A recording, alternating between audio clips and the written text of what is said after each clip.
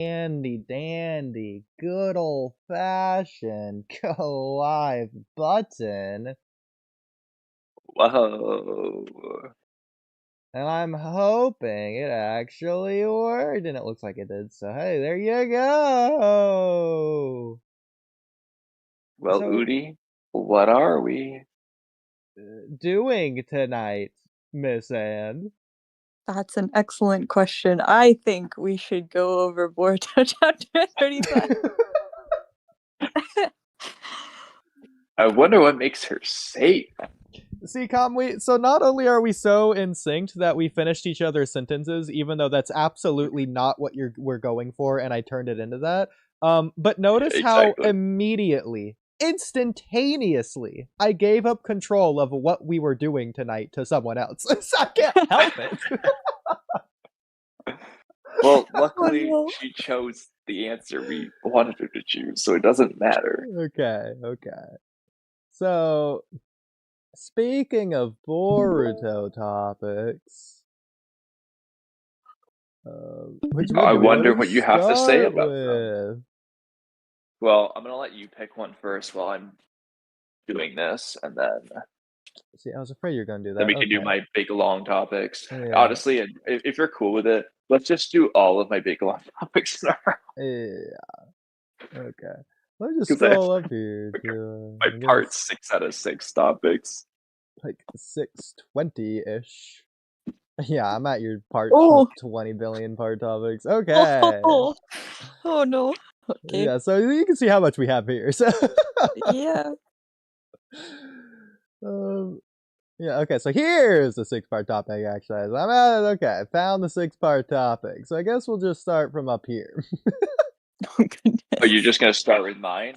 Well, no, I'll start with mine, and whenever you're available, just let me know. So, Yeah, okay.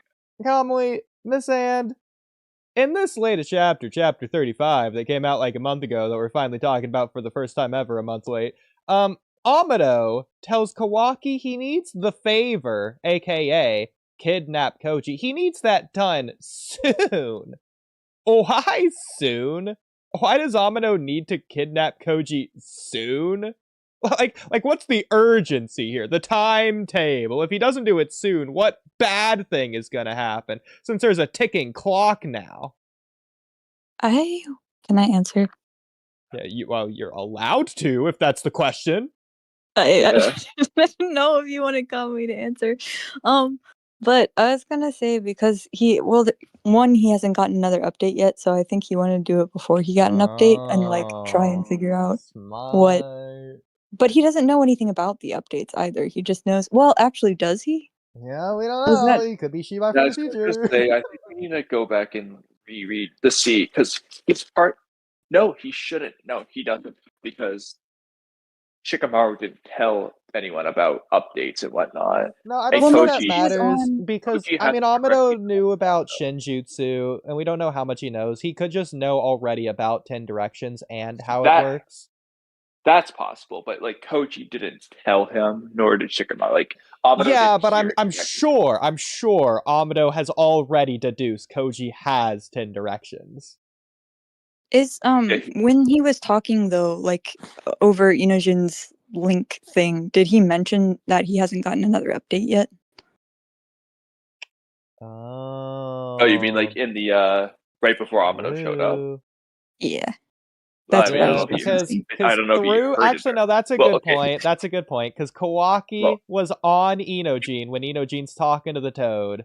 He would have heard it, which means Amado would have heard it through Kawaki. That's clever. I don't even think that Ikimoto thought that far ahead. I'll be honest, I didn't think about that. Well, I thought What that are was you where he referring got to? the whole thing from in the first place. Well, I would have at least confirmed it. What are you referring to with Walky and Inojin?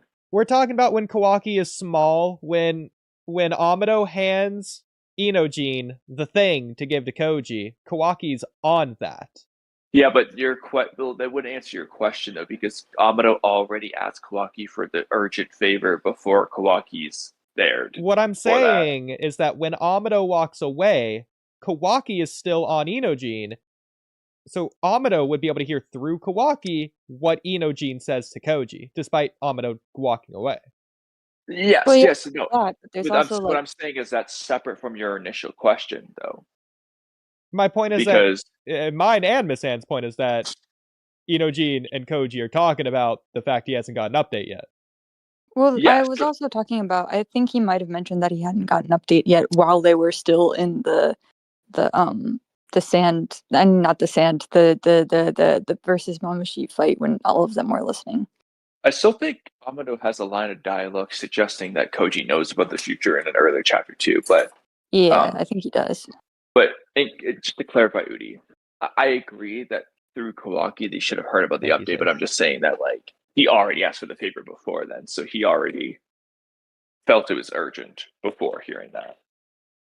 Yeah, and again, that was just like a side thing. Anyways, this was about confirming Yeah. that Koji has 10 directions. Yeah.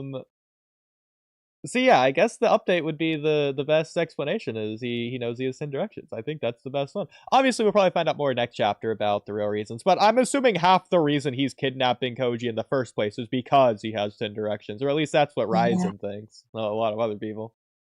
Well, he could also need to like figure out the future soon for something to do with like Kawaki and Akibi and all that kind of stuff. Yeah, I do feel like that's getting to a little bit of a stretch because now we're doing an assumption on top of an assumption that he's kidnapping Koji because of 10 directions, and then he wants to use 10 directions for specifically this. I'm not gonna say that's Well, like a shot in the dark, since that's like seemingly Amado's whole goal, but like I mean, just actually in a minute I'll be back upstairs. Can kind of segue to one of my big long topics. This is very related because the thing is, I don't know that I'm not fully confident. I mean, 10 directions might be something Amado plans to use. It might amplify his reasons, but I'm not confident that it's the reason. I think I'm highly skeptical that he might just would have done this regardless of 10 directions.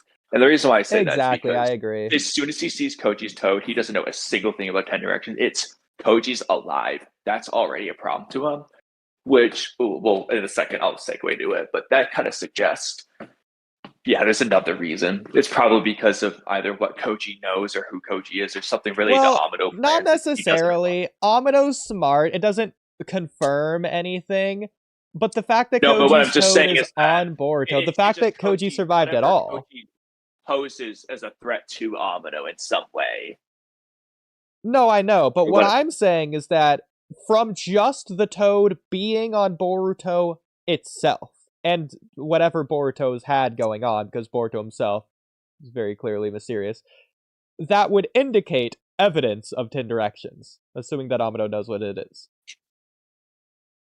And again, the fact that Koji's alive at all, based on the Ikimoto retcon of Koji's mindset, that would also give credence to 10 directions. I'm gonna switch to my computer. Since it is the explanation that he's alive and didn't die versus Ishiki now. Why would okay. This does depend on whether Amado would have just known that, Koji was gonna awaken 10 directions specifically as opposed to any other Kara member. If Well, he no, just I don't knows think he that, did then know. sure. But like if he doesn't know that, why would Koji being alive necessarily suggest 10 directions inherently? The idea is that through Ikimoto's retcon, Amado thinks that Koji was prepared and planned to die versus Ishiki. So why he's alive now, something must have changed. One of those things would likely be 10 directions, as opposed to a different Shinjutsu, as opposed to no Shinjutsu at all. Well, I mean, he knows that Koji has the ability to see the future. Like, that's already been established. That's just because doesn't he have a line of dialogue saying something about this somewhere? Yeah, he has like. But I don't remember when it was. I don't remember when it is either, but I definitely remember it being a thing. Okay, well, that's coming out of nowhere, of which Kamui is immediately agreeing, of which case, I don't know why he's disagreeing with me at all in the first place. Okay. Well, no, because that was not initial. That was like after all sorts of Shikamaru future stuff, like, oh, this is going to happen in the future, and Amado knows it's actually Koji. Well, then why are you saying that to me? Why did you agree with Miss Anne, but now you're saying no? What? What? I don't feel like you understand what I'm saying. You were saying yes to what Miss And said, but you're saying now that Miss And's thing happens later, when we're talking about the current thing. When he first finds out Koji's alive. That's not when he does that. So why didn't you say that to Miss And? Why did you say, yeah, that's a good point? That's not what I said, first of all. And second That's of what you all, meant. I said yeah to, like, the fact that she also remembers him saying that in general. Okay, so But that's in later. general. He doesn't think that immediately. But then you immediately corrected me by saying after the fact. Oodie, I haven't been inconsistent. I'm saying yes to Miss And in general, but no, because your thing was about him immediately having this. Well, that was The in fact that response he's to your alive, thing. 10 directions. I'm saying that he didn't have that revelation until later stuff happens. He could have had it earlier. Then it wouldn't be a revelation later. How do I figure out my stupid Well, account no, info because it's for like L with info light. He points? knew, but he didn't have Peru. Well, L did know, he just couldn't prove it.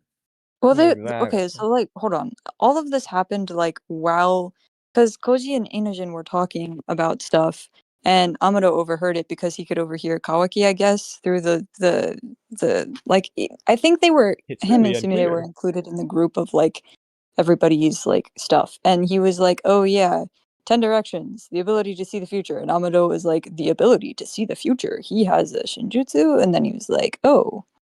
Like that's a thing, and then that was like in the aftermath of the Mamushi battle, I want to say, like right towards the end. What chapter? It was either 33, 34, or 34, I Okay, think. so that's what I was thinking. It was a couple chapters ago, but I'm trying to look for it. Well, it could be like a, so he does have this after all. I That's think not it how was a it's new phrased. revelation of like being able to see the future. Well, it doesn't have to be framed that way to be that way. It Yukimoto's doesn't make taught us that sense, very though. well. I Well, yeah, understand. that falls right in line, Kamui, doesn't it? You're I know, I right, was it gonna does say, make I sense. understand that with Ikimoto, nothing makes sense, but I don't want to use the nonsensical thing as the explanation until that is the explanation. My point wasn't what Amado's mindset was. My point was through Koji's Toad being on Boruto, that should be enough evidence for Amado to be able to conclude that Koji could have 10 directions. It depends to on whether he suggest it, actually as knows. you You said. see, that depends. You're already, it's a theory on a theory, because that already depends on whether Amado secretly actually does know about all these Shinjutsu or not. We don't know if he does. You're right. But it would suggest it. I mean, I think it's cool if he does, but we don't know if that's true. Also, why is my Viz thing being stupid? Can I, Jesus Christ, you just let me load. To be fair, we don't know if the Shinjutsu even existed before Koji in the first place. Could just be brand new. He Well, unlocked it's it implied that during Shiba the had it. end of the fight. It's implied Shibai had it, but we don't know if he actually did have it or not. I mean, that like, is fair, yes, he yeah. awakened it from Shibai cells, but it could be a mutation. Could just be a very could brand be. new thing. Like, there's a lot of ninjutsu that derive from Kaguya, but no, Otsutsuki had that ninjutsu. Or Well, Keke don't Genkai, tell I guess that I to should. Fabrino. All Keke Genkai come from Kaguya. All of them. Oh, Every single one, definitively, factually. yeah. Remember that time when Kaguya had particle style? Man, it was so crazy. That's what I was saying. That she had that. Or, like, when she had up, that was the really goofy one I told him. Well, all I'm Shoot. saying, if Kaguya had particle style, Yeah, imagine when Kaguya had Sakon and Ukon's Demon Twin Jutsu. That's great. I remember that. Bro, Kaguya with particle style plus the gravity dimension, literally unstoppable. It's just better than two secret orbs. Exactly. The two secret orbs fall. We see that. Which, by the way, is ridiculous that Kaguya could shoot her bone ash in that dimension, but whatever. Yeah, I know, without them falling. Well, I mean, they do, but not as much as they should. Exactly. It basically went straight. Now I finally loaded. I can look and see in chapter 33. We're still on See if I this. can figure out what chapter it is. Anyways, do you disagree with my reasoning as to why it could suggest that Koji has 10 directions? Ignoring the theory of a theory, which I do agree with. And again, I'm not saying it is the case. I'm not saying it's likely. I'm saying, based on my reasoning, I think it's reasonably possible. Yeah, but the thing is, why 10 directions as opposed to any other Shinjutsu? Because if it's any other Shinjutsu, why would Koji care? He would have just died. Well, that's not necessarily true, because you don't know all the Shinjutsu to know if there would be another one that could influence that. Okay. Yeah, don't do an argument from ignorance, your favorite thing to talk about. Kamui, my point isn't to say, oh, it had to be specifically this. It's that it could be this. It could be something else, but that doesn't take away from it possibly have it being this. Sure, I agree, it could be, but... Okay, there you go. That was my But point, anything based on the could be. evidence. But anything could be. Kamui, this is about reasonableness. I explained my reason. I don't think it's particularly reasonable. I just think it could be. Can you believe this guy, Miss Ann? Anything to disagree with me. Anything to disagree with me. Well, Miss Ann, since you're not unreasonable like Kamui, why don't you tell me your thoughts? I mean, Yeah, she agrees with me. That's why she's pausing, trying to figure out how to say it nicely. Oh my gosh. Basically what I think is that it's a little bit of a stretch for him to immediately come to the conclusion that it is 10 directions, but because Amado is Amado, he could have knowledge of all the Shinjutsu and be like, okay, this is the one that he potentially unlocked based on these things because he was the one who implanted the people with the Shibai cells. So, see, like, that's even going farther than what I was saying. See, Kamui, she agrees with me so much, she's taking it even further. I have a different thing that's I don't know. Anyway, but like, yeah, I think if he was like, he would have to know like the pool that he was pulling from to know that 10 directions was what Koji had at that point in time, because I feel like it was a complete when he said, oh, he has the ability to see the future, like in that one chapter that he said whatever it is, I'll have to find it. It was like he didn't Narrowed understand like this ability was something that Koji had, but he could have understood that it existed previously, I think, is my opinion. Yeah. So Koji could have had one of 10 different abilities, but now he's narrowed it down to one. Yeah, basically. That's what I was saying. Yeah, this is the first inklings, the first, oh, could be this. Well, what do you know? Koji has this. Well, crazy. But he would have to have knowledge of, I don't know if there's been anything to disprove that he has knowledge of like what Shinjutsu everybody was going to get. Well, it's only or been had the potential to suggested get. he did based off the Momoshiki chapter 75 and 79 stuff. But technically, he could have been lying. We just it's also, I mean, he doesn't necessarily need to know the name of the ability, just that an ability like that could exist. If that's even possible in his head, then he could just think that Koji has some ability that he doesn't know of that can let him see the future or something. It's a possibility he couldn't rule out. Why would Amado inherently think Koji seeing the future would change his feelings on dying? Well, also, let's be honest. I don't think, I mean, you could say Ikimoto retcon, but at least in Kodachi's story, I would start there. I don't think Amado's reason he thought Koji was going to die is because Koji was going to be content with dying. It's because Ishiki was going to kill Koji, and Koji couldn't do anything about it. That's why he thought he was going to die. Listen. Yeah. Ikimoto's ridiculous to where I just don't think that's the case anymore. What do you mean? I mean, can't inherently disagree, but I don't think anything suggested that yet. Also, I don't understand why Viz chapters won't load for me. Because Kamui and Miss And, it's ridiculous that Koji himself would think it. It would be more ridiculous for Koji himself to think it than it would be for Amado to think it. So that means it's less ridiculous for Amado to think it than what's actually happened. Why is it less ridiculous for Koji to think it? It's more ridiculous for Koji to think it. Why? What do you mean, why? Kamui, we've been over this of why Koji thinking this is ridiculous. But why is it more than Amado? Because it's like first person versus third person. What are you specifically referring to? Like, I don't understand, because obviously Koji and Amado had this plan for Koji to go in here and apparently to die versus Ishiki, and they were just on the same page, and they apparently agreed, and Koji just genuinely, faithfully did just agree, apparently. But Why then would he also Amado think he was didn't because he lying? didn't. He thought he was gonna beat Ishiki, but then he thought he was okay. Oh, with that's dying. Kodachi's Koji. That's not Ikimoto's Koji. Well, I think, wasn't there a whole entire thing where Koji was like, oh yeah, I'm gonna die, and then in the last minute he got 10 directions and he was like, oh, Yes.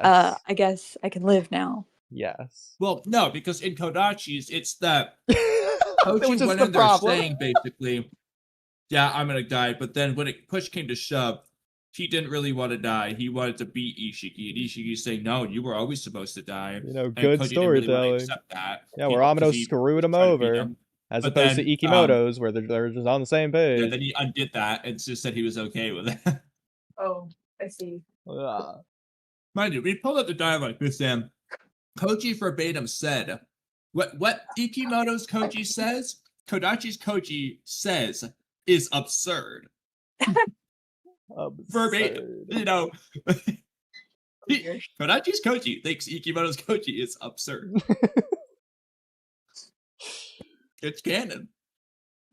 Exactly.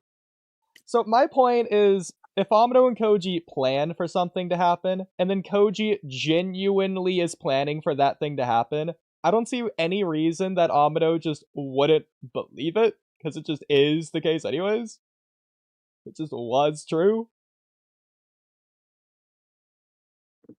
I mean, yeah, Amado thought Koji was down for it. I mean, Koji was down for it. That's the thing in Ikimoto's version. It's like, Bruh. it's like, I just don't understand. Well, it's also interesting though, because like in Kodachi's version, it seems like Amado kind of misled Koji, but in Iki, they must have just planned it. Well, wasn't Amado the one who was talking about it during Kodachi's version? Well, What do no, you we get both. So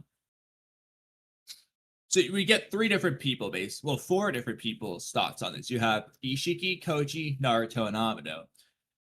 Ishiki saying like, yeah, Amado planned for you to die, Koji. Koji saying, no, that's absurd. I'm gonna kill you. And then Naruto saying, hey, like, does he know he's gonna die? Because when I'm watching him, it feels like he plans on beating Ishiki. And Amado's just like, yeah, no, that was never part of the plan. Why are you so bothered anyway?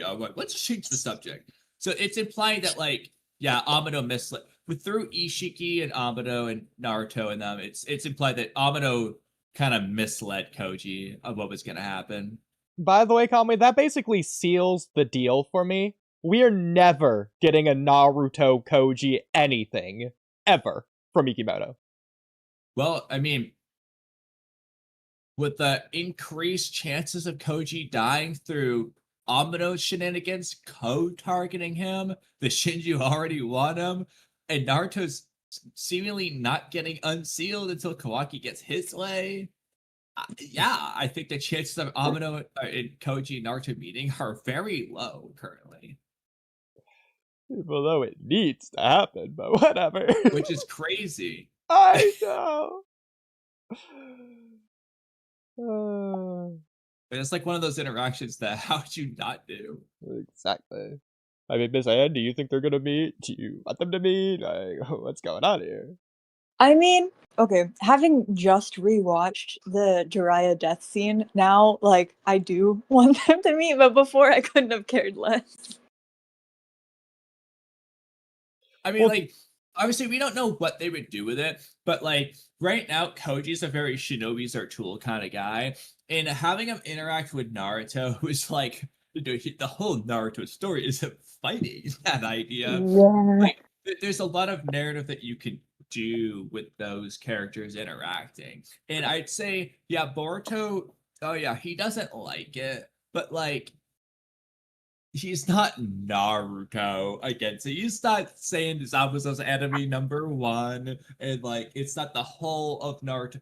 The whole of Boruto's story isn't about proving that ninjas aren't tools. I'm not gonna say that Boruto's never fought in the Iba, okay, but like Naruto's story is very much involved in that, more so. Yeah. I feel like Naruto's the guy to have interact with Koji. Plus, let's be real, if Koji's gonna have his sentimental Jiraiya stuff when he enters the Leaf Village, well, who better to give him some sentimentalness than Naruto? Kamui, I didn't write it down, but so okay, you're gonna laugh. I forget exactly where it is. Because I was at work. It was Naruto Part 1 on TV because that's the free version because I got rid of Hulu. By the way, I might be able to get that back for free, but work in progress. We'll see. Anyways, so on TV was the filler after Naruto Part 1. I think it was specifically, I could be misremembering which one it was, but I think it's the one where Rock Lee and Might Guy have to fight, but through like the wooden puppets of the guys, the three brothers jutsus who like are trying to avenge their father by fighting Might Guy. Yeah, so at the end of that filler, I think it's at this one. At the end of that filler, they're explaining how like, oh, this one guy was actually a good guy, not a bad guy, blah blah blah. Naruto sees that happen and is like, man, I wish I had a mentor figure that was good like that. So I think part of my problem with hating Jiraiya, through the end of Part 1, Naruto isn't looking at Jiraiya like a father figure or a guiding anything. Well, we know he's doesn't not like because it. he chose Iruka in the Sasuke scene, which is manga, too. That's true as well. But sticking with the anime. So, you get to Shippuden. Okay, they went over the 3-year time skip. Off screen, they built that bond. That's fine. You get to Jiraiya's death. You still haven't seen 99% of that. You only get that during the pain arc and onwards, really. Those scenes.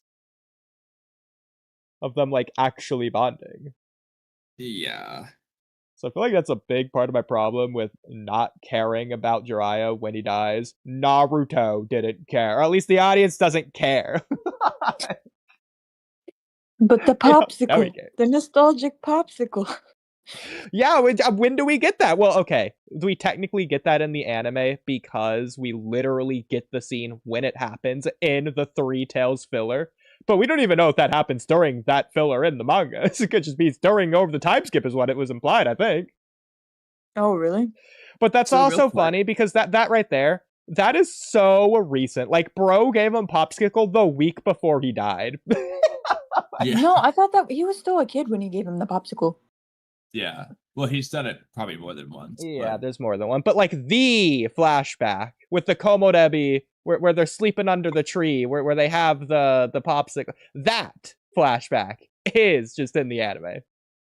That's the Oh. one we flash back to. But then they also multiple show times. the younger ones too. I know for a fact opening 6 shows the younger one. Yeah, they might show the younger one somewhere once, maybe, but at least it's in the opening. I don't know. Real quick, back to the Amados thing for a moment. Mm. I found the chapter. Now, Koji's been saying things out loud for a while, and nobody else seems to hear it. But then there's one scene where they're talking about the updates and prescience, so 10 directions. And Amino's like, prescience, precognition, such a thing is possible. So that's clearly saying, like, it's in his internal thoughts, by the way. So yeah, he didn't know based on that.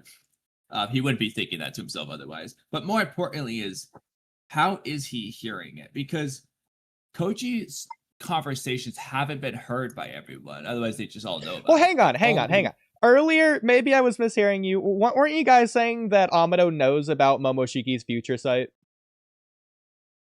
No, so what I I was didn't saying say is that the Momoshiki in chapter 75 and 79 suggest that Amado doesn't know about all these Shinjutsu, the whole Ada thing with the love. He thought Yeah. the love charm with the Shinjutsu is actually omnipotence. So it's obviously possible Amado's lying. That's what Momoshiki originally thought. But then he later says, no, Amado just didn't know.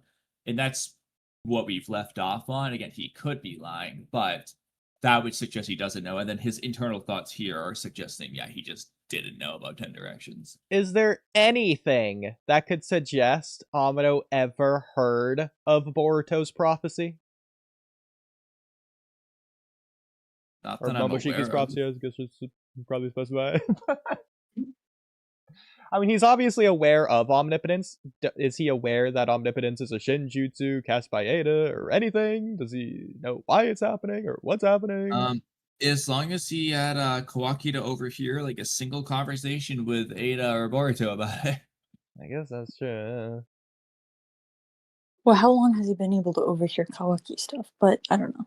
Because if he's aware of omnipotence, it's ridiculous if he's not aware of precog even being possible. Yeah, it's true. But also, yeah, now that I think about it, I don't think he's never on screen been shown to overhear omnipotence, I don't think. Like, unless he's just not checking his tapes, like Ada, who just doesn't check everything. I don't know. Yeah, the question is, like, did he really just figure out the swap? Or, like, did he know? Like, exactly. Like we're thinking he's just deducing on his own, just through sheer intelligence, omnipotence. But he can't even perceive the possibility of any precog. Like, what? I know, which is so weird. It's like, what do you mean? Bro chose Koji because of his prophecy with the toads. Like, exactly. Like, did he not hear that Naruto is the child of prophecy, or hear from Gamma or any of those toads? Well, I just feel like the whole Jiraiya thing, like if he's choosing Jiraiya the star of change, but what would he even think Jiraiya is the star of change? He can't think Jiraiya is some special star of hope change person who defies destiny unless he knew about the prophecy. Otherwise, why would Jiraiya be remotely relevant to him? All he knows about him is he was a Sannin and he died. Exactly. Listen, is there any Sanzu lore that relates back to the Sannin story or anything of Japanese mythology? Anything there? I don't know anything off the top of my head. I mean, they both have San, so there's at least that. I don't know. At the river, at that Sanzu river, is there a toad in the river, on the river, by the river? I do not know. Let me see. Maybe the toad is a river. Nope. There's nothing. It just pulls up Boruto. Okay, of course. Well, you have a homework assignment. I'm with you, Oodie. I'm just thinking, like, it's absolutely ridiculous for Amado to not. He thinks that memory alteration can just like telepathically happen, and he chose Jiraiya because of fate and stuff, and he knows Ishiki, who thinks all genes have a predestined fate, and like, what? So either two possibilities. One, Ikimoto's just ridiculous, which is very likely. Or two, this is one of those cases where we just can't take what he means hyper literally because it just can't mean that reasonably. It can't. So which one are we going with? I don't want to like go with it. I mean, I'm fine with saying, okay, he didn't know Koji had 10 directions, obviously. That's very clearly indicated here. But him just not conceiving the possibility of a future sight, but conceiving the possibility of memory alteration is ridiculous. Like, if you want to say Cho hadn't considered the thought, go ahead. But Amado, the Shikamaru no differ? I don't know about that one. Yeah. But the reason I was bringing this up, though, wasn't actually that. It was, how is Koji hearing this? Because if he's hearing Inojin, that's fine. Talking to Mystery No Man and he knows it's Koji, that's fine. You But did he's say, how is hearing Koji hearing this? Do you because mean Koji's Amado? the one who says all of this stuff. I Because think he Inojin meant just says, Amado. like, hey, how much I more do think you so know? too. So Koji says everything that I love Amado having hears. conversations that he can't hear. 'Cause he's talking. What? Exactly. Prove my point. Yeah. Well, to address that, we agree. Well, I mean, I think because your point was like a lot of people were bringing that up on X at the time as well. Whereas, like, how is Amado even able to hear Koji? Like, shouldn't he recognize his voice? All this other stuff, blah blah blah. And then he's like, oh yeah, it's Koji. Like, how is he even able to hear? And I kept telling people that it was through Inojin's like mind transmission formation thing, and the people that Shikamaru set up, and one of them being Kawaki. Like, they could hear potentially the things that Kawaki could hear, either that or they were included in the initial like 8 people because Sumire was included, so Amado I think was also I don't included. think Koji was but- included. I don't think they were supposed to hear Koji, though. I mean, Well, he was- listen, you can just call it ridiculous. Amado is implied, seemingly shown, panelized as one of the people in the helping Boruto squad in the Yeah. mind transmission call. It's ridiculous, but he just is shown there. He is. But again, though, that's all Shikamaru. I don't think Koji's connected to that call. I think he's just connected to like just talking to Inojin. But Outside okay, the call. but Kamui, this is a slippery slope. Why is Amado on that Shikamaru let's help Boruto call? If Ikimoto's gonna do that, it's not as ridiculous for him to just go all the way with it. You're already 99% of the way there. Well, I assume the reason would be because Koji told him to, I guess, but I'm still like I'm trying to look and see, but like if there's anything that suggests that they can hear Koji, but all I remember is again, Koji doesn't want people to know about him. So he shouldn't be doing that for one thing. But ignoring that, I'm just But gonna it's see also if, like, ridiculous because it feels like anyone he's doing hears like him say anything anything. but trying. Like, I get what you're saying, but it feels like he's trying. He doesn't care to hide it. It also feels like his actions are doing that at the same time. Well, maybe there's going to be It's something always next chapter Shikamaru where talking. Koji only talks to Inojin and Boruto, who are there in person with him. He never talks to anyone. Yeah, Koji never Outside of talks that, to anyone. The only way this can make sense is if Amado had already put something on Inojin to spy on him, but he didn't. Maybe it's just a plot hole. it could just be a plot hole. Because not I only is think he we not should- supposed to be doing it, he consistently isn't heard by other people. Yeah, it probably is just a plot hole then. So what is the plot hole? Is it that he can hear? So Amado can hear Inojin. He suddenly No, gains it's the that Amado ability to can hear Koji. to hear Because Koji. Koji's not part of the call. Koji's just in person with Boruto initially and Inojin until Inojin leaves too. So they're just in the hideout with Koji. So he can talk to them. And he made a separate call with Shikamaru. He's not connected to the rest of the call. He's not talking to people. They're not all hearing, like Chocho's not hearing Koji talk about See, Tenderection. See, I hear what you're saying. I feel like I feel like the plot hole here is not what you guys are saying it is. It's the call itself, to where it's Schrodinger's Chocho. She both did and didn't hear at the same time. There's both 2 calls and there's 1 call at the same time. It's the only way that Ikimoto could even write or get to a scene to where Amado could hear this in the first place without realizing. Unless Inojin said something to do with the future. Did No, he? he doesn't. He just said like, what else do you know? And then Koji gives him like 10 paragraphs, and then Inojin's like, updates? Question mark. And in Amado's words are 10 directions, precognition. These aren't things that Inojin said. These are things that Koji mentioned. So I mean, I think Oh, it so just he- has to be that Koji's on the call. But Either he's that, not. or or Amado got it from the word updates. But But that doesn't make sense if he doesn't have Yeah, a it's just single updates of clue. 10 directions.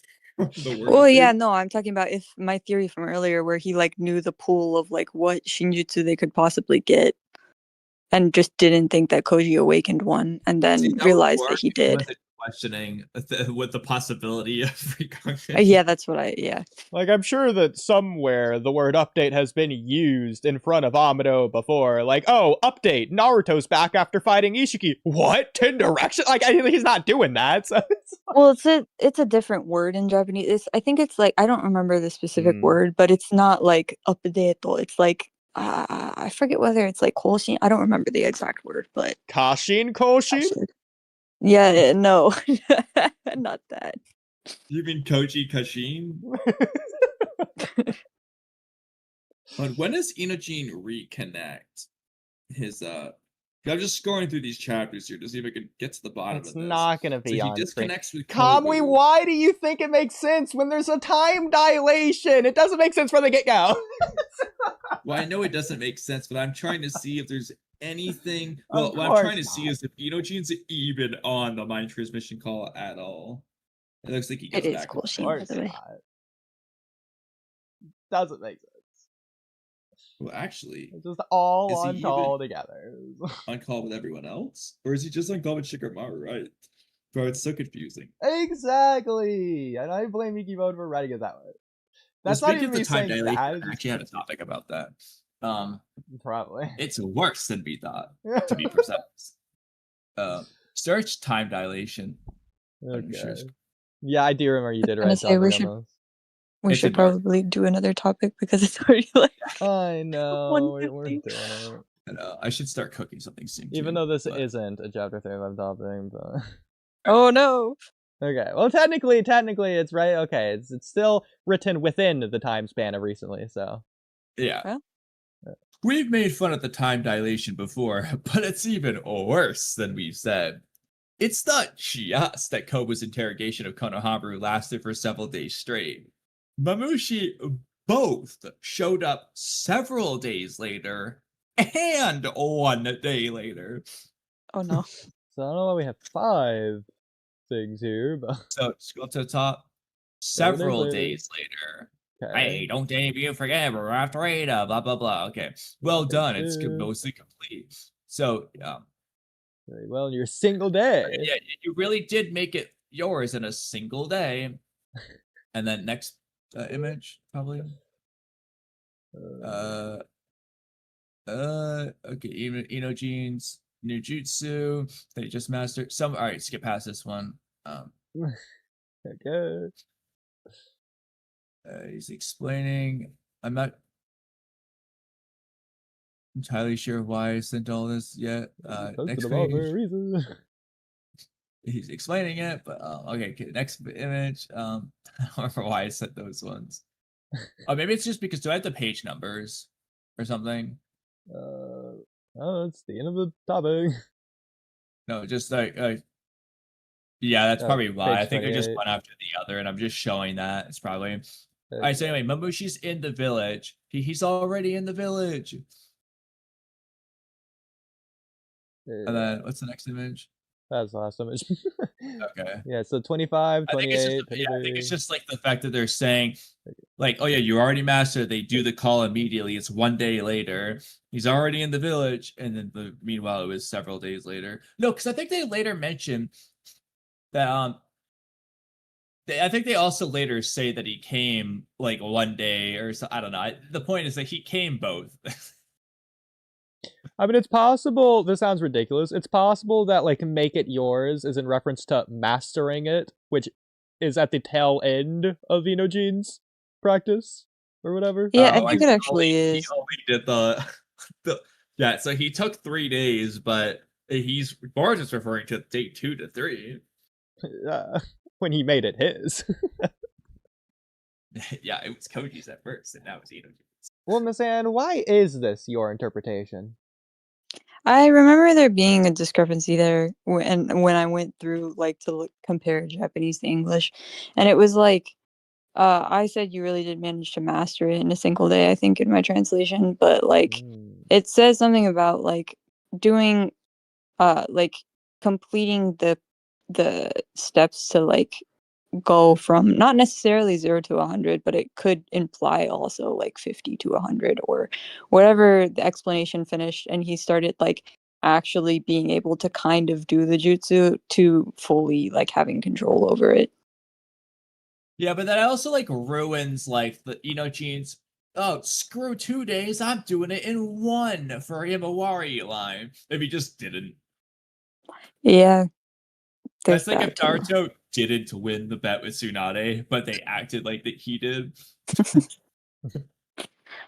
I think this is just the Ikimoto maybe messed up a little, but that's okay. Yeah. I actually don't think that would be a problem, Kamui, if he technically failed the bet, quote unquote, here, because I don't think it's the same thing.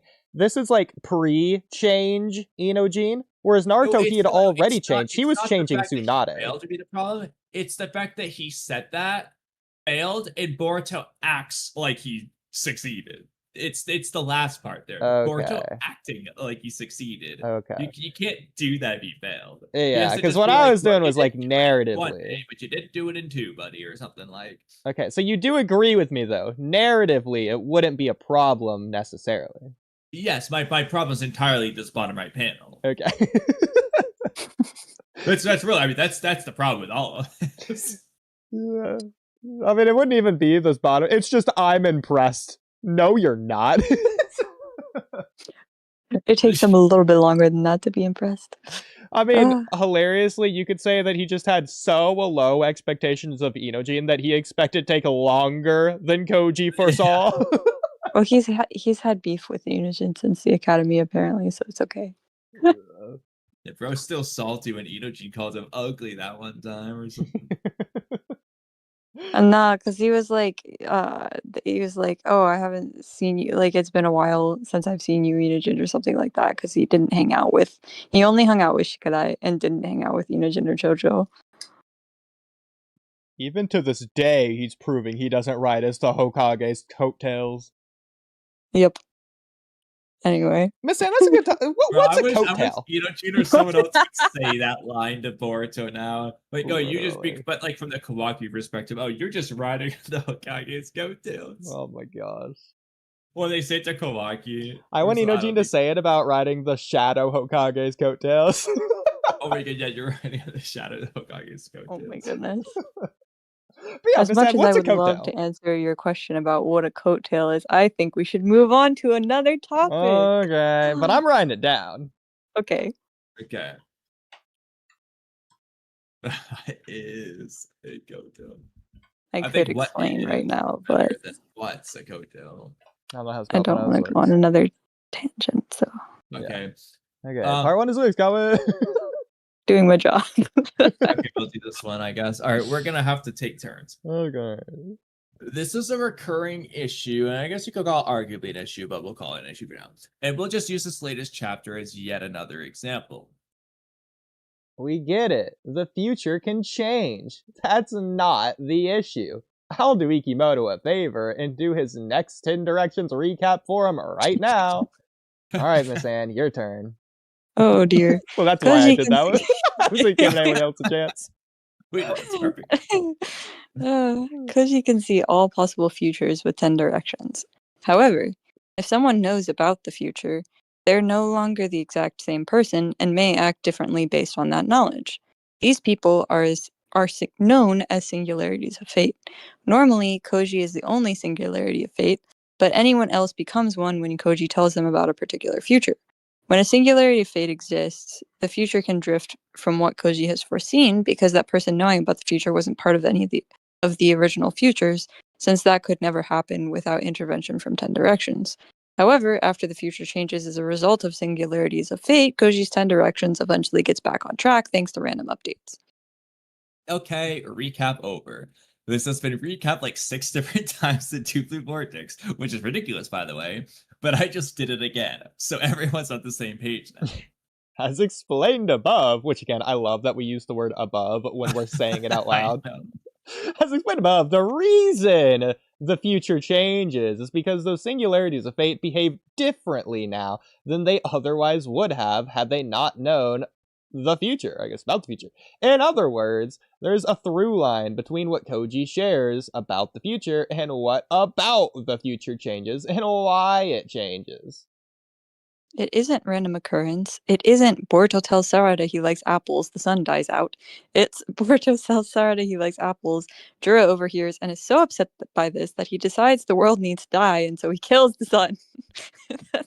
See, I already That's know. obviously- I already know where this is going, which is Mamushi invading early is ridiculous, which works Yes, so that's one well of- that's considering a definitely- that follow-up is- to this topic. It's That's probably how not you the thought of only this one, though, but topic. that is one of them, but that's not the only one. Okay. That's a ridiculous example, but the point is that it's not random. The events are connected. That's how it works. Part 2 out of 6. And yet, that's not what we're seeing pretty consistently here.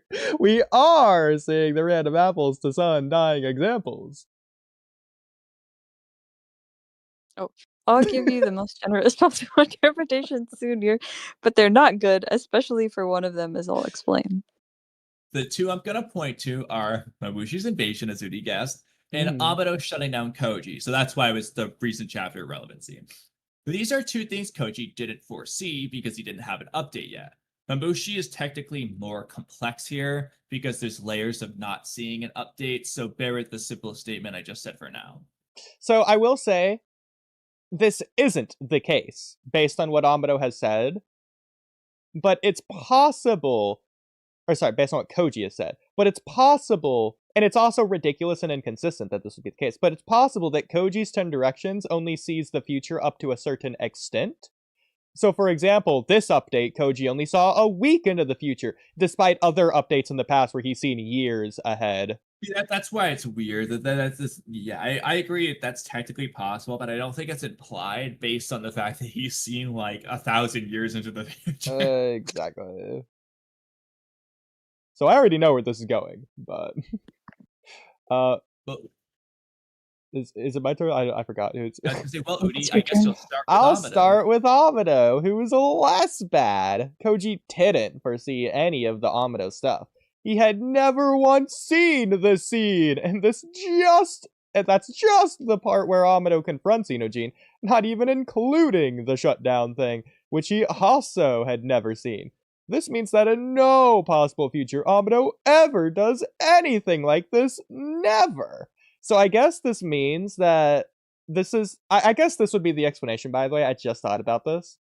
This is the only future to where Amado overheard Inojin. Otherwise, he has no contact to Koji, because he can't do this to, like, Chocho or someone else. It doesn't make Yeah. sense. So it Mhm. must be that he heard In it through fairness to Inojin, that's this, why. Like I said, I'm gonna start by giving it props before saying why it sucks. Okay, Uh, okay. That scene is like leading into Inojin's like decision and whatnot. So I do think it's reasonable if the conversation between Inojin and Koji there doesn't happen in any of the original futures. Well, let's because that also would just be a game ignore, changer, which that you was a game probably changer. get to So- this, but let's just ignore that similar things have happened in other futures, as Koji explains. Yes, we will. Yes. And Well, not just similar things in general, similar things to specifically this. Yes.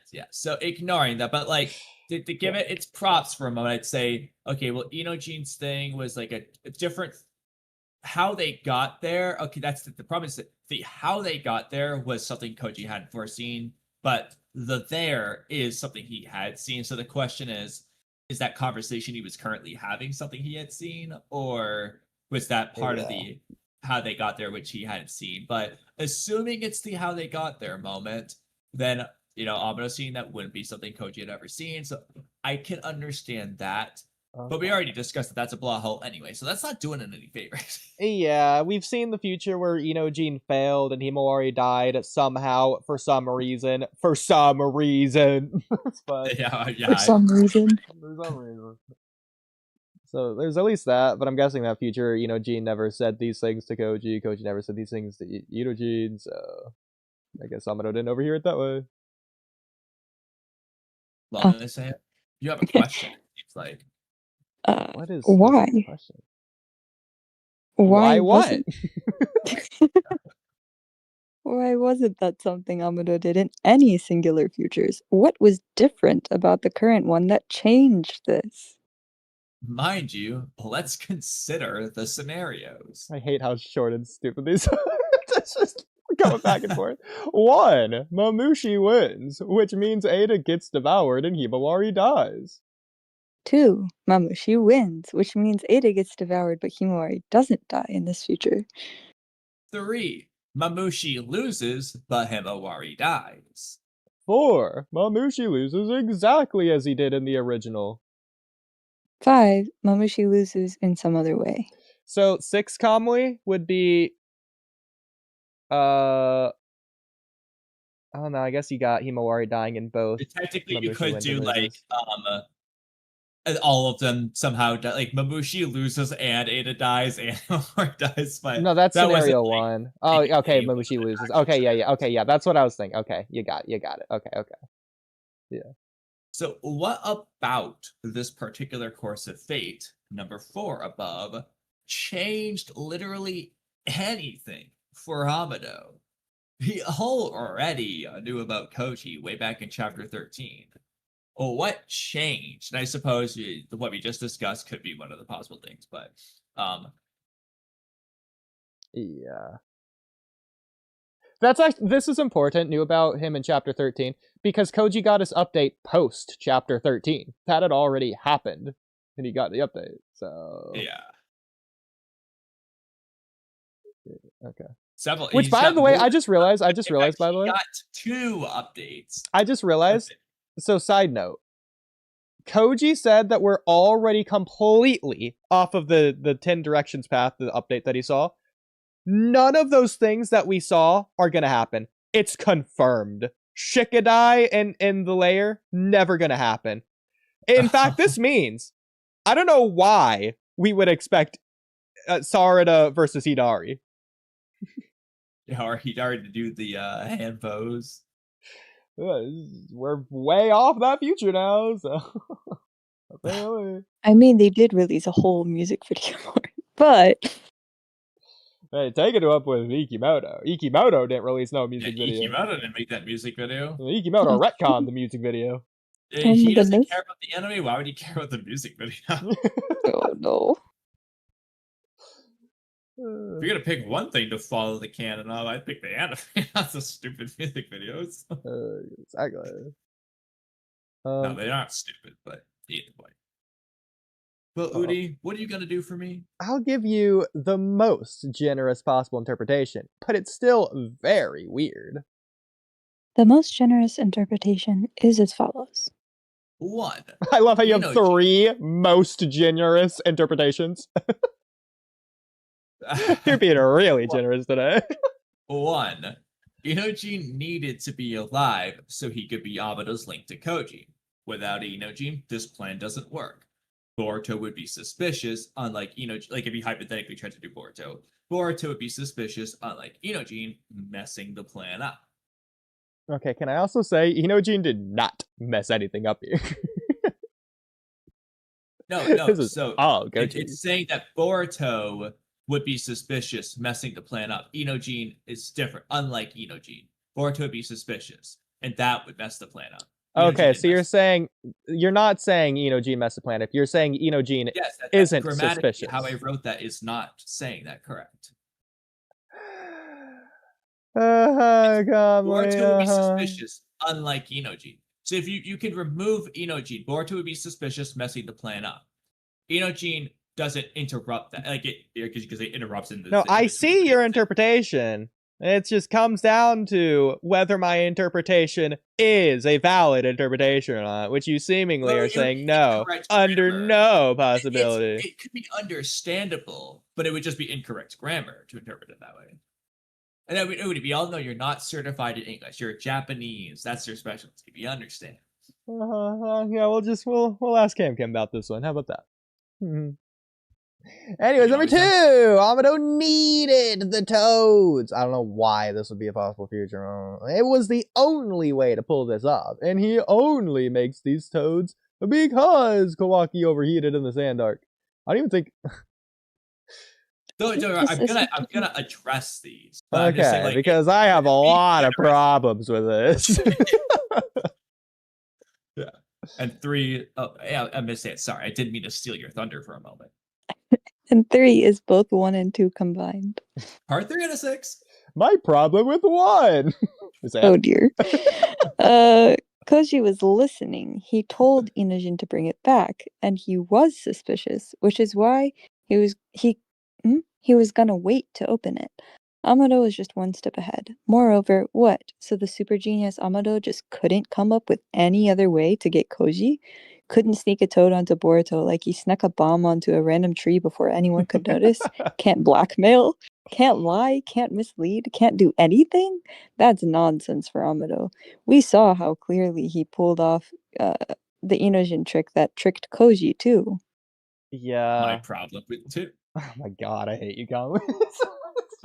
You knew this was gonna happen the way you structured it. No. This is pure coincidence. I'm loving it. I feel like we might just have a retconned Amado. We might just have Ikimoto's Amado. This might just be full Amado that we've been watching. No, Oodie. It's Amado, dear. Oh, crap. Oh my. Okay, Kamui, I'm doing to here. You're doing the rest. Well, no, Miss Ann would be doing the second half. Listen, we're not giving you part 4, so you're not doing it again. Okay, Amado wanted to find a solution to Kawaki's nonsense anyways. He already made the toads to tell Kawaki to come to him literally at the end of the sand mission.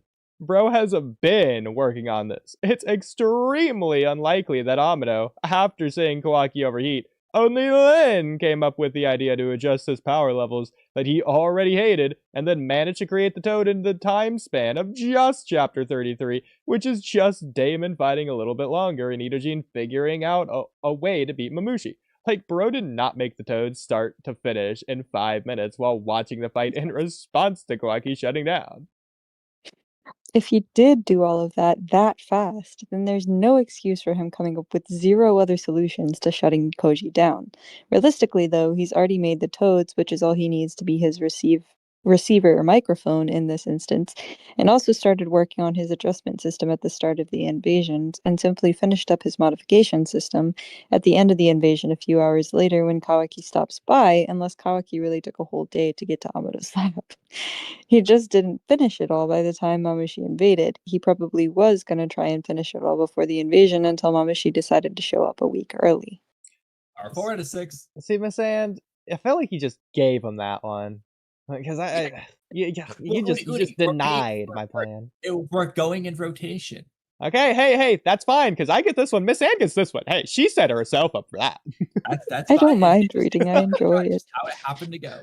By the way, Miss Ann, I couldn't help but notice you overlooked a certain word. I noticed it too. Wait, did I? I want to know why you skipped that, Miss Ann. It was essential to this. I couldn't pay attention afterwards. Lol, there you go. Okay, great. Well, Miss And, my problem with 3, really 2 continued, but I thought this was funny, lol.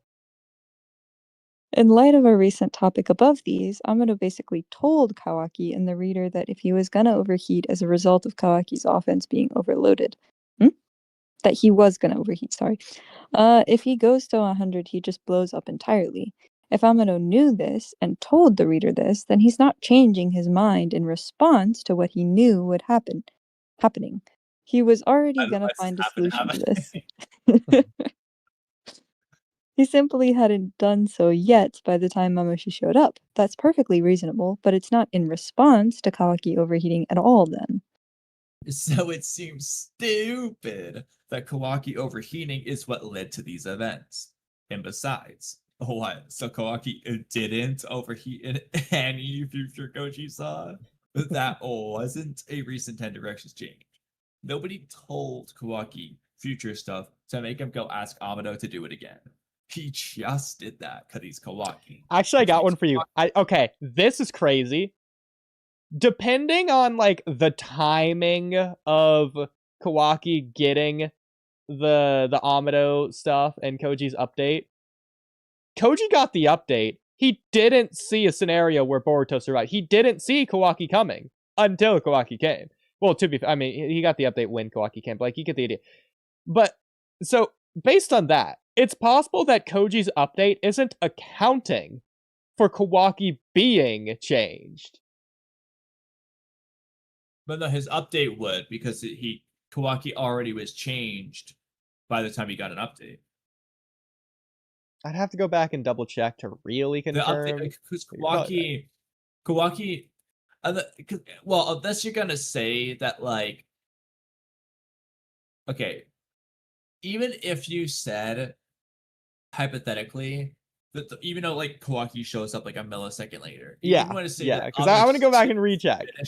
Even if you want to say that Amado didn't finish yet, and then like that's why, but he definitely started, which would mean that the update would just start from like Amado like 90% done with Kawaki, and I feel like the 10 directions would have at least one future where he finishes the job. I mean, probably, but to be fair, Kamui, that sounds reasonable. But Ikimoto could be pulling some 10 directions shenanigans to where, since it shouldn't have happened and Boruto told him and made him a singular fate, maybe it's just for whatever reason the update isn't accounting for it for some reason. I think the update accounted for it. It also sees Kawaki fighting Mamushi and stuff, and I think it did account for. He also doesn't seem remotely surprised when Kawaki overheats. Okay. So I feel like he definitely accounted for. Like, I mean, to be fair, Kawaki could have just overheated anyways. We still don't really know anything about that. Yeah, I know, but my point being that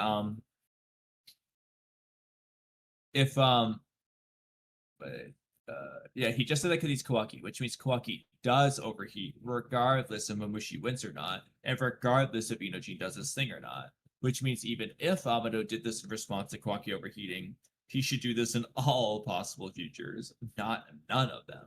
Yeah.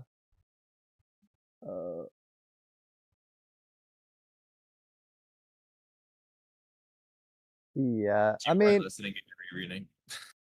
No, I just want to reread the just to double check. He just did that cause he's Kawaki, which means Kawaki does overheat regardless. So where are you getting the regardless from? Because you're saying it does happen. He reheats regardless if Mamushi wins or not. Whether Mamushi wins or loses, Kawaki's gonna overheat, like the same way he did. He overheated before Mamushi won or lost in the middle of it. And you're saying that happens in all possible futures? Because nobody, well, okay, not necessarily. So the all possible futures is about Amado. Kawaki, I guess, hypothetically, well, not this part, obviously. Kawaki just like stands still and does nothing. That could theoretically be possible, but as far as the reasonable possible futures go, he was gonna fight. He's probably gonna overheat, but yes, technically there could be one where he just didn't overheat because he didn't exert himself enough. Yeah, but the reason that I was skeptical there. Do whatever he needs to do. The reason I was skeptical there is because you were saying, well, Koji's not reacting to it, but if he's seen it in a possible future, then he knows that it's possible. Obviously, he wouldn't react if it does or doesn't happen if he's seen both. Yeah, it doesn't have to be all in that case. The all possible futures is that if Amado hypothetically, which I disagree with, but if Amado hypothetically did his freaking Toad stuff in response to Kawaki overheating, then Amado should do that in all possible futures where Kawaki overheats. Not of them. Yeah. Okay. Well, Kamui, why did Amado only do this in this future and not in any of the others? Let's move on to Mamushi now. Mamushi has two situations going on. Kamui, is this just like a random question you just asked the ether? Like, are you gonna come back to this? Or because you're just moving on, apparently. I think I come back to it presumably. Okay, it was kind of weird to just jump It's right either, in, it's but either a whatever rhetorical works. question to where there is no answer because it doesn't make sense, or I come back to it. Yeah. So 1, he apparently just wasn't gonna be on the move until Boruto showed up at the Sand Village, or at the very least, in being more generous to Ikimoto than what Koji actually says. Not anytime soon. Koji telling Inojin and Shikamaru about Mamushi's invasion. Mamushi and Nuts and Hidari. That must be true. That must be true. That's a crazy one. I don't know why I autocorrected to that. Having zero idea about any of this somehow lead to... You know what? Okay, Wait, Kamui, real quick, you know where to I'm put this. that you know where. Yeah, okay. I was gonna say. That's gonna be a fun one. Yes, bro. It's gonna be so much fun. But the Shinju having zero idea about any of this somehow lead to Mamushi showing up earlier than the earliest possible point in which he arrived in any future, and Koji said the future has changed, clearly telling the reader that this wasn't a rare future he sometimes saw, but rather one he never saw. So I will give it one possibility, which is not what Ikimoto said, and just giving it the benefit of the doubt beyond what Ikimoto said. It's possible when Koji says that Mamushi's arriving early because Inojin learned the jutsu. It's not specifically Inojin learning the jutsu, but because of 10 directions, which includes Inojin learning the jutsu. Well, first of all, I don't think he says because Inojin learned the jutsu, he came early. I think he just says like a singularity of fate, 10 directions, the future's change. This is what happens. Nah. I feel like he implied it was because Inojin learned the jutsu because we were freaking out about it. That doesn't make that makes even less. Oh, so that's even worse. I know. Basically saying what I'm about to complain about is even worse than what I complain about. That's why I've been complaining all this time. But feel free to go back and double check it, by the way. Well, I mean, it's the same complaint in a way. Just you're just giving a specific one that's specifically ridiculous. Because we've talked about it several times. It's because there's zero connection there. Why would Mamushi know if Inojin learned the jutsu? Why would he care? Exactly. Well, that's what I'm saying, and it's just what I'm going to address about. I already kind of technically addressed it into the way I wrote that, but yeah. So Koji told Inojin Shikamaru about Mamushi's invasion, and then Mamushi and Jura and Hidari, who have zero idea about any of this because they can't hear it, somehow arrive earlier because of it. That makes sense. Exactly. Yeah, well, that's why I would think it would be the Sand Arc, which is what Koji seemingly goes against when he says this thing to Inojin. It's not the Sand Arc, it's this. Yeah, well, don't worry, because I go into both. Well, Miss Anne, you finally got a saving grace Hail Mary here. Part 5 out of 6. Let's start with 1. Because Boruto showed up in the Sand Village, Mamushi's on the move. Need I say more? Okay, let's be generous and assume he just means Mamushi's going to invade soon, instead of like a month from now. Okay, why? What's the connection here? The generous interpretation. Can't wait to be generous here. Because Kawaki showed up, Jura got all in his feels and wouldn't shut up about. Okay, this is exactly what we speculated from the get-go. And Mamushi had enough of listening to Jura talk about love and all that jazz. So he decided to make his move early. That's why he's on the move and invades early. Yeah, that's exactly what we've been saying. And seemingly what Ikimoto didn't do.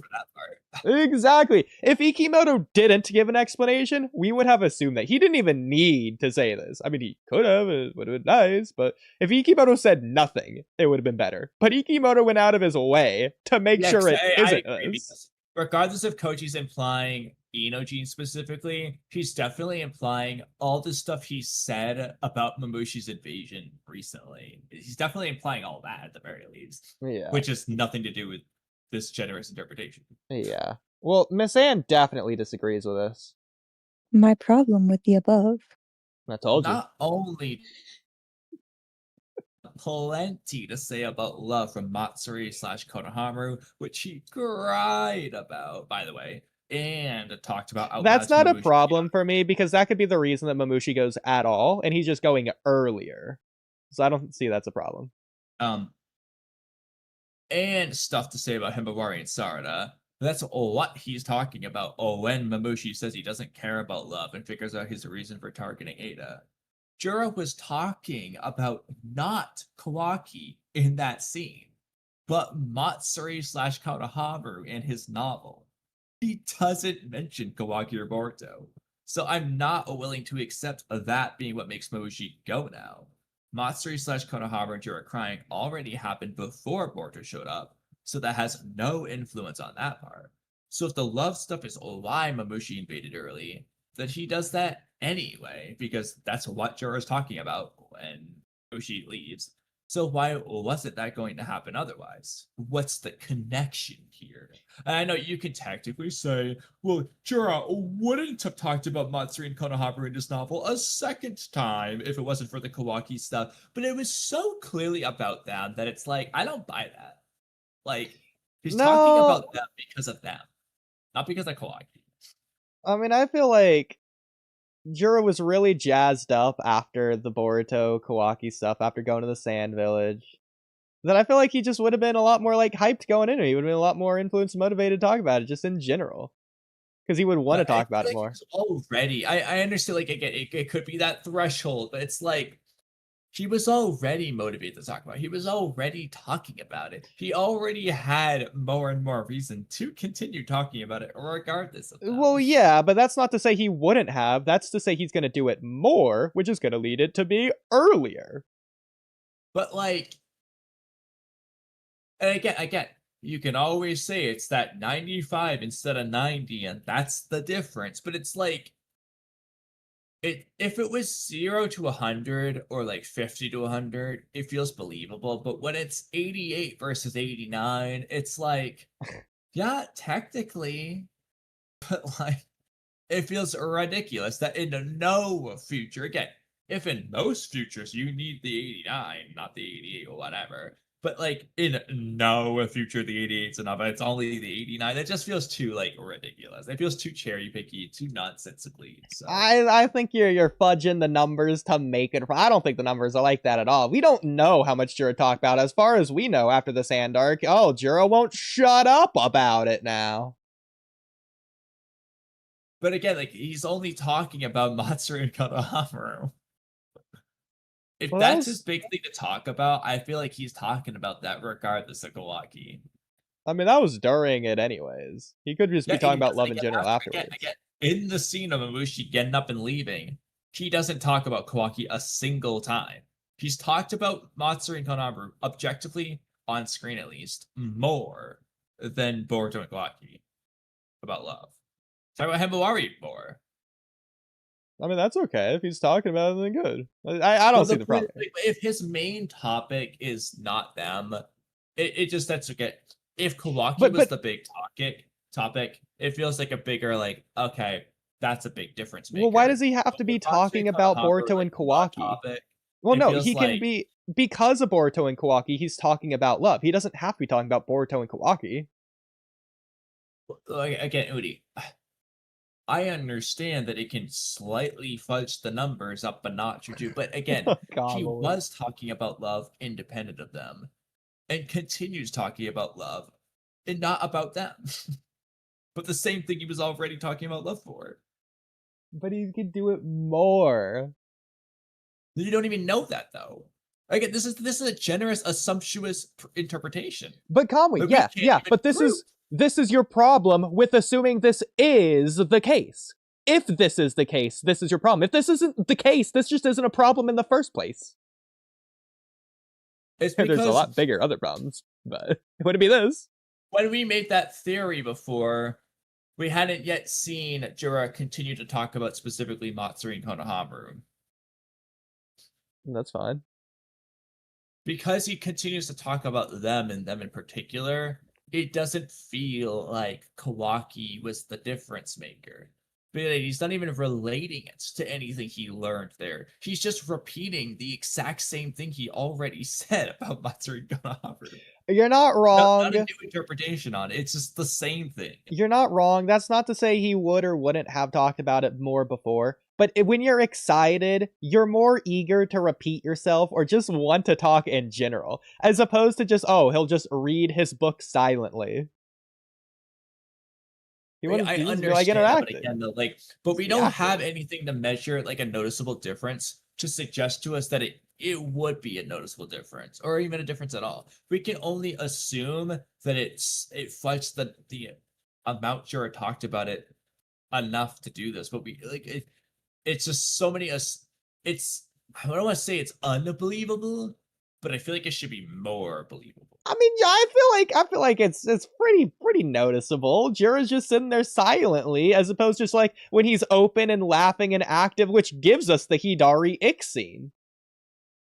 Okay, Jura, well, first of all, he's not being silent. He's constantly talking about love in every scene. But it's a difference between being serious and being like jokey, goofy, laughy that Jura gets into that mood. But that's not seemingly what Mamushi was leaving for. If we're even assuming this. The assumption is that he was just sick of talking about love. Just talking about love is what he was sick of. Now, if you want to say he was sick of icky Jura, that's a new interpretation that we've just invented on the spot now. And if that's the case, okay, now I made a new generous interpretation, which technically these complaints I just made wouldn't apply to the sick of icky Jura, as opposed to the lovey Jura. Listen, my point is, we don't know because it all happens off screen. I think that Jura was talking more about love off screen than he was previously, where we got more of it on screen. If that makes sense. I understand that theory, but my problem with that is I already think Jura has been constantly talking about love and nonstop. Well, but the problem with that is just every time we cut to him, he's talking about love. But those are probably the only times he's talking about love is when we cut to him. He's probably not talking about love off screen before this. But nothing suggests to me he's talking about it any more than usual. Well, based on this theory, he would be, which is the point. See, the problem is that the theory is just not confirmed. Yeah. And Ikebana has only gone out of his way to unconfirm it. Exactly, that's the problem. He's going out of his way to unconfirm it. But I wonder what Miss Anne's thoughts are on all this. I am just gonna enjoy listening to you guys talk because I've kept up with it, but it's like I feel like I'm more leaning towards Oodie's side of things. Sorry, Kamui, but I understand both your points. But I feel like there was enough there to reasonably conclude that it could have changed based on. Well, first of all, do you even think that's why Mamushi left when he did? I mean, Ichigo's basically confirmed it's not. Talking about love. Yeah, no, I don't know. I feel like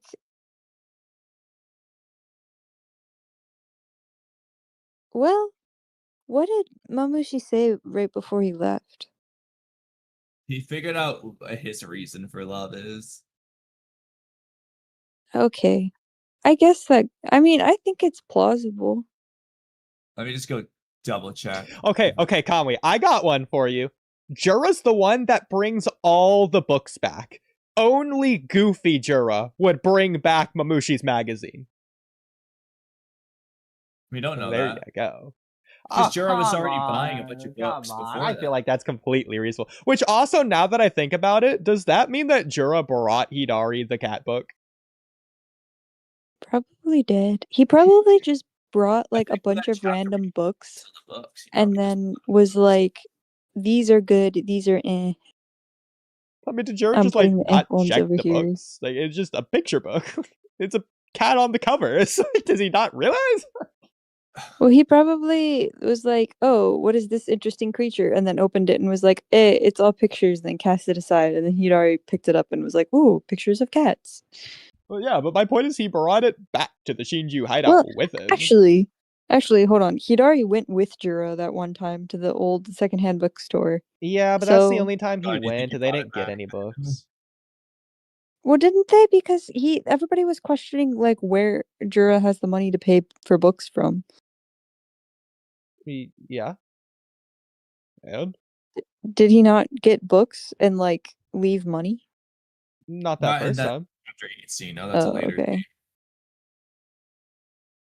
I mean, I suppose it's possible it happened off screen, but it really doesn't feel like it.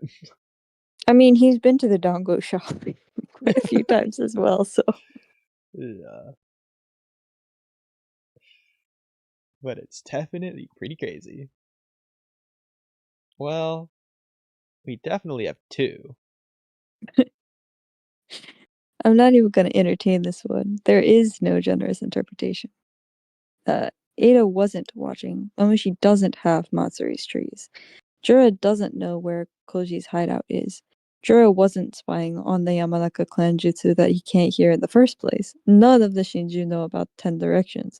There's just zero connection between Koji telling everyone the plan and Mamushi showing up earlier than any 10 directions future foresaw. It is Sorry. possible the Shinju, and especially Jura, have Shinjutsu knowledge, which would include 10 directions, which would also include how they could see Ada's Senrigan, whatever projection thing she did for Mamushi to see that. It's possible they all But have they know that. about it, Or at but least not know Jura. that Koji has it. They don't know that Koji has it. You're right. Which is really what I mean by doesn't know about 10 directions. Okay. They could technically know obviously. about the jutsu, but that's not really what I mean. Yeah. I mean, it's possible that, again, similar to Amado, they could have enough evidence to suggest that Boruto's ally could have 10 directions. It doesn't feel like it because they're always here like, oh, well, how do you know all these things, Boruto? They're not like, does your ally have future sight? Like they're not like hypothesizing. They're just like, oh, it's weird. How does he know? Well, not hypothesizing, but they could be narrowing it down and trying to get some info out. L's not. Is Patrick ordering the Krusty Krab? Bro, he's looking at cat books. Mamushi is reading porn. They're not narrowing it down. Jura is too busy reading romance novels. I don't think he's narrowing it down. Matsuri's the only one who might have been, and she's dead. To be fair, it's an instinctual thing, Kamui. So, there you go. 6 out of 6. This not only means 10 directions is completely worthless. By the way, Kamui, I think you got 5 of 6 of the singular. Not only means 10 directions is completely worthless if this is happening, but it takes away the singularities of fate now because they're not special. 10 directions just sucks. It's just random. It's bad at its job. All Ikimoto has to do is connect the dots. That's it. He doesn't have to change much. He just has to do the bare minimum. And it's not just about doing the bare minimum, because all he needs to do there is make it something you don't need to think about. Like, Gene learning a new jutsu early on because Koji told him about it. It's pretty obvious why that future doesn't happen the way it does in the end. But he instead just picks random events out of a hat that have zero connection between each other. And in the case of the Mamushi arrived early scenario, you can't even force your way through a connection because it's physically impossible to do so because Mamushi can't learn about the 10 directions things going on in secret there. It's not possible to connect those dots, and that's a problem. Well, that's a problem on its own, right? So realistically, I mean, the best interpretation, and well, I've reread this scene, and I'm not gonna lie, the way it's portrayed isn't that Mamushi's getting sick of it. The scene that we were thinking of for that is actually like the earlier Matsuri cry scene. Yeah. The scene where Moshi gets up and goes, it's portrayed completely. It's that he figured out his reason for love. And you can just say, all right, when Jura talked about it for the 100th time, as opposed to the 99, that's when Mamushi figured it out. But that's assuming that's even why Mamushi figured it out, instead of Mamushi figuring it out from reading his porn or whatever else. We don't know why Mamushi figured it out. Kamui, I did want to say this earlier, I never got a chance. It's possible because you just use 2 big numbers, 99 to 100, that's the time. If it's like, oh, Jura talks about it 4 times as opposed to 5 times, okay. If it's a sensitivity thing to where Mamushi just really doesn't want to hear it, then if Jura just mentions it 1 more time, early, then that one time is the time that pushes Mamushi over the edge. I agree. It just really depends on what the numbers are to make it Yeah. like more reasonable. Yeah, assuming it's even this in the first place. Exactly. I mean, the way the scene's portrayed is that Mamushi figured out his reason for love, and because he figured that out, he decided to go then, and that's fine. But the question is, what led him to figuring it out? That's a separate complaint that we just don't know the answer there. So technically, yeah, if it's just them talking about love a billion times, that's how he figures it out. That's fine, technically. And that's, like I said, the most generous interpretation is going to be something to do with that. Makes it leave early, really. Yeah. I mean, Miss And, why do you think Mamushi left early? I think we already asked you this, but I mean, I still stick with the same thing. I think because Kawaki, well, Juro was getting curious about things, asked Kawaki. Kawaki flipped him off and was like, "Screw you, we're leaving." And Juro wanted somebody to talk to, so he went back and was like, "Hey guys, what do you think?" And Mamushi was like, "I don't care," and then he left. Yeah. Upon reread, though, that's not how he actually was. So, yeah. It's I don't know. I would have to go back and look at it, but well, Oodie, you had a response. I did have a response. Thank you so much for recognizing that response, Kamui. So my response was, remember when 10 Directions could see everything years in the future instead of being useless after a week? well, can it still see it like really far into the future? They just don't get like he just doesn't get specific enough information. You know, it's kind of unclear. Real unfortunate that it's unclear, by the way, but Well, because Inojin's thing was like way into the future too, wasn't it? Yeah, but apparently Amino just never does anything. He never goes after Koji in any future. But my point here wasn't this specific function. My point was at the beginning, we were told it can see all possible futures. First of all, we took that literally to where he could see literally all possible futures. It's been really dumbed down to where he can see like 6 futures or whatever, just randomly sees. So stupid. And again, he was seeing years ahead. It really should have just been he can see the 10 possible futures. Just go with the I name. know. Do I it. know. 10 directions. Like, we thought he was saying infinity. Like, it's crazy. Infinite possible futures. But it's definitely not infinite possible futures now.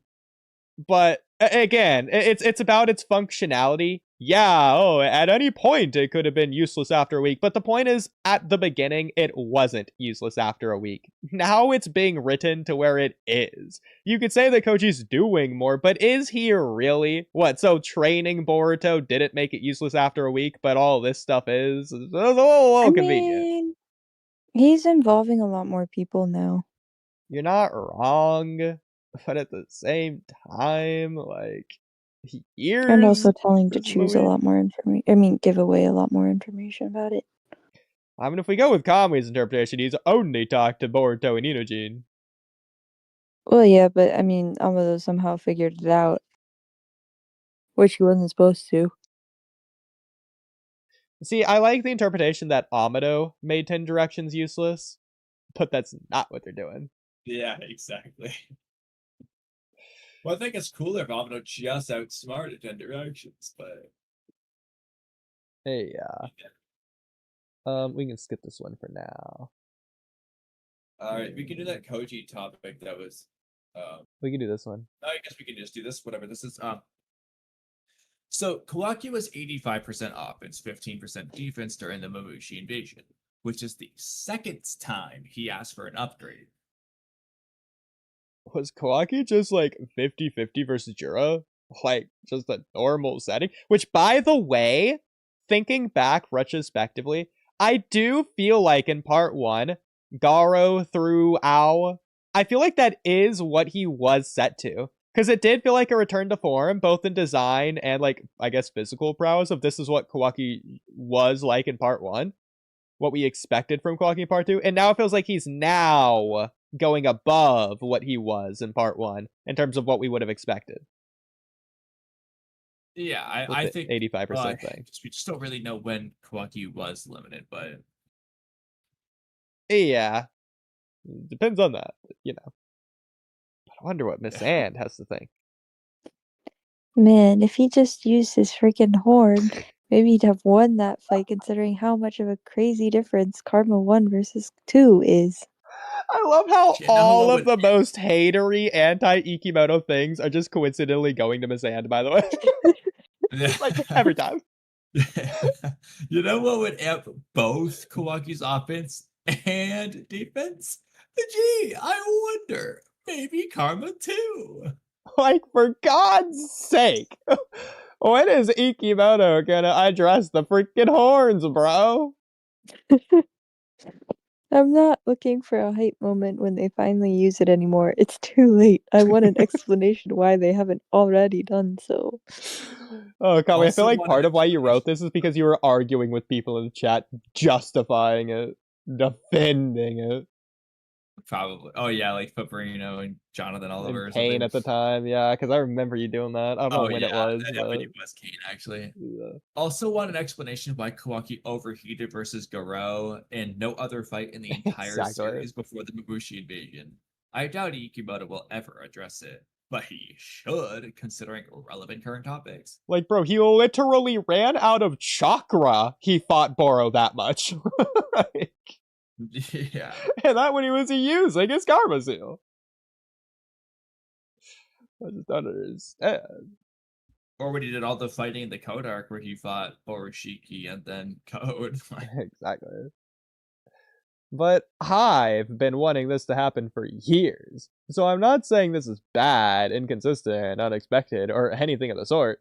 But this chapter basically 100% proves Amado is not a good guy and has some bad things planned. If Akabe really is just a normal girl, and Amado really expects all this to just be peaches and daisies, I love why that. would Koji be a concern? Clearly, there's something behind the scenes. This can really manifest itself in a number of ways, but we should be able to agree it's sus and there's more to Abado's plan, if not every other reason I or anyone else has suspected it. This alone should convince you. Kamui, I love how this is the cat that broke the camel's back and 100% proves Amado's not a good guy. It wasn't anything before. Before, it was up in the air, but now, oh, it's 100%. To be fair, I guarantee there'll be something else later on where it'll just be 100% again.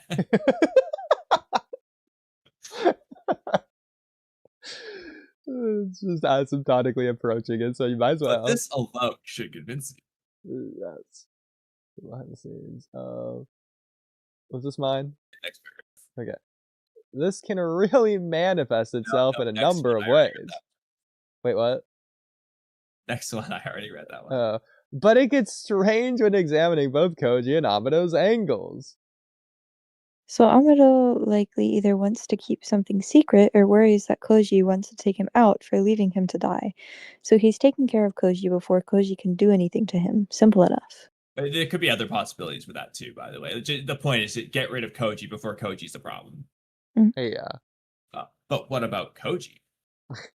One, he hasn't shown literally any remorse for Amado and Two Vortex. Ikimoto retcon Koji, remember? He's not Ada wanting to kill Amado for giving her Shirai cells.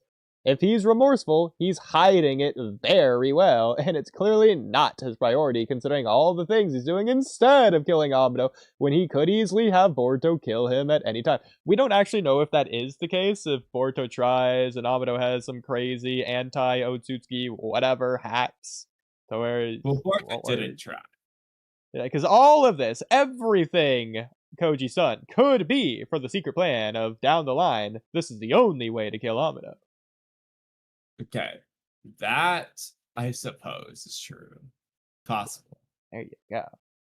Anyways, 2. Koji hasn't spilled any secrets about Amado so far. I'm not talking about 10 Directions knowledge secrets. I'm talking about Koji and Amado co-conspirators in Kara secrets. This is also just ignoring the very early Koji stuff, especially I guess it's both in the anime and Yeah, manga. the world Toward- before the Kara. yeah, where Koji's just randomly evil with Amado in secret, but ignoring that. But Amado was worried about Koji from the moment, I thought this said movement, from the moment he saw Koji's toad, not when he learned about 10 Directions. Sure, 10 Directions probably has Amado worried, but he was already worried just from Koji being alive. That tells you there's more to it than just 10 Directions. And from what we've seen, spilling Amado secrets isn't a Koji priority since he's not doing that. If Amado becomes a problem in the future, then Koji should know Amado becomes a problem in the future. Yeah, which also So means that anytime we get an update and Koji's not worried about Amado, we basically just have a spoiler. Amado's not going to be a problem yet. I mean, technically no, because of what just happened, Singularity but fates. it means that Exactly, Amado yeah. wasn't going to be a problem up until then. Exactly. Wasn't Because planning on Amado being a wasn't villain. necessarily a problem that needed to be taken care of at the present moment, so he wouldn't have said anything about it. The point, I guess, is that he's not a Mamushi, he's not a Jura, he's not a Ryu or whatever. He's just the Joe Schmo. A Joe Schmo. Biding his time until he does whatever evil plan he has. You know what, Kamui? Part of this, it's not just Inojin that we talked about earlier. Amado would also need Kawaki for this, which means he needs to ask Kawaki the favor, which means he needs to have that conversation with Kawaki, which I'm not getting to the toads. I'm getting to Kawaki accepting the favor, which only happens under the condition that he offers the, hey, I can change you to 100% at any time, which... That means that Amado wasn't going to do that. Like, because I addressed this. Amado basically told Kawaki, hey, if you keep getting upgrades, you're gonna blow up. So I feel like and also I doubt I already addressed it. It would be ridiculous for Amado to see Kawaki overheat and be like, oh my god, I can do something completely different, and then within like 2 minutes have created his entire new plan, as opposed to like, he already told Kawaki this is gonna be a problem, and this is why. And then I presume he was working on solving that problem up until then, and then he just finished a little bit after the invasion. I'm just saying, if Koji didn't see Kawaki's updated limiters or whatever with 10 directions, if he didn't see that, then he never would have seen Amado offering this to Kawaki in the 10 directions. But it doesn't make sense for him to have not seen it based off when he gets his update literally seconds before Kawaki shows up. I'm just saying, so you agree with me. Assuming he didn't see it, then he wouldn't see this. Well, actually, see, the issue is that, let's just say hypothetically, Koji got an update in like chapter like 18 or something. Boruto already told Kawaki about that at that point, so I think he would still see Kawaki getting an upgrade in the futures, because it's after Boruto. He would have to have gotten the update before Boruto told him, which he did originally, and then he got another one afterwards. So I don't think there's any scenario where that can be possible. I mean, Boruto's telling him because Koji told him that he saw it, which means that Koji does see Kawaki get the upgrade at some point. So we know he at least sees that. Sees Kawaki getting the upgrade of Kawaki's own volition, Yeah, not of Boruto telling him to do it. exactly. Yeah. Which, I mean, even then, so I feel like when 6 years from now, when Kawaki does that, Amado should still plan to do his power adjustments. So Koji should still see it based on that. I'm just saying, it could have some weird butterfly effect to where, down the line, things are affected based on this, to where technically they're a delayed singularity of fate because this happened, of which Koji couldn't see that. Yeah, but I don't think that applies in this case. This could have ramifications. Never know. It's possible. Because I'm just saying, Amado could be operating differently because Kawaki came to him early. Yes, that could be true. But the question would be, in what way? offering In the what thing way here. that Koji wouldn't have seen in his latest updates. Yeah, because it would have to be a thing to where Amado only realizes it later rather than when it happens. The only real thing, no, but again, the issue is that because the only real thing would be when Amado discovers 10 directions. If that's why he makes this move when he does, the problem is we don't have enough evidence to suggest that for any reason Koji, there's no future where Amado hears that Koji saying it out loud. There's just no other future where that happens, and so this is why this one's the only one that happens. That's really the only most generous but possible It interpretation. doesn't make sense for that to be the case anyways, for so many Exactly. reasons. So Like, what happened has, where Amado didn't hear it in the future that happened very similar to this one? exactly. So it's like, yeah, that's all a bunch of nonsense anyway. Also, when exactly does Amado hear it? Is it during the conversation where Koji says this has happened? This conversation has happened many times in the future, or whatever he says? I'll go back and I'll read you the dialogue again. Yeah, the shatter those futures. Is it then, or is it after Gene wakes up? At this rate, will be wiped out. Is this when Daemons say, "Come on, let's get this over with"? So this is before Gene makes his choice, anyways. Yeah. So, Mamushi makes 1,000. Hey, how much more do you know? Koji mentions all his. He does his recap, and then Amado hears that, and so we're in the dark. I thought you knew there'd be more, and then Koji recaps that. Hey, I told you. It's knowing the future destroys the future. Blah blah blah. Damon keeps fighting. Koji keeps. Oh, doesn't Mamushi feel weak to you? Oh yeah. That's another one there. Yeah, we'll ignore that for now. So you have something to say about. I don't know why you said that, but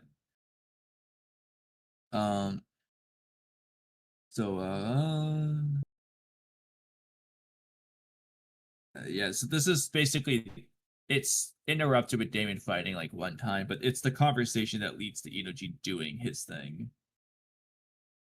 Yeah, that's fine, but that seems like that would be the change here of the multiple futures. It feels like in most of these futures, Koji would be explaining this to Inoji. Yeah, exactly, because he even says, I have viewed a future whose details share similarities with our current situation. And precisely... Yeah, so in that, exactly. So what I'm asking is, what Amado hears, is it this conversation? Because if that's the case, in that other future that that Koji's describing right there, Amado would have heard the same thing. Well, let's also not forget, let's just say he didn't hear the earlier part. Like, bro's literally talking about prescience in the future in the same scene, so it's like Amado would just have the same conclusion anyway. Exactly. So it's not just, oh, the one future that happened is the only outcome where that happens. No, it's leading up to it. We've had multiple of these timelines. Yeah. Could you see that? Amado figured it out in those timelines too. He had to have, except I guess he didn't, but I don't know. Yeah. So, anyway. So why isn't Amado... by the way, after this topic, I need to make my food, so we'll do a topic that I don't have to see. But So why isn't Amado seemingly Koji's worry? It's always about the Shinju. The best answer to this part would have to be Singularity of Fate shenanigans. Amado is a problem in the future, and Koji does know this, but can't let anyone else know this, at least not yet. Why? I imagine it would be because of something along the lines of the following. Koji needs Amado right now, who is on their side at the moment. Without Amado, Kawaki is too weak. He's not freeing Naruto to train him, and someone like Sasuke isn't around to take up that mantle either. All Kawaki ever does is go to Amado for his power dilemmas, so Koji can't teach him future jutsu either. All he can do is tell him about Amado's solutions. Without those Amado solutions, Kawaki is too weak to defeat Jura, so Amado is needed. However, I like that theory. If Koji... does tell Boruto, Kawaki, Inoji, Shikamaru, or whoever about Amado, now they're weary of Amado. They act differently around him. And Amado notices because he's not done like everyone else, except for apparently he never considered the possibility of future sight. But anyway, and because he notices their behavior, he acts differently now too, and ultimately has to make moves early, and it just messes up everything Koji has in mind. See, my problem with this theory is that Koji's explained like 13 different times if Boruto goes all down, it's all over. We need Boruto or the world is finished. Oh, it's all on your shoulders, Boruto. You solo dolo. Nothing else matters. And then he's like, he didn't tell Boruto to tell Kawaki to get the thing or whatever. Apparently Kawaki just figures out on his own in future. It's not even that Boruto told him early. It's just that Boruto isn't supposed to tell him.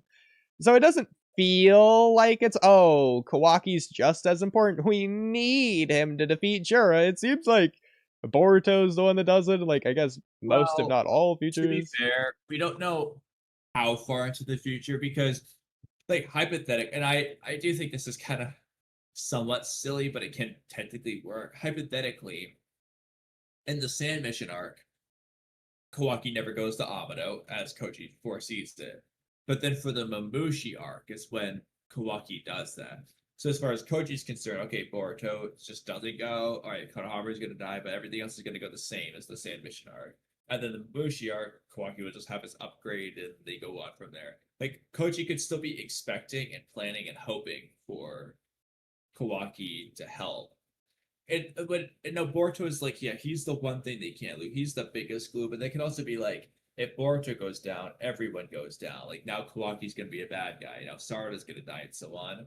Because Boruto's the one who's going to be the glue keeping them all together. Whereas if Kawaki goes down, he could be, like, technically necessary, but, like, he doesn't have trickle-down effects other than just losing Kawaki. Whereas Boruto, it could be that it's not just losing Boruto.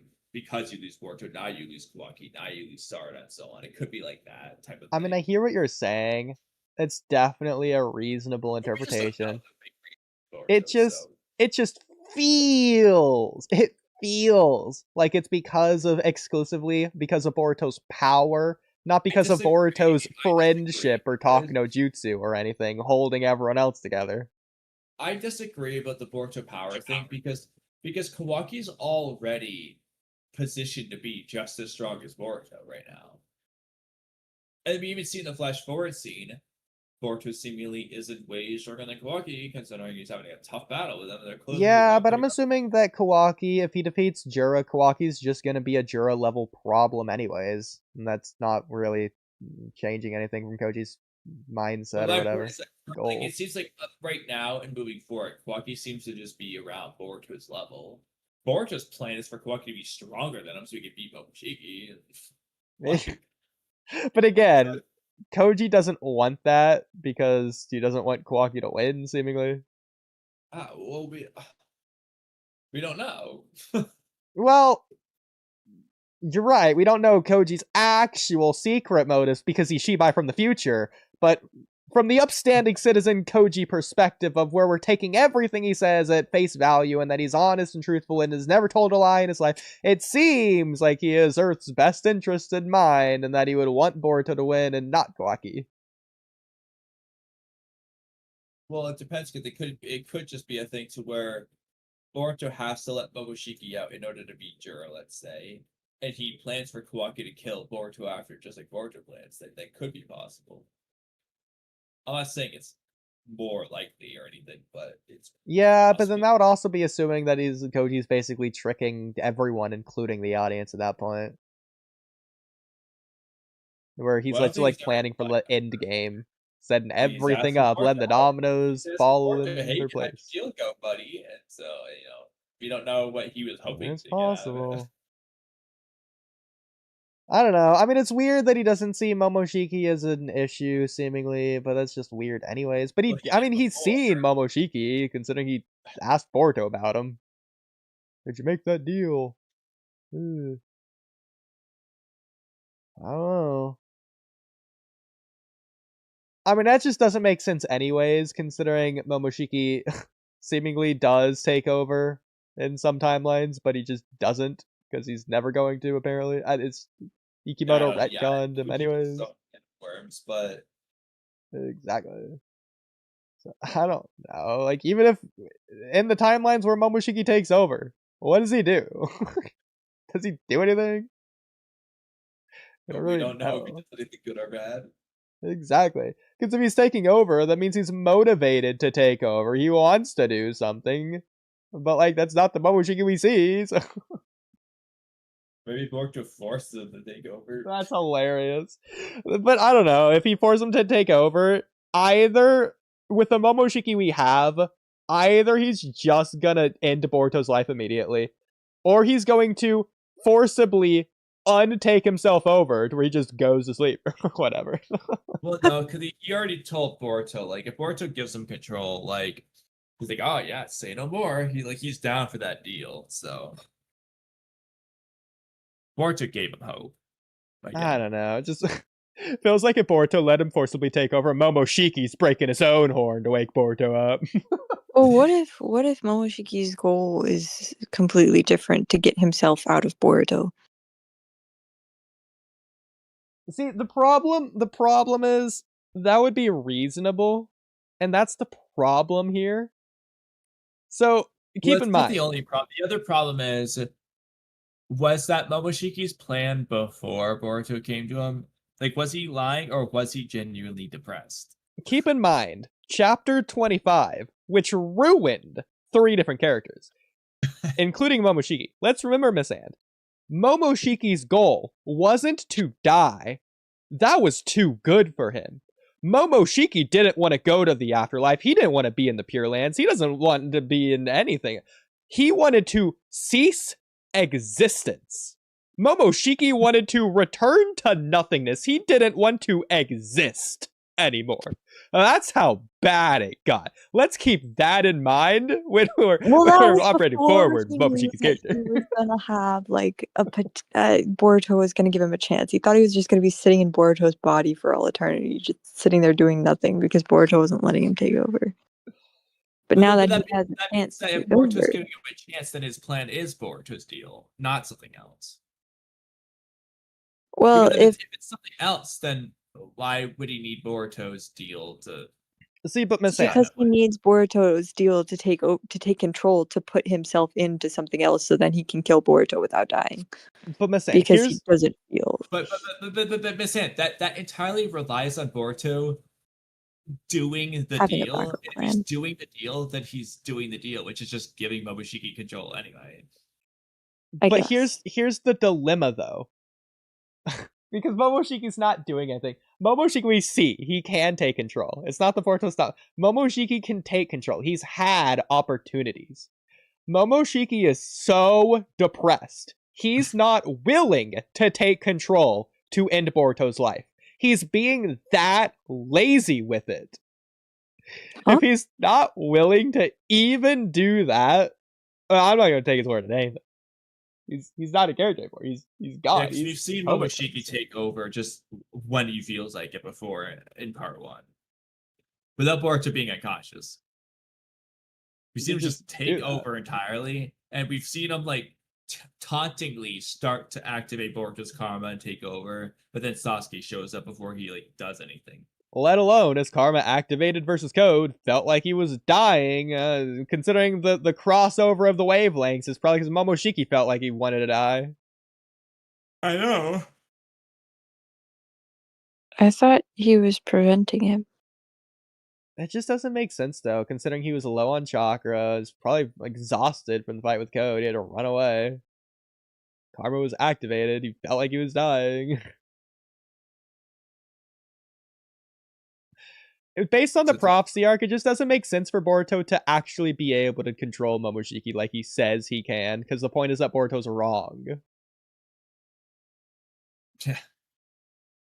Well, I don't know. I thought training with Sasuke did something, and then he like lost control of it for one, like the thing part is, of that. Say that, but one, they've given us zero indication of like, what training they could have they did to like control Momoshiki. And 2, if Boruto can just do that, then it doesn't seem like Momoshiki's like that strong. We can just like control him.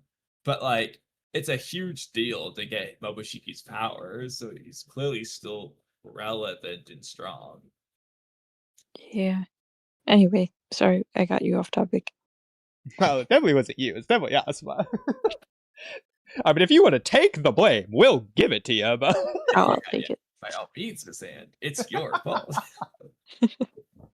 I mean, since you're asking. Anyways, point 3, it makes sense to me. But what about 1 and 2? It's been so long, I don't remember what these are anymore. Yeah, I think each paragraph is like a point. I didn't number them, but Kamui, do you want to summarize these 3 real quick? Like I think that's 3? 1, 2, and 3. I'm assuming. Well, yeah, but like, do you want to summarize these points for us real quick? So why isn't Amado seemingly something Koji's worried about? The best answer that, at least at the time I wrote this, I figured would be like singularity fate stuff. So like, Amado is a problem in the future, but Koji doesn't want to tell anyone about it yet, because if he tells him about it, that could mess up whatever it is he has planned. So it technically doesn't have to be that he needs Amado right now. It could just be that, like, if he tells people about Amado will become a villain too early. Like, while Jura's around, will be a villain, and that's too much for us. There could be many possibilities. The point is, if he tells people about Amado now, it might make Amado a problem too soon to where they can't handle what they need to handle. So I appreciate you doing that, but what I meant was like, point 1 is this, point 2 is this, point 3 is this. Like, it really, like... That's technically what I did, but I didn't say the points individually. Well, yeah, I mean, for the most part, you were just like directly reading the first point. Just... No, I summarized the whole thing. I mean, okay, you say so. Anyways, point 3 makes sense to Kamui, but what about 1 and 2? Because remember, point 3 only addresses Koji. It doesn't come back to Amado, who is worried about Koji, because of what Koji already... Okay, so let's scroll up even higher. It's these 3 points. Alright, well, Kamui, you want to try it again, but recap these 3 points? Okay, so Koji hasn't shown any hatred or remorse to Amado, is point 1.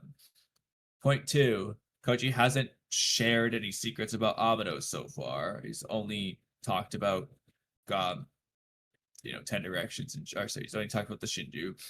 And Amado was worried about Koji from the moment he saw Koji's toad, because Koji was alive, not from 10 directions yet, which tells you that there's more than just 10 directions that's bothering Amado about Koji. And, spilling Amado's secrets isn't Koji's priority, clearly, because he's not doing that. Point 3 is just, if Amado becomes a problem in the future, then Koji should know Amado becomes a problem in the future. Yeah. So... Koji ain't talking about him, he ain't thinking about him, he ain't worried about him. That's the gist. Yeah, that's a good right. summary. See, that's what I was looking for. Alright, let's go back down. Okay. Point 3 makes sense. Yeah, so remember, point 3 only addresses Koji. It doesn't come back to Amado, who is worried about Koji because of what Koji already knew and could do. Not for what he now knows Koji knows about the future. Amado was worried about Koji before that additional revelation. Based on that, I can only come to a merged conclusion. Depending on specifics, this can look a few different ways, but they have the same gist to them. Some more numbers. Koji didn't need 10 directions to know Amado was a problem. He already knew what he needed to know, or at least already had all the pieces of the puzzle to put them together himself. The only reason he hasn't made a move on Amado yet is because he does have 10 directions, and as a result can see how it benefits him / the world to wait on exposing Amado. If he didn't have 10 directions, perhaps he would have already made a move on Amado.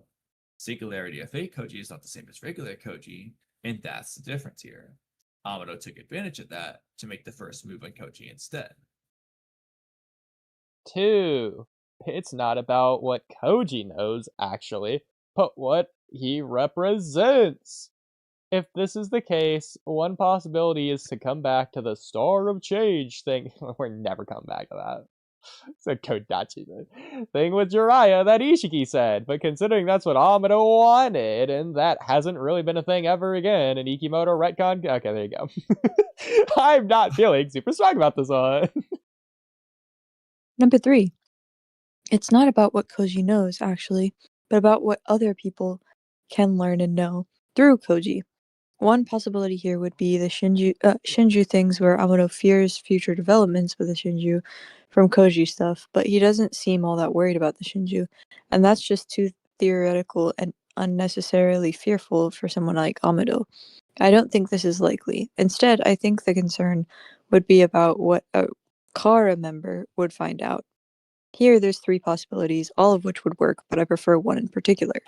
I was cracking up. We're back to the Another set of number 3. 2 and 3. It's just over and over again. A third set of 3. 1, Kawaki. Obviously, Amado needs Kawaki for his plan. Amado doesn't want Koji to make Kawaki not do Amado's plan. This one would require Kawaki to talk to Amado, or to Koji, not just know he's alive, since Kawaki obviously already knows Koji is alive and has known this for a while.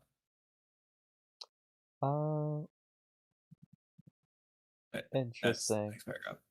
Yeah, no, It's a I was typo. just no, Yeah, I was course. just like processing that so I could respond. Yeah, you know, since it's a podcast and all. But since you don't want me to, fine. This one makes sense. No, you can't. I just didn't know you were gonna stop yet because that you hadn't finished the one yet. Well, Kamui, it's not my favorite. Okay, you forced this out of me. I hate it. In fact, it's the least interesting. Has the least chess feel to it. The easiest to avoid for Amado, since the only time Kawaki gets to be near Koji is when Amado's gonna immediately shut him off, etc. It doesn't involve as many interesting character interactions, etc. It's just a basic, sensible choice, and nothing more. Amado and Koji deserve better. What do you think about that? I'm not allowed to give my thoughts. I never said that. I'm so blowing this up extraordinarily beyond what it was. Exactly. I'm gonna keep doing it for now. I guess I'll read the second one then. Number 2, Ada. This one's pretty good. Ada can obviously learn a lot through her Sendion, so anytime Koji is around is a threat for Amado if Ada learning something through Koji is a concern. Ada and Amado have been on rough terms since Ada's introduction, even if Ikemoto never does anything with it or brings it up anymore, and Amado was afraid of Ada seemingly for both her charm and her Senryon knowledge, so it's very reasonable for her to be Amado's concern. I'll lump Daemon into this as well, since it could actually be Daemon learning the info that's the problem, but it would likely happen through Ada spying with her Sendion, so it would still involve Ada anyway. I think what would be really cool here is if Amado's had a plan that's been slowly progressing this whole time, but the moment Ada and Daemon showed back up in the picture halfway through the code arc, that's when everything halted because of Daemon and Ada's existence. Amado can't proceed with his plan. That might be like at its end stages. He might only have like 1 or 2 things left to do. But because Ada and Daemon, like that a lot. yeah, he's trying to like get rid of them in a way so he can continue his plan. Once they're out of the picture, he can continue. And because Koji basically saved Ada in this latest chapter, or well, a couple chapters ago, latest arc, he's trying to get Koji out of the picture so that he can now get Ada again out of the picture. That would be a good follow-up for this one, absolutely. And I do, regardless if that's why he shut down Koji or not, I just generally like your idea. The idea that Ada and Daemon are just like the thing he never expected. It would also add to his shock. It's like, I know. oh, this is the one thing I didn't account for that can actually mess up my plans, and now like I gotta figure out what I'm gonna do. And that could also address why Amado Borderline hasn't really done anything ever since they showed up. Yeah. Like, yes, he's technically done a couple things, but like comparatively, he went from 100 to like 5. Like, Exactly. And obviously a lot happened with Code taking Amado to Ada and Daemon's hideout, which maybe he never expected. Maybe he planned to like release Code's limiters, but he planned to do it in Konoha, not at Code and Ada's hideout. Because once he's there, I mean, he's kind of stuck there. So sort of forced to interact with them. It depends on how they write it, because this will be very important on whether previous stuff is made great or ruined. Because how Amado interacts with Ada and Damon at the end of the code arc, going to the prophecy arc, is very, very important. Because he's basically the reason that they get into Konoha in the first place. So is he trying to act natural? Is he trying to make them friendly? Is he trying to make them not an enemy? Because if he doesn't do that, maybe they go on to destroy the village or kill Amado or whatever they were planning. I mean, Ada said she wanted to kill Amado, but she hasn't done it yet for reasons that could be because of Amado, so there's at least that. It just depends how they write it. Yeah, and I would like all that, so... Yeah. We'd just be playing the long game. But while there's an extreme, hey, Ada could find out the truth at any moment here, this is scary, Amado doesn't feel rushed enough in this situation, in my opinion. I feel like he'd have gotten a move on Koji a bit faster out of pure necessity. Not a huge point of concern, but it's worth mentioning. Before we move on, just a quick question. Akabi was how old? And then Ada is also how old? Ada was 16 in that scene, and I believe, well, they said Akabi died 24 years ago. I don't remember if part of me feels like they said she was 24, but I don't know if I'm just fake remembering that part, but... I don't believe it, bro. I think Ada's 1,000 years old.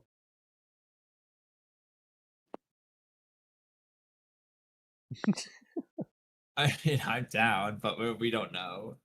Because the big thing there is, like, Ada and Damon not aging. I mean, I made a cool theory that I actually never made the video on, which is that, like, so, like, part of it depends on whether or not you think Ada and Damon actually did or didn't age over the time skip. If you think they did, I guess you could disregard it. But the thing with Damon in particular is that Ikimoto's art's changed in general, which also makes this harder. But, like, you look at... So, Damon and Himawari are about the same age. You look at how drastically Himawari's grown up. I know. And then you look at Damon, and you're like... You can't even tell for sure if he's changed. So, it's like... That gets even crazier when you consider Himawari's early designs in Naruto Next Generation. Exactly. He looks like a freaking 3-year-old, bro. Yes. And, like, at Damon's age, he should look very noticeably different. From, like, 8 to 11 or 11 to 13 or whatever his age range was, he should look noticeably different, but he doesn't really. And Ada, it's, okay, 16 and 19, it's understandable, but it's not that drastic. She also looks about the same. Whereas, like, you know, Walky and Boruto and all these other people, they look so much different. So... if you assume they didn't age, I do like the theory that, like, Ada's omnipotence is why her and Damon don't age, basically. Because Ada, just summarizing, is basically Ada doesn't want to be like May and grow old without finding love. So she's, like, stuck in, like, this... She's basically stuck at 16 because of whatever her trauma. And then she doesn't want Damon to outgrow her because that's her little brother. So he's got to stay her little brother. I'm saying this much less poetically than whatever I originally said, but... the idea would be basically she just subconsciously doesn't want them to age. I mean, it doesn't have to be the same thing, but it depends if Momoshiki would consider himself 1,000 or 30. Well, he's definitely made it clear that he's been around for a long time. Yeah, but how old does he feel like he is?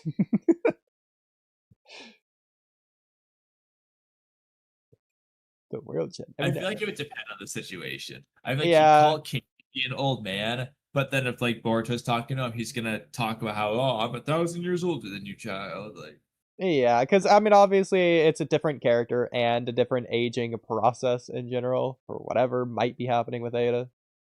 Don't think she's devouring chakra pills.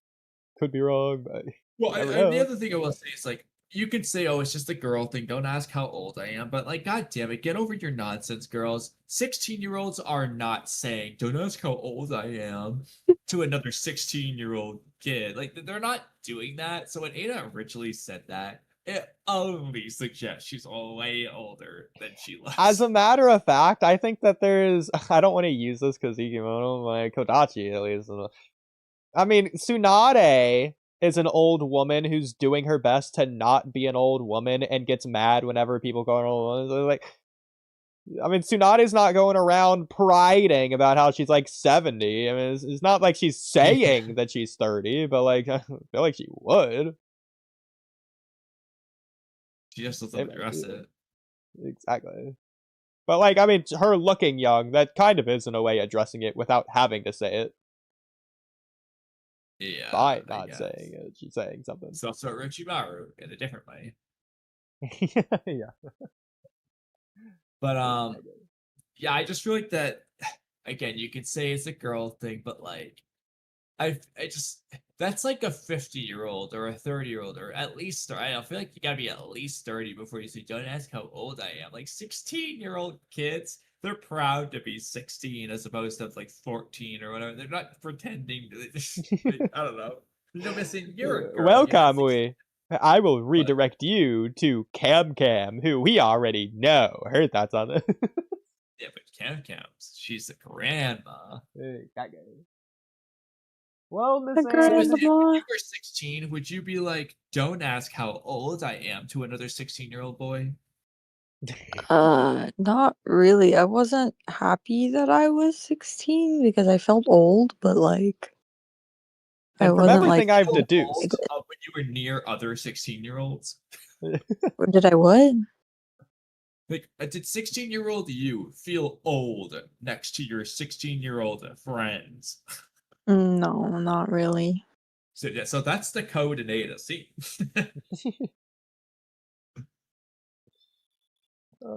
poor Code. I feel bad. He's young. People forget how young he is. Yeah, I mean, we don't know Code's exact age, but he's just a little bit older than Kawaki, seemingly. Exactly. He talks like an elderly well, not an elderly gentleman, but like a Talks like a colonial vampire. A pilgrim vampire. Okay.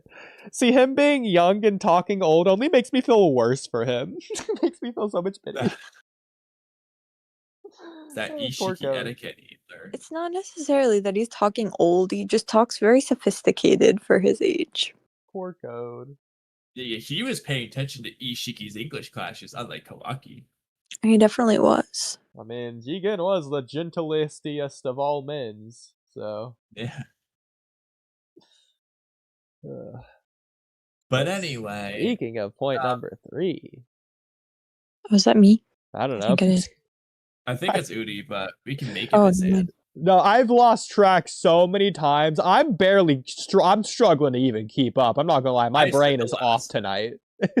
I'm not processing most of this. I'm doing my best. I'm trying. But 3. If you know me, you knew this one was coming. It would be my clear favorite. Code, in my opinion, this one nails the plot. The character interactions, the chess game, the unknown, and the narrative just best. It also just gets Code involved. Yeah, okay, so again, what is the premise here for this big Code?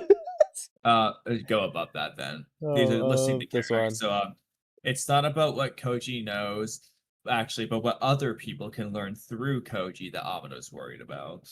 Is the premise behind this. And if that's the case, I don't think it's like what Joro's gonna learn or something. I think it's what a Kara member would learn. And if that's the case, then I feel like the 3 characters in question would be Kawaki, Ada/Damon, or Code. Okay. And I went in like order of like increasingly more interesting. And obviously, I see you get into it here. Oh my god. I said, go for it. Yeah, I feel like this was answer. But so Code in this premise is learning something through Koji. I'm assuming that this is accounting for they're going to interact somehow at some point, which is what we want. Okay. So this because is for obvious reasons, we haven't quite got to something like that yet. So. Exactly the greatest thing of all time that I already want for every reason under the sun. Yeah, that's included. Okay. Code beats Koji again. Here, Go ahead and take out of Miss Anne's sanity, we'll break it up into thirds. So this is gonna I be. don't mind reading the whole thing. All right, well, yeah, you asked for it, so take it away. All right, well, this is Miss Anne demanded. I mean, if you guys are better at reading than me, but I mean, you interrupted me to ask to read it all, so I'll let you. Yeah. You held a gun to his head. oh my gosh. Code is the only one of these characters who still doesn't know Koji is alive. That makes Code unique. I don't care how much Kawaki and Ada hate Amado. They don't hate Amado as much as Code, making learned info for Code likely more interesting. Code is the most unknown and hardest to control. Amado isn't around Code to make him do what he needs to avoid a problem. Code is elsewhere. Code can show up at any time, meaning, oh no, I gotta get moving tension, but he's also not expected expected to find Koji. find Koji. Expected to find Koji immediately, giving Amado room to breathe and figure out his plan, and makes the actual events feel reasonable for Amado. Not that Ada would be unreasonable, but you'd expect a little bit more rush for her due to Sendigan context. Code also has had the least shine of these three and could use the most focus, especially with seemingly some more Code coming up in the next arc or two. So this is good timing. Code, like Kawaki, has the narrative of being used by others and being led around by the nose by others. So this is relevant to that narrative. It's also the only one that's going to tie back to a previous scene instead of just inventing a new scene. Although Ikemoto would love nothing more than to put part 1 in his paper shredder, but that doesn't mean that this would be good. Code also didn't just have Koji's survival withheld from him, but was essentially lied to about it. Ishiki was telling him the people who caused his death and didn't mention the most obvious culprit of Koji, the traitor of Kara who let Kawaki escape too. That suggests that either Koji didn't betray Ishiki, a lie, or that Koji died fighting Ishiki, a lie. Either way, he was misled and lied to through omission. This would obviously make Code mad, not just at Koji, but at whoever had the gall to impersonate Ishiki and led him on this fake Utsuki quest. I can't see because you're viewing older messages That in the does way. assume Yeah, it's a different message. It's okay. the okay. Amado muttering thing was actually Amado for that part. Because it would be weird for Ishiki not to mention it. Yeah. Okay. Is there more we wanted to say on this here? Well, that's up to you. Well, I mean, Kamui, do you not have words on your own thoughts? I think I wrote a pretty big paragraph there. Well, Miss Anne, do you have anything to say here? Not particularly. Okay. Well, my favorite part was the paper shredder part. I know. I love coming up with different ways. Let's Yes. get over destroy part 1. Yes. Putting the paper shredder. I love that one. See, my biggest Oh, interest in this is, at least for the obviously immediately, would be Code's reaction to Koji being alive. I don't even care how it is. I just want to see what his reaction to that is. I agree. Yeah. I mean, it's possible that he already knows because Ishiki could have just told him off screen, and he just hasn't thought about it since. But That just doesn't make sense. That doesn't I make know. sense. She'd be in the kill list scene. Well, I don't think that's necessarily the case because Ishiki assumed that Koji died, so it doesn't make sense for. No, he didn't. He assumed she was gonna go after Amado. Before dying, he thought he was dying, and that getting away wasn't going to save him. I don't think he said that. He says that. I'll double check right now. Feel free. Because it's exactly when you're saying as well. It's like, oh, you're going to Amado with your last breaths, huh, Koji? Too That's bad. not what he says. That's what he says. No, it's not.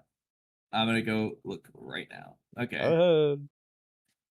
Where is that purposeless stray dog planning to go? Does he intend to finish Amado himself? Never mind, I don't have time to waste the likes of Koji. Just you wait, Kawaki, I'm right now. So as I said, Pete doesn't say anything about him dying. He thinks he's gonna die. That's not what he just thinks oh, I don't have time to deal with him.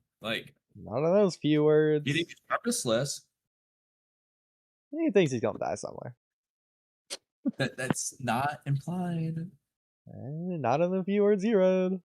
Implied somewhere. Well, that's Definitely okay. wasn't stated. I mean, I think it's pretty obvious. So anyway, sure, maybe it really was the real Ishiki. But would Code believe that his precious god Ishiki just forgot to mention Koji? I don't know, man. Ishiki's too perfect at Code. He wouldn't forget. Not in Code's eyes. And not in my eyes either. Bro remembered freaking Boruto. Wasn't Ishiki saying he was gonna finish Koji off, implying he was just gonna die anyways? It's the same thing as like Konkuro and No. Sasori. He literally said, I don't have time to deal with the likes of Koji. Okay, He well, said he would first kill of all, Amino. I mean, that's not true anyways. He's freaking summoning one, he'd be like, what'd you say, Koji? Huh? Didn't quite catch that. Like, But yeah, he you said don't know what that I'm I talking don't have about. time to waste on the likes of. He was gonna kill Koji until Koji was summoned the Toad to escape, and then he said, "All right, I don't have time for you." Yeah, I know. I mean, first of all, that's just not true anyways. He had 3 days. Yeah, okay, but like from his perspective, he's like, "All right, I'm gonna go to Kawaki then." Yeah. But no, I definitely don't think he thought that Koji was gonna survive that. Definitely nothing implying he thought that. What do you think, Miss Anne? I don't know. I don't think I'm not saying he thought he was specifically going to survive or that he thought he was specifically going to die. I don't think he had thoughts on that. I don't think he thought about whether or not he would or would not die. He just Well, read thought, oh, some he's of the going for earlier Amino. dialogue. Oh, well, I don't care. Don't just read that one sentence. Read the earlier dialogue. What? I mean, it's the interpretation I've got every time I've viewed the scene. But read the earlier dialogue, not just the some dialogue that you read. That's what well, the earlier dialogue was that he was going to kill Koji.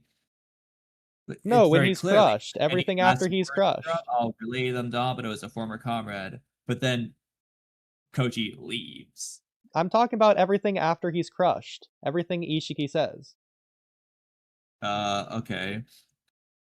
He explains Daikoku 10. Yeah, we're obviously you can ignore Seems like that. there's a gap in your pride as a shinobi. You didn't want to acknowledge Amino's betrayal. In any case, I'm gonna kill Amino. Any last words from him? I'll relay them as a favor to a former comrade. That's the conversation after he gets crushed. I mean, you could imply he wasn't going to kill Koji, but just leave him there to die. Okay, let's go with that. That would be a crushed Koji, not a Koji who got uncrushed. Which is fundamentally different. Well, Koji didn't get uncrushed, to be clear. But he's still currently being crushed, you know what I mean? Yeah. But that is fundamentally very different.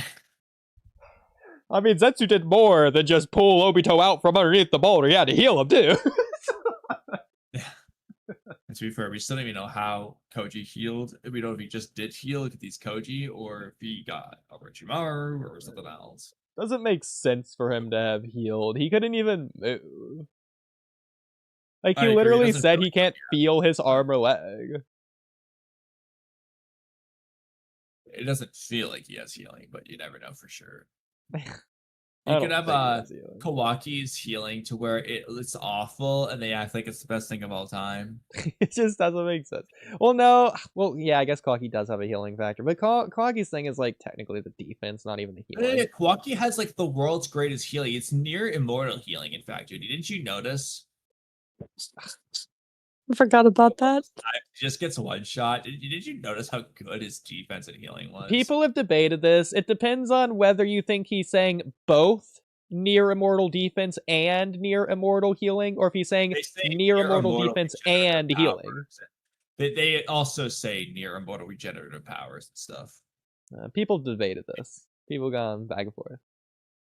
Because they say the line like 30 different times in different ways. People debate it. I mean, people debate Kakuzu versus Pain, Oodie. It's pretty heavily debated.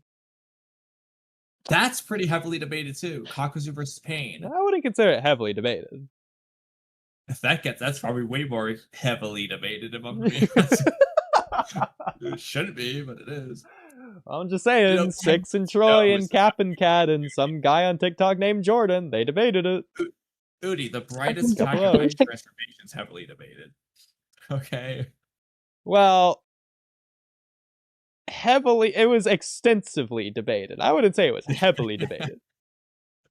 By the way, Kamui, look at us debating this again. The least important thing about that. Miss Ant's not stopping us. Sorry. I love shifting the blame under. Yes. Anyways, moving on to the no, next Miss Ant, sentence. just for punishment, read the next. Actually, it's Oodie's turn. True. Is it this now? Did we read this part? I think we Yeah. read this. Okay. Go ahead, Oodie. Well, I thought it was for punishment. It was Miss Ant's turn. I don't mind. I'll read it. This would allow us to come back to that scene, Amado muttering, and most importantly, Code's thoughts on the matter. Let's assume this is all true for a moment. What does Code think about the Otsuki will now? Does he decide to throw it in the trash and do what he thinks the Otsuki will is? Does he decide that he's going to do it anyway, knowing that it's not Otsuki will, but instead secretly Code's will that he finally understands? And it's what he actually wanted all along. Identity narrative, a reoccurring thing in Boruto? Will he search to find the true Otsuki will? There's a lot you can do here besides just have Code, Kawaki, or Ada be mad at Amado. I feel Code has the strongest new narrative moving forward development from this type of revelation. I'm sure Ishiki says something about thinking Koji's dying in the anime. I'm sure of it. I can't let it go. I don't remember it. I only watched the anime once. Well, I only read the manga once. Take that. You were confident. How's it feel that I got the superior product, Kamui? Well, you only watched it twice. I want to hear it. This isn't Naruto, where I've watched it 600 trillion times. But anyway, Oodie, since Miss Ann did her punishment, we'll go to you next and back to Miss Ann and then back to me. Well, that definitely doesn't make sense, but I'll leave it up to Miss Ann if she wants that plan to happen. Because her punishment is to do an extra one. Oh. And the scene of see how I did that? Of Koji meeting, it's just AF, lol. Who cares if Kawaki finds out about whatever with Akabi? I want to see Code and Koji. Code wouldn't just feel betrayed by Amado, but Koji too. How will he react? There's just so much good we can have with Code in this scenario. And then there's the question of what Amado will do if he finds out that Code learned all this. How does this change his plans? Does Amado get killed off guard by Code? So much can happen. It keeps you on the edge of your seat.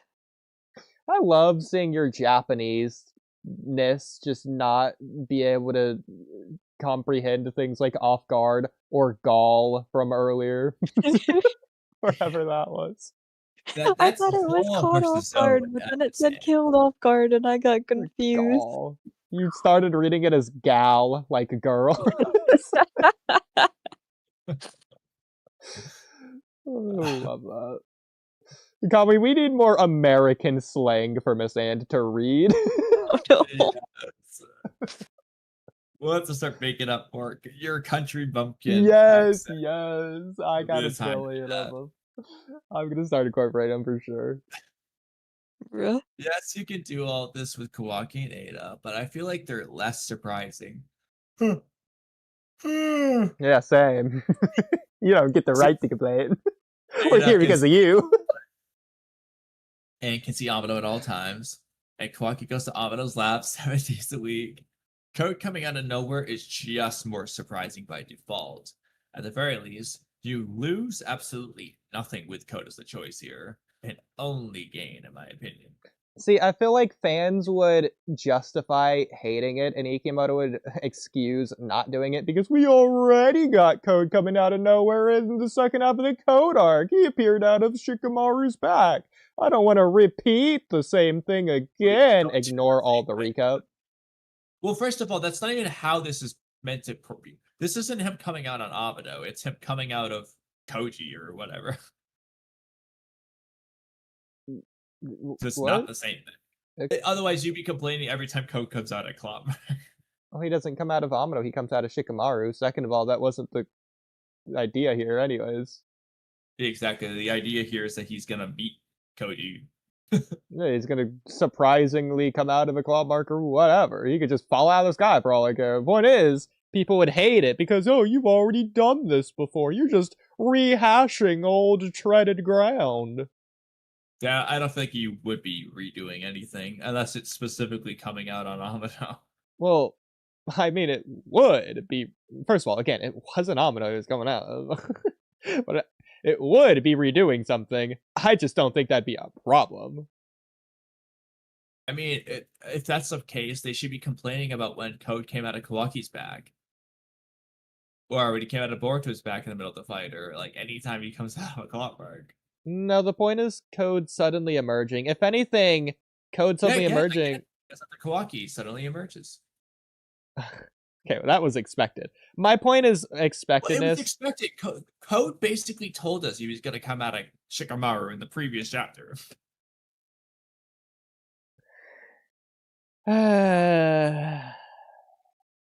My point is, for the audience, it's similar to Jigen, to where, if anything, we've already had that, and so when it happens with Code, you could just use that same excuse there.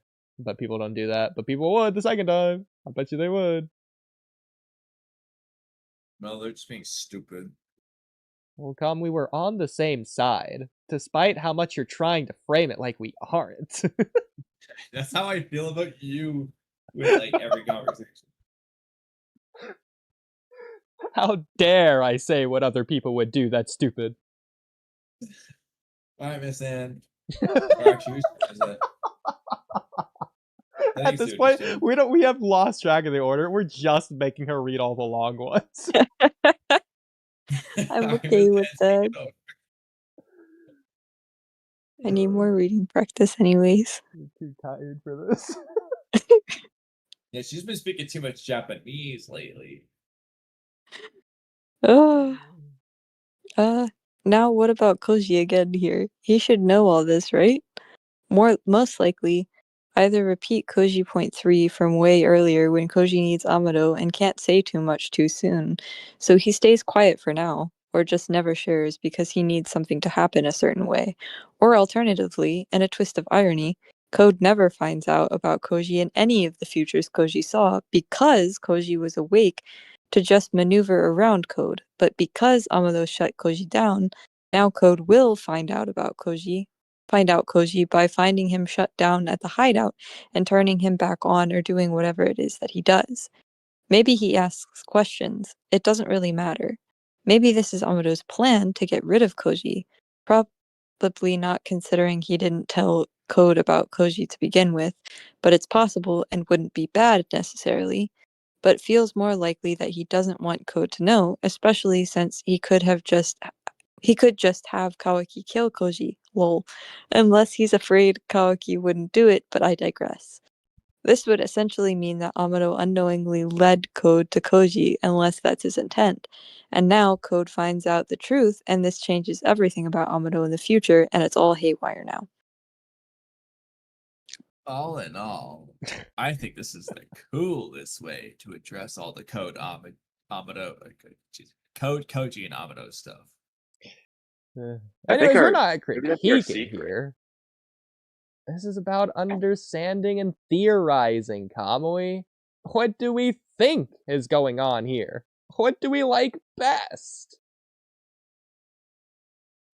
I mean, Kamui, what do you like best? Well, Oodie, as the person who doesn't remember any of what I wrote, go on, tell me. What do you think? What do you like? So I like the one to where Koji is with the 10 directions. He reads what Code's gonna do, and then Code, he surprises everyone by popping out of nowhere in Amado's lab, just like the Code arc, where he came out of Amado and not Shikamaru. And it's not a repeat of what came before because it's completely different, because this time Koji is there, and then Koji planned all of this all along to where Koji's going to kill Code, and that's why Koji let himself get captured. by Amado in the latest chapter. So you don't want Amado to have any of this plan. Amado knew Koji was gonna do that. So what do you actually think? In terms of what you wrote or what I said? All of it. Well, first of all, I do want to say that I hadn't considered the possibility that Koji... This is actually interesting. I am curious what both of you think. The Cloud Ninja podcast theorized that Koji let himself get captured by Amado, and he's pretending, he's playing along to make Amado think that he let him capture him, because now Koji, knowing this has been Koji's plan, and Koji's gonna do something in Amado's lab or to Amado now that he's been captured. I also think that's highly probable, but at the same time, there's also like how good of an actor is Koji really? Pretty bad from what we've seen. Like Boruto is like, oh, is anything gonna happen to Konohamaru? And he just makes it obvious. Yeah. Exactly. So, I don't know about that, but then again, that makes Koji look so much better, because, and it doesn't make Amado look worse in my opinion, because he got what he wanted to do either way. So, I mean, either way, Amado still be, but... Well, not necessarily, because if what Koji wanted is happening, then Amado's not really getting what he wants. Well, what Koji wanted wasn't to get captured, it's whatever's after that. What Amado wanted was to capture Koji. He did that regardless of Amado's... So then I'm confused about the theory, because the theory is that that Koji pretended to not know. So well, yeah, but either way, whether Koji's pretending or whether Koji's stupid, Amado captured Koji. Amado's plan was a success. Okay, from that perspective, yes, but like it would just mean that Koji planned it too, first of all, and it's what Koji wanted. Well, again, that the thing you're contesting right now is whether or not this would make Amado look worse. Well, it's because it depends on what Amado gets to do, because it's not really much of a plan. Like yeah, Amado succeeded, but like if I'm trying to think of like a comparable thing I can use for this, but like if Amado just thinks oh yeah, he got what he wanted. He captured Koji, but if Koji's trying to get captured because he's gonna then do something else that works in his favor and screws Amado over, then it's like that wasn't an intelligence feat for Amado anymore. It's just he just fell into Koji's trap. Like, well, there would just be two interpretations there. The first one would be along the lines of yours, to where because Koji's letting himself get captured, that implies that if Koji didn't want himself to be captured, he never would have been captured. Despite whatever Amado would have done. Amado could try anything, and he could never capture Koji, no matter how hard he tried. That's one interpretation. The other interpretation is Koji knows it's inevitable. He's gonna be outsmarted by Amado no matter what. It's not a matter of if, but when. So he's gonna take advantage of the fact that Amado's going to capture him anyways, by having himself in control, by choosing when it happens. Yeah, so... I mean, with 10 directions, it's fairly reasonable that Koji could just avoid it. But let's just assume that's not the case. Then, from an intelligence perspective, like, yeah, okay, that's not an Amado anti-feat anymore. He just does get that. But it's also like, Amado's not really getting what he wants in the end. He's getting what he wants in terms of that particular chess move, but he's not getting what he wants in terms of the chess match, because Koji is still just one step ahead in that case. Well, not necessarily. Yeah, exactly. It assumes that they have two diverging plans going like in opposite directions. Yeah, it would just depend on the end result there, but yeah, it depends. I'm not sure if well, to be fair, it also depends what Amado wants. If Amado just wants to remove Koji from the chessboard, he succeeded no matter what. If Amado wants Koji for like a 10 direction so that he can figure out what's going to happen with Akabi or whatever from that plan from earlier, then he hasn't won yet. He's just basically won. Well, but if Koji's plan is to like... Well, see, I mean, he's at the finish line, he just hasn't crossed yet. The thing is, though, if it's just shut down Koji at the end, then I don't feel like there's any scenario where Koji really wins. Like, because like there was never a scenario where Amado seemingly could have done this earlier, without the toads. So like Koji didn't pick and choose when he didn't even know it was gonna happen, unless he was lying there. But like, I mean, but it's obviously not gonna be shut down Koji. That's the end. I mean, he's bringing him back to his lab for a reason. yeah, I agree. He just wanted to shut down and just do not something care. with him. Yeah, just I left would like Koji to there. think at least. That would have been really funny. He just leaves Koji shut down in the lab, or I'm sorry, in the Orochimaru's hideout. It's just on the ground. Exactly. I mean, that'd be cool though, if, like, just have people find him and like learn, but just to spite him, basically. Petty Amado. It'd be especially funny if he just left Kawaki there as well. Yeah, that's not Kawaki. All right, your favorite son. See ya. I would never do another favor for him again. I mean, Miss Anne, do you think it's more likely that Koji secretly did see it and was lying to Inojin, or more likely that he was genuine and didn't see it? I don't know, because I think it could be 50-50 either way, in my opinion, just because Koji is so, like, I don't want to tell anybody about anything that I don't have to say, and I've said that a million times. So, like, he could have just been like, let's let this happen. Let's pretend like I don't know anything.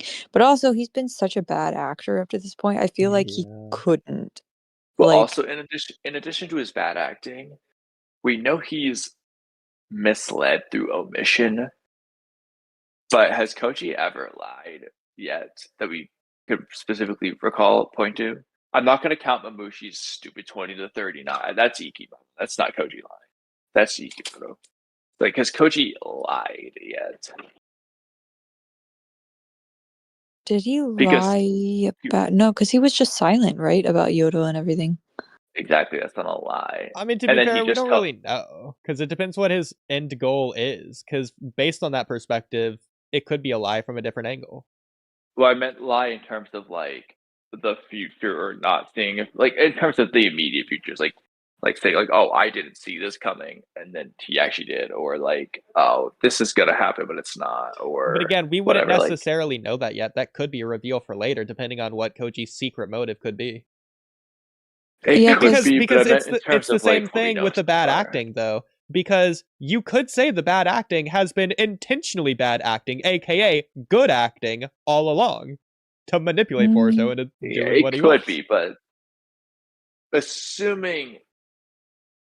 I mean, it's an assumption to say this, but assuming there's no secret reveal in that regard, I don't think he has lied yet. But I guess it depends on whether it's a secret reveal or not. Sorry. I can see Miss Anne's getting real riled up by this theory. I know. Just let it all out, Miss Anne. Oh, tell us how you really feel. I think she's probably talking to her sister about it. I did. I looked up. She's sitting in bed next to me. Yeah, she's probably like, oh my god, this is the best thing I've ever heard. I guess it is not nighttime for you. I guess that makes sense. Okay. Anyways, Kamui, did I address everything you wanted to talk about as much as you wanted me to here? Because I feel like I didn't. But... I was gonna bring up another thing, but it's related. I don't even remember what you said. Well, please, Miss Anne, feel free. Oh, see, Kamui is just as guilty as I am. Well, at least I'm doing things. I was gonna say I liked the point that you had about Code being like having a narrative of like finding his own will apart from Ishiki's will, because it would kind of tie him into the younger generation of people that was doing things and give him more of a reason to be kept alive this whole time. But at the same time, I also don't know, like, I don't want him to find his own will in the terms of like he becomes... I mean, I guess Koji said it was already an option for him to become an ally, but like... Again, like his own will can literally be just continue doing the same thing. Like the point is just that he gets to decides it for question it, himself. because it works under the assumption that Ishiki was in fact fake, because it looks fake, everything about it's wrong. So assuming it is fake, he can then question the Otsutsuki will and what he's gonna do. And that's basically the point there. That's all Yeah. you need. From there, as long as Ikigo doesn't pick the worst thing out of a hat, like I don't know, the code's gonna be like a poopy diaper or something, which Hay Station might love, but you know, Continuing on as a clown. Yeah, okay. Because I do think that's what Code's already going for anyways, just from a different perspective. He wants to figure out if he genuinely loves Ada or not. If he genuinely loves exactly. Ada, then nothing changes, but now he knows. That is a difference. Yeah. Same Similar thing with the ideas Otsutsuki will. here. Yeah. Which I But I don't would think like. he's current. I think currently it just is like, I'm gonna do the Otsutsuki will. Yeah. That's like as far as it goes, and now we get the And to potential clarify, for I another don't think life. that Code should have had something like that up until this point.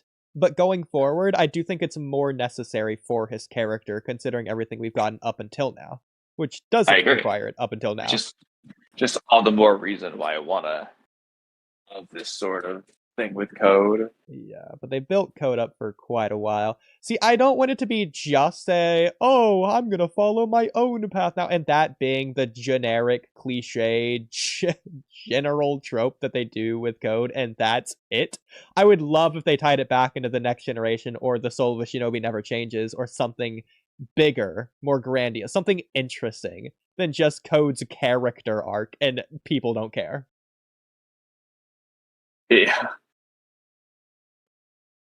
Like, what can it say about the actual story, not just randomly Code's development? How can it tie it back to something? Well, I mean, it meaning? has. I mean, it's very easy to do it. There's so many identities related themes in Boruto and Naruto as well, but in Boruto, it's been consistently the case. So it's like very on brand to just do that. They just have to do it. We have a three-way like triangle thing to where Boruto, Code, Kawaki, they're the big three going into Two Blue Vortex. They're basically all trying to beat or kill each other. And from like three different factions as well, like different allies and everything. It's cool because it was cool. It's actually pretty cool because obviously, you have Boruto with Koji, you got Kawaki with Amado. Technically, you also have Boruto with Sarda and Suriname. Hayden and Damon are also doing their own thing. If you want to give them to Kawaki, then there you go. You have Code with Bug, which doesn't sound like much, but I think it's cool anyways, considering we have Mamushi as a thing as well. Which you could also give Code the Shinju. But it's cool because we have the big three, and then we have like divisions or factions or subsets of those big three. Allies or comrades or like side men. Side men. Yeah. It's just cool thinking about it from like the influence, the direction of like the power and control, almost like a chessboard in that kind of way. Almost like Death Note, to where you got Light and L, but then you have Ryuk and the task force, and etc. You keep going down the line of influence and main characters. Protagonists, antagonists, side characters, pseudo-agonists, whatever you want to consider. It's cool. Then you got like Ino Shikacho. Not gonna lie, Shikadai, even early on, he's like a bigger player in Two Blue Vortex than I ever expected. He's like one of the things that made that first arc as good as it was, in my opinion.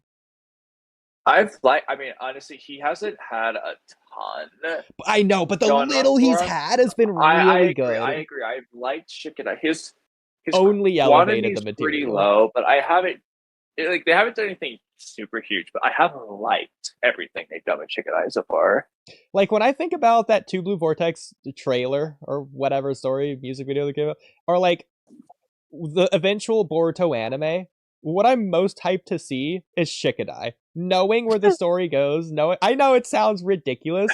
I feel like Shikadai, he just takes the material and he spins it into a higher direction. It just adds that, not intrigue, but the care, the connection, something to root for. I don't know. It's just good. I mean, Two Vortex. Like, I don't think they've had any Shikadai scenes that were like as good as their like favorite Ada scenes or favorite Jura scenes or whatever, but like it's all been like good. Every Shikadai scene is good. It's not necessarily the most peak amazing thing of all time, but it's always good. He might be the most consistent character, honestly. Because aside from him speed blitzing Mamushi, like, do we have any Chicken Eye complaints? Like, actually, I don't know. exactly. And I understand it's not really much to complain about, that prominent, but it's also like we found a thing to complain about with everyone else. So exactly, like Shikanai's always been good, even Naruto Next Generations. I agree. Like, again, he's never been the most prominent, but he's always just been good when he's there. This sounds hilarious. Shikanai might be the most consistent character in the entire Boruto franchise.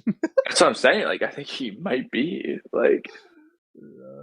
But what I'm talking I about think is Ada's specifically, if we're like, I think Ada's been consistently good too. My only critique with Ada is really just that I just feel like the horror start of Sumire reveal scene was just too like that's it. But like we also had that huge topic that one time of Ada had this divine presence at first, kind of like Kaguya, and now she just feels like a background character almost. Yeah, that's just fair, lost dude. her mystique and everything. That's fair too. Well, Which she just I mean, wanted can't to say be that. a normal girl. Trust me, That- She's wait, achieving her goal. Well, Kaguya wanted to be a hasn't normal achieved it mother. She Kaguya failed like her a goal. blushing girl. Anyways, I feel like Shikanai, what he does for early Two Blue Vortex, just thinking about it from like going into it, he adds a different dynamic because he's almost like the leader of the Himawari team, and how he's like not leading the team, but he's leading the team, including Himawari, especially as they're like going against Jura or as the Claw Grimes are invading or anything. The struggle, the almost the desperation. It feels like he in a way could be like the main character in a way, because he's not the ultimate power force or anything, and he knows that, but he's still making an impact because he has to like struggle and work for it, unlike these other characters who are just being like the aura hype JJK farm type of situation. You know, Gene, his excitement, it's not that, it's a good excitement, one that has like thought put behind it. It's actual intrigue, excitement to watch it. Well, hold on, you switched to Eno Gene, so Oh, sorry, I meant Shikanai the whole time. Shikanai makes me excited about early Two Blue Vortex. Not even necessarily to watch it, but just to think about it, for it to exist. It makes early Two Blue Vortex exciting. With an extra emphasis on the G. Yeah, thank you for noticing. And I want to do that more often. That idea. But Shikanai out of the way. All in all, this we already said this. It's the coolest way to address the coach. You know what I'm did we read how much of this did we read? Did we read all this? We read that topic, or oh yeah, it's just the like me just saying I should make this into a video topic, but I mean, you want to say that? Go for it. it doesn't really need to be said, to be honest. Kamui, we've got this far. You might as well. I think Mithran should say it. Oh my goodness. It's time for me to make a video on this. I should probably make this into a video. Aside from small, obvious adjustments, does this feel like I can just say this as the video without overly script managing like usual? I might use this as a test to see how my audience feels, and 99.9% they will love it and not notice. But I'm still worried it's not worthy, but then I'll spend months on it. I need to break this habit, shout out my favorite Linkin Park song, and go back to my old normal ways that were already beyond fine and well thought out. There you go. You can see why this doesn't need to be read. I said, I'm sorry to hear you feel that way about yourself. I hope the Salad and Bolts YouTube channel comes along nicely in the future. It's not coming along at all, man. I haven't uploaded a video in almost a month. Well, Miss Ann, has it been a year? No, I tried to stream the other day, and I gained 3 subscribers, but they're all subscribing to play Gartic Phone. Well, Miss Ann, when you say you tried to stream the other day, I'm curious. So did you stream or not? Yeah, I did. You were there. Yeah, so when you say you try, you mean you streamed. I did, but it didn't go as well as I was expecting. I mean, you gained 3 subscribers. Sounds like it went better than most of our streams. No, I mean, like, I don't know. I got a migraine, and I was just like, there were like 20 people like trying to join at once, and I was like, "Ugh, I'm gonna leave now." Oh no. I didn't realize Fabrino had 20 alms. Oh my gosh! Apparently, I was the only Gartic phone stream that was going at that point, so I was like, "Oh, okay, that's probably why there's so many people here." I mean, to be fair, Miss And, if we gained like 3 subscribers per stream, we'd be at like 1 million by now. I don't usually gain 3 subscribers per stream. That was a special one. I don't know. Sounds like you only succeeded rather than failed. It sounds like it was a above average stream rather than below average. Like, what are we doing?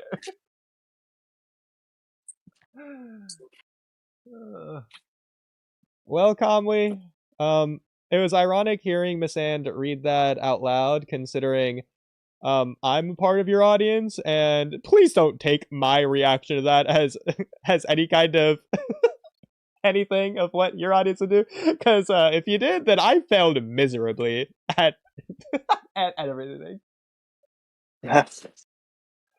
I'm sure your audience would pay attention to everything you said more than I did.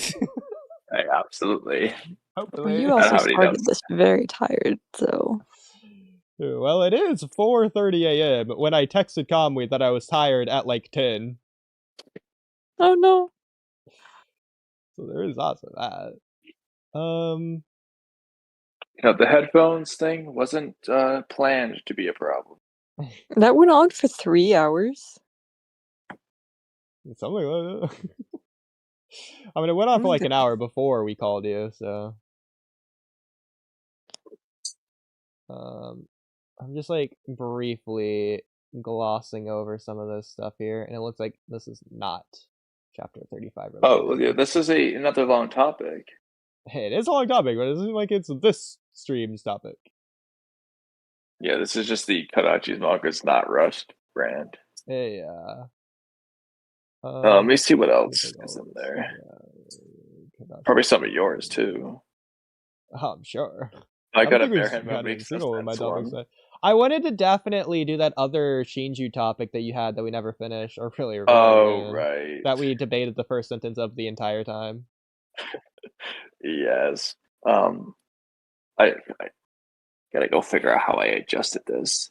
Okay, we can wait for this one, even though it's related, but we'll get to this maybe next. No, we have to do the Shinju one there. This only some Mozo things. Yes. Okay. Because I still remember, because I'm gonna say what I wanted to say since that time that I never got to finish saying from last time. Search, I slightly edited this, Yeah. and then later you'll have to search since I added a new beginning portion. I did see that you texted, I slightly edited this. Yeah. I thought that was funny. I'm gonna start reading, but then I need to like look away to do some cooking stuff. So I'll just read this first paragraph, and then you guys just kind of take over for a little bit. I slightly edited this because the way I'm wording it now is how I always meant it, but suspect Oodie was hung up on the particular way I phrased it the first time. And just real quick, that right there is why I'm going to say the thing that I wanted to say last time. Not because I was going to say it earlier, or anyways, but because of that line in particular, I'm definitely going to say it now. But we'll get to that. If the difference isn't immediately clear, I'll just elaborate as we go through it. It's literally changing one word of the first sentence, which you never got past last time, which I'm not gonna lie, if I'm correct about this swap being the holding point, and if I'm not, then whatever, we'll just debate it again, I guess. It's hilarious because the rest of the paragraph starting with the very next sentence makes it clear that this is what I meant the whole time, because it's how I described it. Well, and Oodie probably wouldn't realize the difference between the explanation of the way it was boldly. I am the first. I'm confused. The hesitation, but continuing to read it exactly as it is, anyways. I won't be surprised if it at least softens your thoughts on it. ironically, we've discussed this exact thing before in Chapter 11, so we'll see if you just disagree with the previous arranged or not, but we'll see. Oh, that last line is also making me agitated as well. That's rage bait for me right there. You know it is. What shouldn't be? Because that's what you were saying last time. Oh, we've agreed on this in the past, Oodie, so you're disagreeing with yourself now. And that's not what was happening. That's not what that said just now. Yeah, I Just saying know, but it's close enough to that. I think you're just trying to be a bro. Well, that's besides. Let me guess. Yeah, let me guess. That just amplified your feelings on it. That only amplified. All So right. am I scrolling up or down for the actual topic? Oh, you go down. You're gonna keep going. Eventually, you'll have to Okay. do the extra where I say since I added. You'll search since I added. Once I'll read the other part. No, go back up for a second. I'll just read those other lines. Since it's become infinitely less likely that anyone will be devoured now, that's good to write this. Why I narratively would have liked somebody getting devoured, but with a caveat at the end. Okay, now search since I added. Okay. Do we want to like address this, or do you like rewrite this, or is this the beginning of the thing? This isn't the sentence we were stuck on. Okay, and this is the one you edited. Yeah, I edited. I wrote all that paragraph beforehand, and then there wasn't enough room for a lot, so I had to paste it down below. Interesting. Okay. That's why it's like that. So the first message just became this blurb. Sure. So what's the thing? Since I added. Which I know you said like 10 times, and I did remember up until that middle blurb there. Right. Since I added a new beginning portion, here's the rest. Now, again, with one caveat, we won't get to see why devouring a target is less good than whatever other answer our main character will provide. So real quick, was the change in the first thing that was above, or is the change in this first sentence here? It's there. Instead of wrong, it's less good. Yeah, okay, because I figured it was less good. That was what I was gonna say, or guess, of them all. Yeah. Okay, so we won't get to see why devouring target is less good. Characters will provide. And whatever our main characters will provide. Yeah, again, the hung up thing was you saying that it was obvious that the story is gonna say that devouring a target is wrong. Yeah, so I'm saying it's less good. It's what I mean. So remove wrong from your mind. Less good. It's the idea that we've discussed this idea a billion times, where like the villain just like isn't necessarily wrong or something. They even have a good answer, but like in the end, the main character comes up with the best answer or the better answer, and that's why they win. Okay. Narratively, type of idea. That's what I meant, and that's why I was like, I think you're hung up on wrong. So we can get to this new version, which, by the way, I still think is inherently implying one over the other, but ignore that. Let's stick with the old version for just a minute, assuming you're okay with that, but I'm assuming you are. Sure. Okay, so Miss Anne. Just real quick, I just want to clarify. The next sentence makes it clear that it's not wrong that I meant. That's okay. But Miss Anne, do you think Ikimoto is going to narratively have it be the case that the Shinju devouring a target would be narratively wrong? In terms of finding their true identities. Narratively wrong in terms of what? Not being the correct answer narratively. Defining their identities. It would be a mistake. Oh. They would regret it, or it would lead to a failure. They don't have to necessarily regret it. They could just unknowingly be wrong. Yeah. So, like, you're saying that Ikimoto is gonna write it to where the Shinju devouring their target, they realize, like, oh my gosh, what have I done, kind of thing. No, that's going beyond the statement. I love when Miss Anne goes beyond. so satisfying. That is a possible way it could express itself, but it doesn't necessarily have to be that specific one. Okay, so basically just like devoured person, not good. Or less good. Yeah, I mean, less good's really Narratively. what I'm saying, but for Okay. the sake of Oodie's question, we'll go with wrong. The point Unless is, you want to just go with for the audience's perspective, is the audience supposed to read what Ikimoto writes and think that Ikimoto is saying to the audience, if you were a Shinju, you shouldn't devour your target because it's bad. But isn't the whole point for them to devour their targets and follow their curiosity? Well, that's what Jura's saying they should do. Yeah, and so you're saying Ikimoto is gonna make But it Jura so can that be wrong. if that So- happens, yeah, so Well, So it the- doesn't necessarily mean that they're gonna like blow up or something. It means that you won't. Well, okay. What I'm actually saying is different from this. But for the sake of the hypothetical question, would be they devour their target. Let's just say Hidari. Hidari devours his target, and when he does so, he doesn't get the answer he sought for his identity. He's still left wondering. Would be the way that would manifest. okay. Whether he Yeah, remembers or not. I could see him writing that. So I let me could give see you that as a another potential. example. A very common trope in stories is revenge. Someone hates someone, they go out and they actually succeed. They get their revenge. But then afterwards, they feel empty inside and it haunts Sasuke. them. Sasuke would be an example, technically. But that's for other reasons. It's the Yeah. idea of the story telling you don't get revenge because that's the bad answer. It's the wrong path. If you get revenge, it's a mistake. You should not get revenge. It won't make you feel better. You'll still feel as bad, but Yeah, basically what they be were a telling killer. Sasuke, regardless of Itachi's truth. Well, I feel like all of the targets are people who the Shinju love, so I could see it going in that direction where they end up regretting it. Yeah, I mean, we all could see it going in the direction. So again, this is like a 2-layered thing. Based on the first layer, you're already kind of proving my point. But the question is, which one do you think? Because the story hasn't gone in either direction yet. Which one do you think the story would go in, assuming that a target is going to be devoured?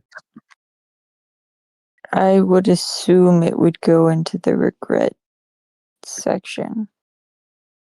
So that's to say, Ikimoto would say that it would be bad. Or, well, I don't know, Narratively. actually. Well, do you think he's gonna have like them devour? Like, is he gonna have Hidari devours? Ignore the specifics of Sarada. Is Hidari gonna devour Sarada and be like, "Oh my god, I found my identity. Let's throw a party. It's the best thing of all time," and he's just like happy-go-lucky? Or is he gonna do it and is he? Kamui, that wasn't my not gonna- take. By the way, she's already answered the second layer, which is the actual point of this in the first place. Which is what? Very clearly. What do you mean by the I'll get second to layer? that once she gives her answer in a second. Okay. I guess, like, I don't. Well, I feel like there's a lot more to them finding their identity because I feel like when they devour their target, they will realize what their true identity is, but it won't be in the way that they're expecting. Like, it will feel wrong, but it'll make them realize what their true identity is or whatever. Like, it'll lead them to the understanding, but it won't feel great. Okay, that works for the. Well, it definitely works for the less good idea. But it still technically works for the wrong. In a way, Yeah, to where not as well. it's like the best of both worlds, to where it does fulfill them, but not fully. Yeah. Okay. Which is So- why that's why less good is really the way I wanted to use that, not wrong. Because again, the idea would be that we said this before, like the villain has an answer. Like for example, Pain Arc. Naruto literally had no answer, so Pain by just default had a better answer, but he actually had like a legitimate thing to tell Naruto, like a full out plan. And it technically works. It technically happened in a way, but Naruto has to come out with, regardless if you like it or not, Oodie, Naruto has to then come out with a better answer than Pain later on. And that's how that goes. Look at the book! Oh, I got a book in my left pocket! Oh, look at the book, Pain! Oh my god! Yeah, but don't get twisted. If Pain in his like robot suit hair thing had done another hostage situation like Hanzo, Oodie would have loved it. Oh no! In fact, if he would have done it 3 times in the arc, it would have been perfect. I tell you what. I don't even remember. Was the hostage situation even a part of my original Pain arc rewrite for that? Or did I just add that you later? wrote 3 of them, Oodie. That's why it became such a meme. No, I know. I wrote like 20 of them, but was it the original one? Was it part of the original one? It was in the first one you shared with me, at least. Okay. To be fair, the first one I shared had like 20 different points in it for like 20 like different things. So it was just I remember part we went of over it. with like Hot Boy. I think Hot Boy was Hot Boy hated it, bro. But then remember, I found that video of Hot Boy to where he agreed with me. I made a video of that too. I think the video is how like Hot Boy concedes on his Pain arc take or something like that. Anyway, it's in the playlist, the Heated Pain Debates playlist. Anyways, getting to the second layer here. So for context of what the second layer is, and Kamui, please let me say it from my perspective, and I'll tell you when I'm done, and you can correct me afterwards, since I'm sure you're gonna have something to say. So, for context, what happened last time is, the way this was worded, is that Kamui said that devouring a target would be wrong. I stopped him there, and I asked him why he thought that devouring a target would be written as narratively wrong, since we don't have anything to indicate whether it's going to go in one direction or the other. And his stance on this, and this is where it gets important, his stance on this is that it was going to be obviously wrong. That there is no way more than that. It wouldn't be. So it's not that it's more likely. It's not that Kamui thinks it would. It's that it was obvious that it was going to be the only path, and that it's ridiculous to consider the possibility of it being narratively correct. Yeah, but like, to be fair, well, are you done? I'm not done. So, but if you want to address that, I'll let you address it early. Well, I was gonna say, but unlike Pain in that debate about like the Hunter x Hunter thing, I didn't just say it. I gave things. No, that's fine. That's fine. So you elaborated, but again, your stance was that it's obviously going to be written as wrong. My stance... Yeah, but to clarify, I mean less good in reality, but... Well, I mean, that's what you wrote the first time, so that's how I interpreted it. But... Well, to be fair, I mean, it's technically... Okay, that's the words that were written, but if you read past the first sentence... but Kamui, that's an if. I didn't do that, and I was judging the first sentence based on the first sentence, which I had read, which is what we are going. And we were taking that on its own anyway, so that's okay. We weren't taking it as a whole topic, we're just taking it as a first sentence. But anyway, so that was Kamui's stance, that it was obviously wrong. My stance, which is not seemingly what Kamui was saying it was earlier, my stance was not that it was going to be right. My stance is that I was agnostic on it, and that we don't know whether it's going to be wrong or not. In other words, my stance is not that it's obviously wrong. It's that it could be wrong, it could be not wrong. I don't remember if I said this or not, but let's assume for a moment it's narratively right. So we won't get to see that. Okay, listen, we'll get to that in a second. Okay, in a second. Similar critique. But just so we're on the same page, so Kamui, would you agree with what I said? That last time, the debate itself are two stances. The point in contention was over whether or not it was obvious that it would be wrong, narratively, to devour a target. Yeah, versus just like, who knows? Exactly. Okay, so I'm glad. But to be fair, with realistically, okay, so you can say agnostic, but right now I'm not asking mortified, I'm asking Oodie. So you could say obvious means 95 or 100 or whatever. That's fine. You don't have to be that high. But like, what would you actually give the percentages? But I'm not going to let you choose 50-50. You can do 49-51. I'm not going to allow you to do 50-50. which side are you leaning towards? That's that it so would be narratively correct, and that it would be stupid that you narratively can't let wrong, me and do give me your best 50-50. percentage weighting. Well, here's the thing. I won't give you 50-50, but I will say this first. I think the actual outcome of the likelihood, because we don't know either way, and we don't have anything leaning in either direction, I do think that's 50-50. Which one do I want it to be? This one I won't give 50-50. I would, probably 70-30, if not 80-20, prefer it to be narratively correct to devour the target, which is what I wanted to get into last time, which again, that wasn't my stance last time. You didn't know this based on context for last time. But I can elaborate on why I would prefer this, which is what I wanted to do last time. I confer how passionate you were about it being the best thing of all time. Well, no, that's not where I was going with this at all from last time, just to be clear.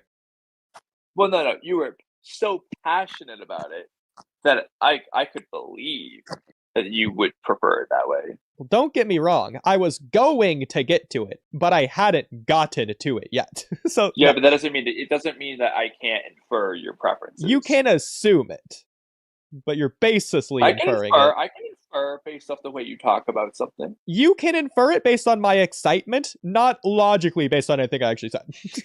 So the tone of my I can voice. do it based on both. Okay, you can, but you didn't because there was nothing there. Well, no, I did deep down. I just didn't talk about it. Okay, now you're just pulling at me. Okay. So my problem, Kamui, is not that would be bad. If it's narratively wrong. In fact, I feel like you already said that. No. I think you did allude to this because I think you said what you're about, the idea of the first half of what you just said, you did say yes, last time. I did say the first half of what I would say last time. You did either imply or directly state you think it would be better the other way around. So there's two parts to this. The first part already sounds too deja vu familiar. No, I did say this first part. I know I did. But I didn't get the chance to say let's just assume you didn't say after that. That statement alone already... It clearly tells me all I need to know. You would prefer it the other way. I completely disagree. That does not give enough context on its own. You can it does. Oodie, you could say that maybe if Fabrino says it doesn't give enough context, but when we say it, we know. When Mello went out of his way to talk about how perfectly in sync we were, we know. Kamui, that's not true. If I said it wouldn't be bad if Sasuke didn't say the 10 times 0 is still 0 line, I'm not saying that the Sasuke Triple Arc is bad. You would never say that to that one. I think it'd be completely reasonable to say it. There's a surrounding context of the conversation and the way you say it. You can try to force say it now, but that we can tell, Oodie. It's the surrounding context is whether or not it would be obviously narratively wrong. That was the debate. You already agree. Yeah, but no, I mean the things you say in that conversation when you say that line, it's very telling. But we hadn't gotten into preference or why. We were only saying whether or not it'd be obvious. That line alone already tells me your preference. No, it doesn't, because it's going towards likelihood of why it would or wouldn't be obviously wrong. No, because you're saying it wouldn't be bad if it was narratively wrong. Well, first of all, I haven't even finished the first half of this. I've done a quarter. Yeah, you did last time, though. You did last time. I did last time. And that's what I'm referencing right now. So when you say that in the way you did it when you did, it already tells you all you need to know. I don't know why we're debating this right now. Because you're being ridiculous and not letting me finish in the first place. Oodie, you have been doing Mello's OnlyFans. Nobody knows the real Oodie, I guess, apparently. What are you talking about? Miss And, based on what you've heard, because I know you weren't here last time, and that's exactly what Kamui's harping on, which is why he's not going to let me say this anyways. But that's not true. You're the one harping on it. You insisted that we're going to start this conversation about the wrong thing and not do the less good yet. Kamui, I'm begging you, man. I'm begging you. I can't even ask Miss And a question now. Bro, you're not going to put the blame on me when this was your idea to do it that way. It's my idea to do this, but you're the one doing this. Okay, Oodie, I could say it's not my idea to do this because I wanted to just read the new topic, and you're the one doing this. Well, yeah, because I want to do the old topic. Exactly, which means you're the one harping on it. No. You I'm can't Hold on, hold harping. on, hold on. I'm harping How on about- your ridiculousness. I'm not harping on the old topic. How about Oodie? You say your thing, finish saying Please. your thing. I would love to. Well, Kamui, let me. Yeah, but Yeah. I'm not allowed to. Okay, no, Oh my you God. finish saying your thing, and then I'll respond to whatever it is, and then Thank Kamui you. can say whatever he wants to say, and you're not allowed to talk. Yes, and I will get to your topic, Kamui. Okay, right now we're doing my topic before you try and ruin it again. Oh my So, gosh. Yeah, What is it? okay. No shooting whatever it is at each other. So, Misan, based on what you've heard me explain so far of this topic, which has been, last time we agreed, it's about the obviousness of whether or not it's right or wrong, and my elaboration from last time that you've only heard the first half of, because I haven't said the second half, let alone the second half of the actual point, which I didn't say last time. So you've only heard the first. So based on what you've heard so far, that assuming that it is written to be narratively wrong, it's not that it would be bad. Based on that alone, do you think I'm inferring a preference towards the other option? Okay, so the 70-30 thing was about your believing the likelihood of whether or not it would happen, correct? No, 70-30, we didn't give numbers last time. That you could just throw that out entirely, but that was in reference to what I would prefer, which we didn't go over last time. Okay. Now I'm confused. So that was entirely new. So last time, the only thing we went over was the likelihood of it, and specifically whether it would be obvious or not. We didn't even go over whether we thought it would go one way or the other way last Well, time. you said the bad sentence. You repeat it again for her. Last time... so stupid. Last time, we were debating whether or not it was obvious or not. I was saying it wasn't obvious. I didn't say last time whether it was more likely or less likely to be one or the other. I didn't say last time whether I prefer one over the other. Kamui's saying last time that based on what I had said, that I was inferring my preference, despite never even getting on that topic. Say the sentence in question again. Okay, I will say this is a question again. So, assuming that it's written to be narratively wrong, it's not that would necessarily be bad. No, you're saying it differently now. No, it's not how you said it. Then you say it, Kamui. Say it how I said it. So, Miss Ann, Kamui's about to say what I said. I'll say how you said it earlier on the stream. Go ahead. Assuming it would be wrong, it's not that it would be bad. I'm confused on what the difference was there, but okay.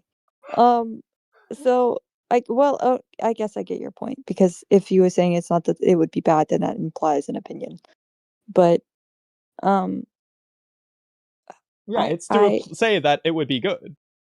No, so because the idea is that, like, for example, if I give two options and I say, well, for example, the Kawaki, Ada, and Code, well, let's just say Kawaki and Code are the only two options to make the simple binary choice. If I say, I explain the two options and then say, it's not that it would be bad if they did Kawaki. You're like, what? Do you think I'm preferring Code when I say it that way? yes. Or do you feel like I'm preferring Kawaki? That's not the same thing, though, Kamui. It's not the same thing because these two options are two different opinions entirely from one another. You can't say if you like one, you hate the other. They're disconnected. They're independent. You can think both are good or both are bad. But I don't need you to it doesn't matter. The point is, you have a preference for one.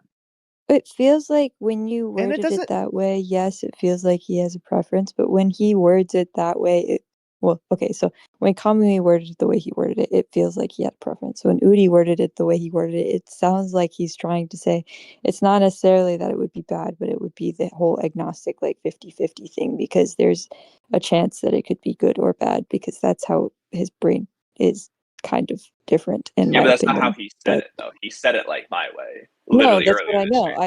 Well, you Him can say saying tone of it in voice, your but way Kamui, regardless of sounds how like I said it, I'm not because giving it's Oodie. any credence towards my opinion on the other possibility, on if it was narratively good. I'm not giving anything on that. I'm just saying if But it was the not bad. problem. Even if you're just saying it, it does come across a little bit tilted in a way for depending on who's listening and how it's interpreted, which you can Especially- argue that it's not, and that's fine.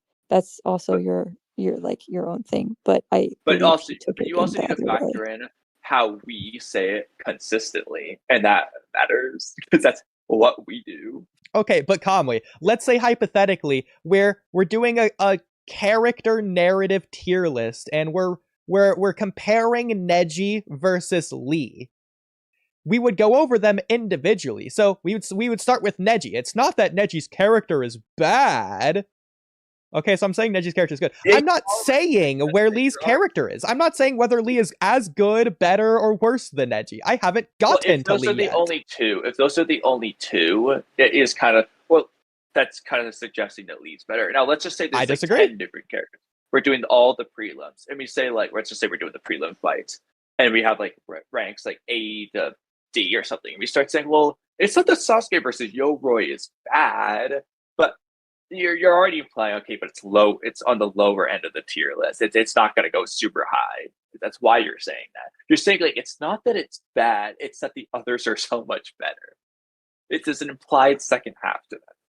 But that's in I can direct see- comparison, whereas these are independent of one another, not No, connected. because the comparison is the alternative. Is that it's not wrong.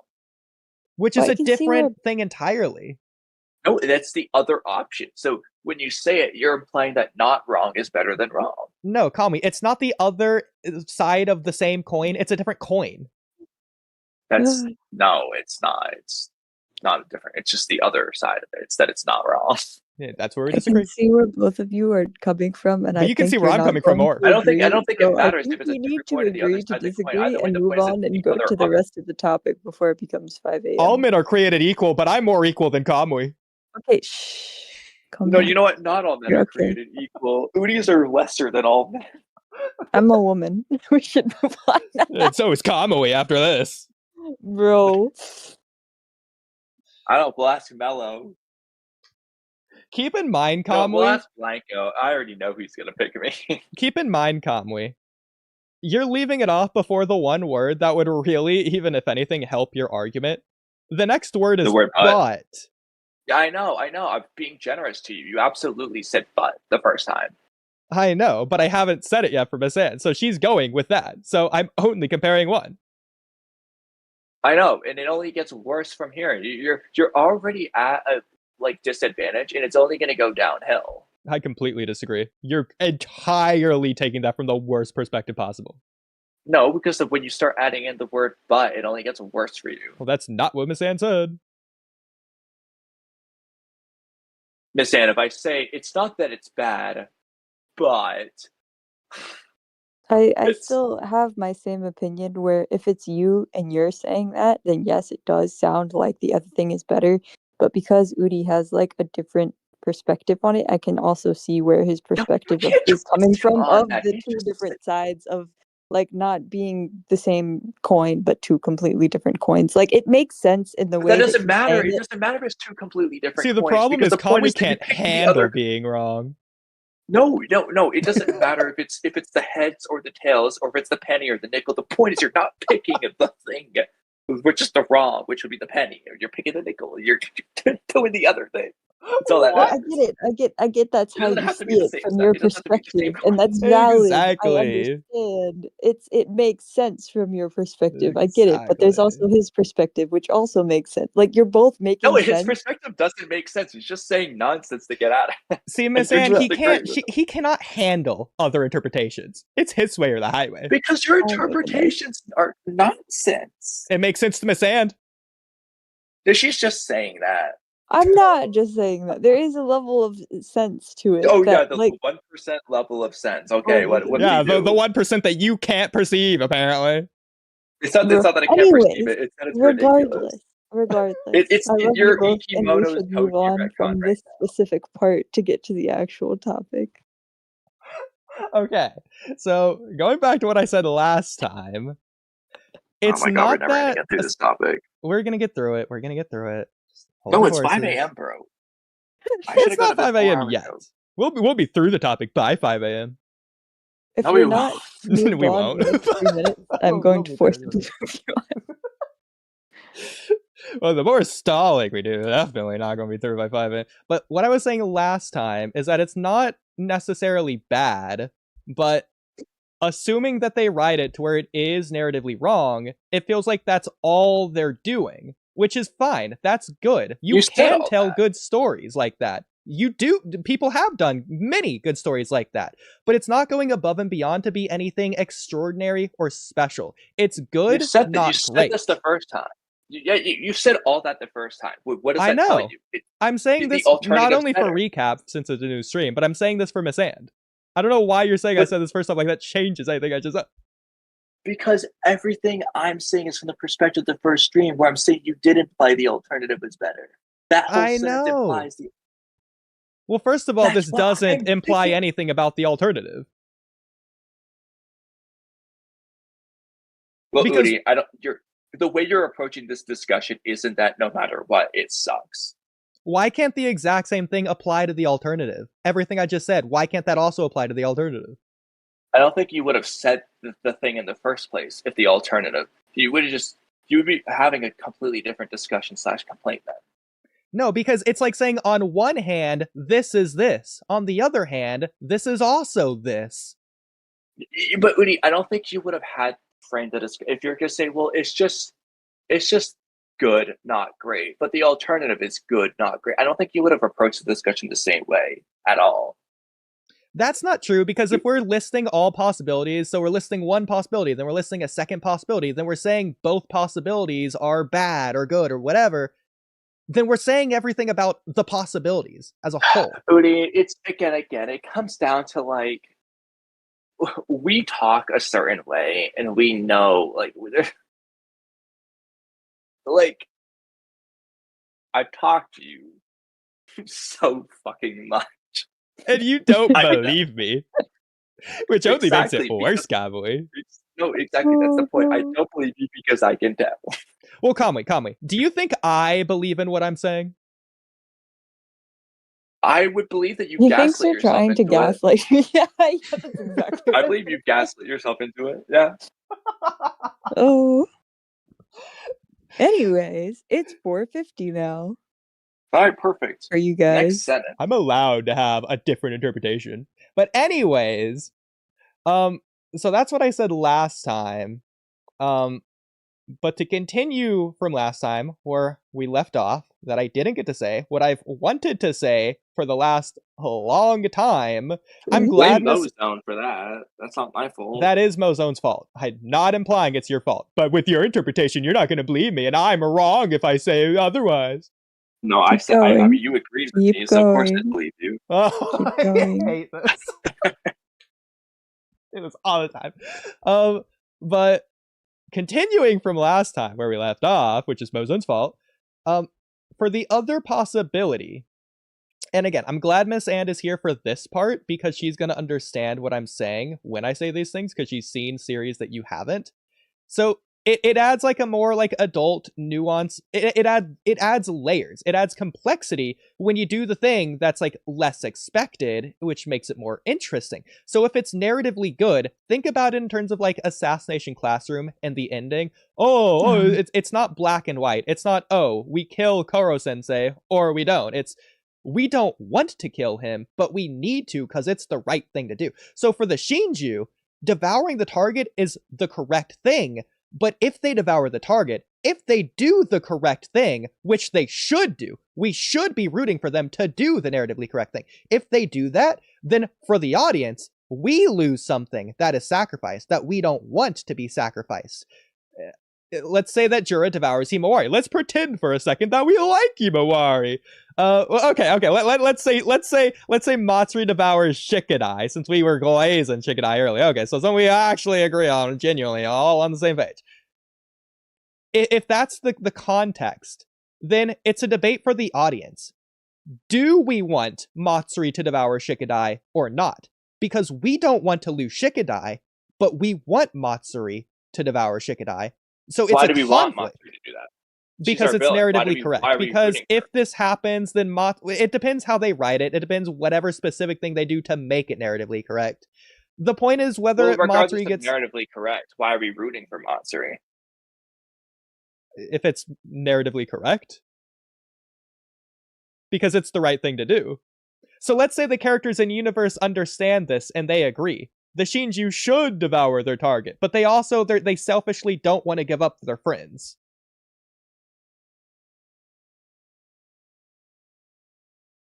Because let's say hypothetically, they know the Tsutsutsuki clan, Kamio's clan. They know the Tsutsutsuki clan is coming to Earth to invade it and kill everyone in a year, and they're infinitely stronger than anyone they've ever known.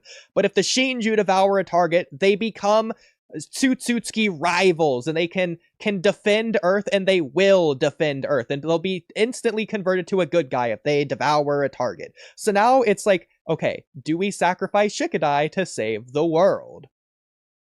There, I made it into Assassination Classroom.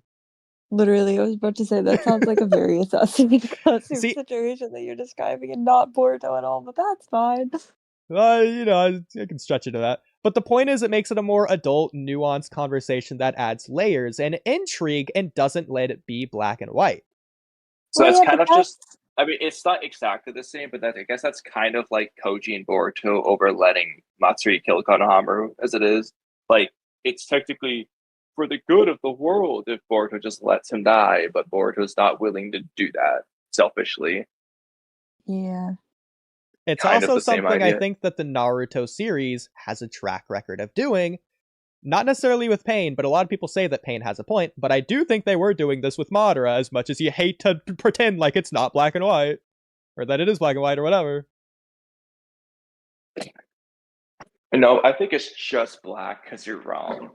Kakashi literally tells Obito maybe he's not wrong after Naruto does a Sock no Jutsu. That's the last thing we get on that, by the way. That's not true. You have Madara saying maybe he was wrong to Hashirama. Unless you want to make a difference between Madara and Obito there, but... Bro. So Obito's what might be right, not Madara. By the way, this doesn't help your case, because your case is that it's black and white, or just black. Whereas I'm saying it's not black and white. That was a joke. That was obviously a joke. Okay, it's a joke, but you also didn't follow it up with its actual point, so did you agree? Well, Oodie, I mean, how many times have we done that? Infinitely times, so... Well, would agree or the topic? Because we've done both. Agree on what? What? Agree on what? That's not what I said. You asked I me used what the word there, but that wasn't the question. I'm asking, you said, would you agree? I said, agree on what? No, that's not what I said. You heard me wrong. So what did you ask me? You said that we've done that a million times, and I asked you for clarification. Is the thing we've done a million times agree, or is the thing we've done a million times talk about the Madara topic? Because we've done both. Well, probably the Madara topic in terms of whatever you're referencing. But okay. What is the rest of this topic exactly? That's a good question, Miss Ann. I wonder if Oodie would be willing to continue it. Miss Ann, Kamui, before getting into the topic, do you two at least now? Okay, Kamui, I understand. Very defensive mode right now because of all the debating we've done for the past hour on this stupid topic, but open mind for you and Miss Ann, which I'm not doing a good job of convincing you by only insulting you going into this, but with the new context of what I have just said, not just now, but like a couple minutes ago, of my reasoning, my elaboration for why it being a good thing, narratively, why it being the correct thing would be good for the story. Do you agree with that? Yes and no. Yes, because it would be a good thing if they did it right. No, because I don't feel like it's going in that direction to where it could be written well like Assassination Classroom was. Like, it hasn't really been given the foundation. Like, Assassination Classroom had the whole like Karma versus Nagisa fight where they were like, oh, to kill or not to kill, which one should we do, which one should we aim for? Like there was this whole morals question of, oh, he's actually a decent person, not an alien, so like not just some space alien trying to destroy the world. So like there was this whole debate, and then the thing that it ended up being, trying not to spoil anything, would be like the whole, they made the quote unquote right decision, even if it was like, even if that decision could have been like, there was hope the whole time that it could have been the other way. It's bittersweet, and that makes it a tragedy.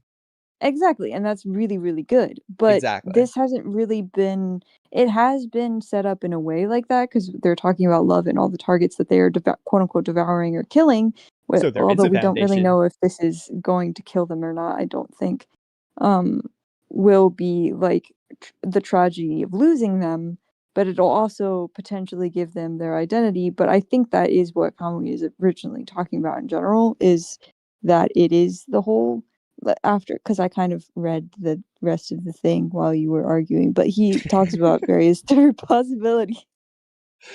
Well, you did say a couple things there. One, that it's not set up to be written well if we go this direction. Well, to be fair, it's two blue vortex. I mean, writing. I mean, what are we doing here? Okay, So that's where I want to make a tweak. Personally, I think the yeah. emotional stuff is well written, which is why I think this is, if it was handled in this way, it would be handled emotionally well, if it isn't necessarily up to you guys' standards of like taking every single thing literally well.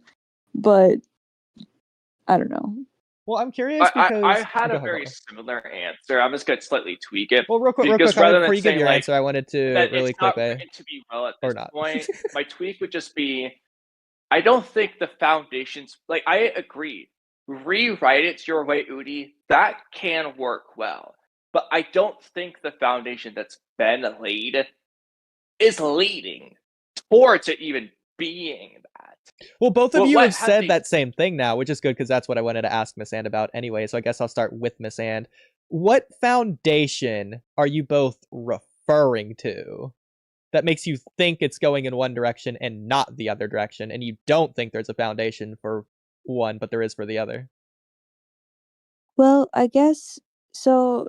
To start, like, you have the Shinju are just like being instinctual, and they're like bear cubs or whatever, Cub Scouts, whatever you I don't know what you want to call them. The cupcakes. But like Mormons.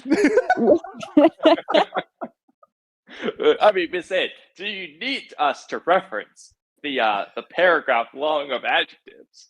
I mean, if you want to, but You know, Miss Ed, for the sake of time. You know what? Screw it, Oodie. This is the segue I'm willing to have. Let's have Miss Ann read the entire adjective list before she says the shit. You know, Kamui, you were right. We didn't finish this by 5 a.m. No, we did not. Well, I mean, 6 minutes ago we didn't do it, and that was not my fault. I tried to move you guys on a little bit. We're moving in the correct direction, I think. In the correct direction. Exactly. So having Miss Ann read the paragraph-long Shinju adjective list is in the right direction. If Miss Ann wasn't here, we'd still be debating Madara. How about we write that down, and I'll do that later. But anyway, I think because you're on it. The Shinju are the Shinju are the whole list of adjectives in which I will eventually read. They haven't really established like a core fundamental understanding that they, well, other than Matsuri, that they may potentially love this person, or that the other person, their other self, loved this person that they're trying to devour and kill. So in order for them, like, I feel like devouring the person would lead them to that understanding, but it would be this kind of like, well, where did that understanding even come from in the first place? Like, was it just this whole instinctual desire thing? And if that's what it chalks it up to, and they're just like, oh, my instincts, I'm sad now. like where is that going to eventually go? Like, are they going to rampage? Like, what's going to happen? What can that lead to that's narratively so good? Like, good as Assassination Classroom was. It's just not quite there as a thing. And even if they... Hello? You're there. Doing? Sorry, the cat. Hello. Well, hello, kitty. I'm gonna win the kitty days. Where's she even? Oh, Can we get a okay. nyan Anyway. on camera? Can we We get a actually did Japanese that earlier, meow? but you didn't hear it. I was very sad. Oh. But anyway, I think it's just like it wouldn't be as, I don't know. And even if they did, because I think Oodie was talking about how they devour it and they're like, oh, this is yes, we have completed our goal now. And I don't know whether you were like encompassing the whole bittersweet thing, but to be unexpected, it would have to be like, yes, I have completed and become to my true form, and now I am Super Saiyan 4. Like kind of thing. Like I don't know if that would necessarily be good in that regard. It would just be unexpected. There wouldn't be much meat to it, I guess, story-wise. But I'm not sure if that's the direction you were trying to take things. But I don't think it was, because you brought up the assassination classroom example. But the whole point of the assassination classroom example was also that it was like the thing that needed to happen, and it was unexpected. Like it wasn't the one thing everybody wanted, but like it was still good. But anyway, I think I've rambled for long enough. I think Kamui should go. Well, Kamui, two things. One, is your thing the same as hers, or is it different? No, different. Different. Okay, and two, do you want me to address hers first, I was or gonna, you go ask first, and then you, I'll. do you want to address her, or do you want me to go first before I Well, that inevitably puts us in a forget tricky something? situation. Miss Anne, you decide. I think Kamui should go, and then you address us both. Okay, Kamui, go ahead. Okay, so what would be the foundation? I don't know the best order to go about this. So I'm just gonna go whatever order I decide. So the first thing to note is just that time and time again throughout both Naruto and Boruto, our human characters forged their own identities, the very human ninja, whatever ways. I don't need to overly explain different identity arcs. They don't need to devour people. The humanity doesn't need to do that. Okay, moving past that. We love this chapter 9 conversation between Jura and Hidari. Their favorite thing in Two Blue Vortex, practically. What is Jura debating Hidari about, basically? Something is surpassing Team 10's instincts. Their survival instincts are being surpassed by something. What is that something? All the signs of love is surpassing instinct.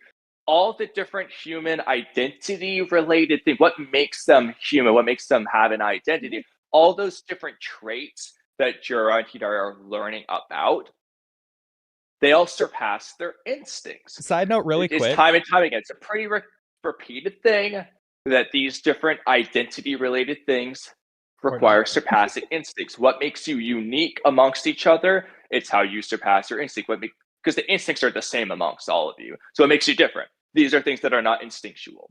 Whether Matsuri loves Konohamaru, that's not an instinct, that's an emotion. Devouring a person, that can be an instinct, but like loving Konohamaru, that's born out of literally Moegi's identity, her past with Konohamaru and so on. That's not an instinct.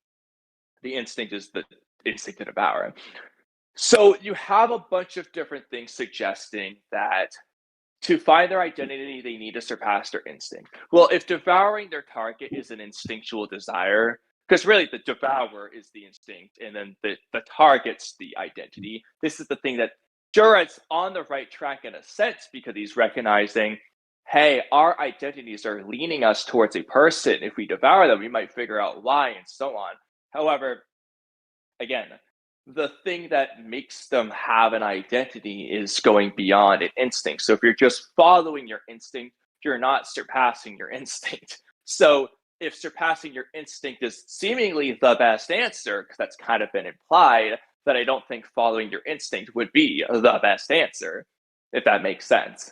That's suggesting that that's not the best answer, because we've already suggested there's a better answer. And Jura is either blind to it, or he's unwilling to accept it, whatever reason you want to explain for that.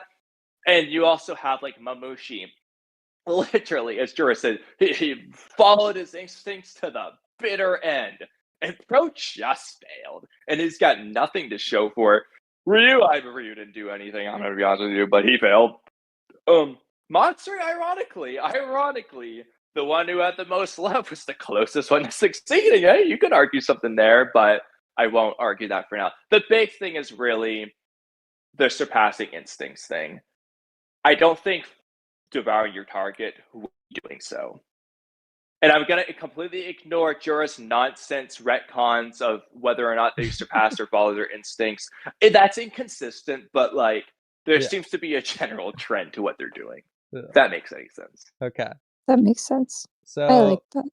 to address both of you, I wish I addressed Miss Anne first, since your thing was different and long, and I'm going to forget both of them.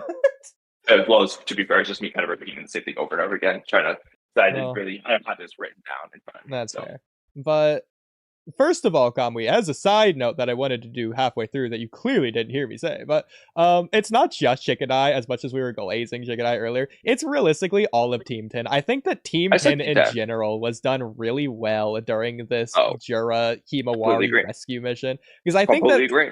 Exactly. They're each having their own unique role and independent thing to do, not just with Jorah, but with Himawari. It's so cool how they have, like, literally, they have their own identity and how they approach the Himawari situation, how they disagree with Himawari and each other. I'm pretty sure we had a whole segment about that. We might have done a little bit of a rewrite to where we amplified it, but we discussed that topic They before. literally each have their own moment to shine. I just think that whole thing was done really well. Really right. Aside from Chocho's pancakes, yeah. yeah. Well, there's another Chocho thing I complained about, but that's a different thing. But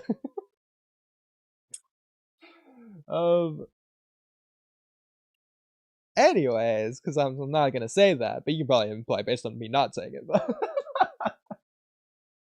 But to address the actual things here, to kill the elephant in the room. So, not to repeat the things I was saying earlier, but for Miss And, so it's interesting because yes, I understand what you're saying, that the Mormons and the cupcakes and all the adjectives lead you to think one way. At the same time, I think that they're doing both things, because narratively they're saying it's wrong to kill these innocent Cub Scouts, and then Boruto's out here slaughtering them because they're just trees. So which one are they doing? Are they saying it's bad to kill the Shinju, or are they saying it doesn't matter to kill the Shinju, so it's probably a good thing to kill the Shinju? I hate to interrupt you with something tangentially related, but you made me think of something else about because you guys were talking about like what's expected versus what's not. I do want to make a point. Well, real quick, because I wanted to make this point as well. So it's not just Assassination Classroom.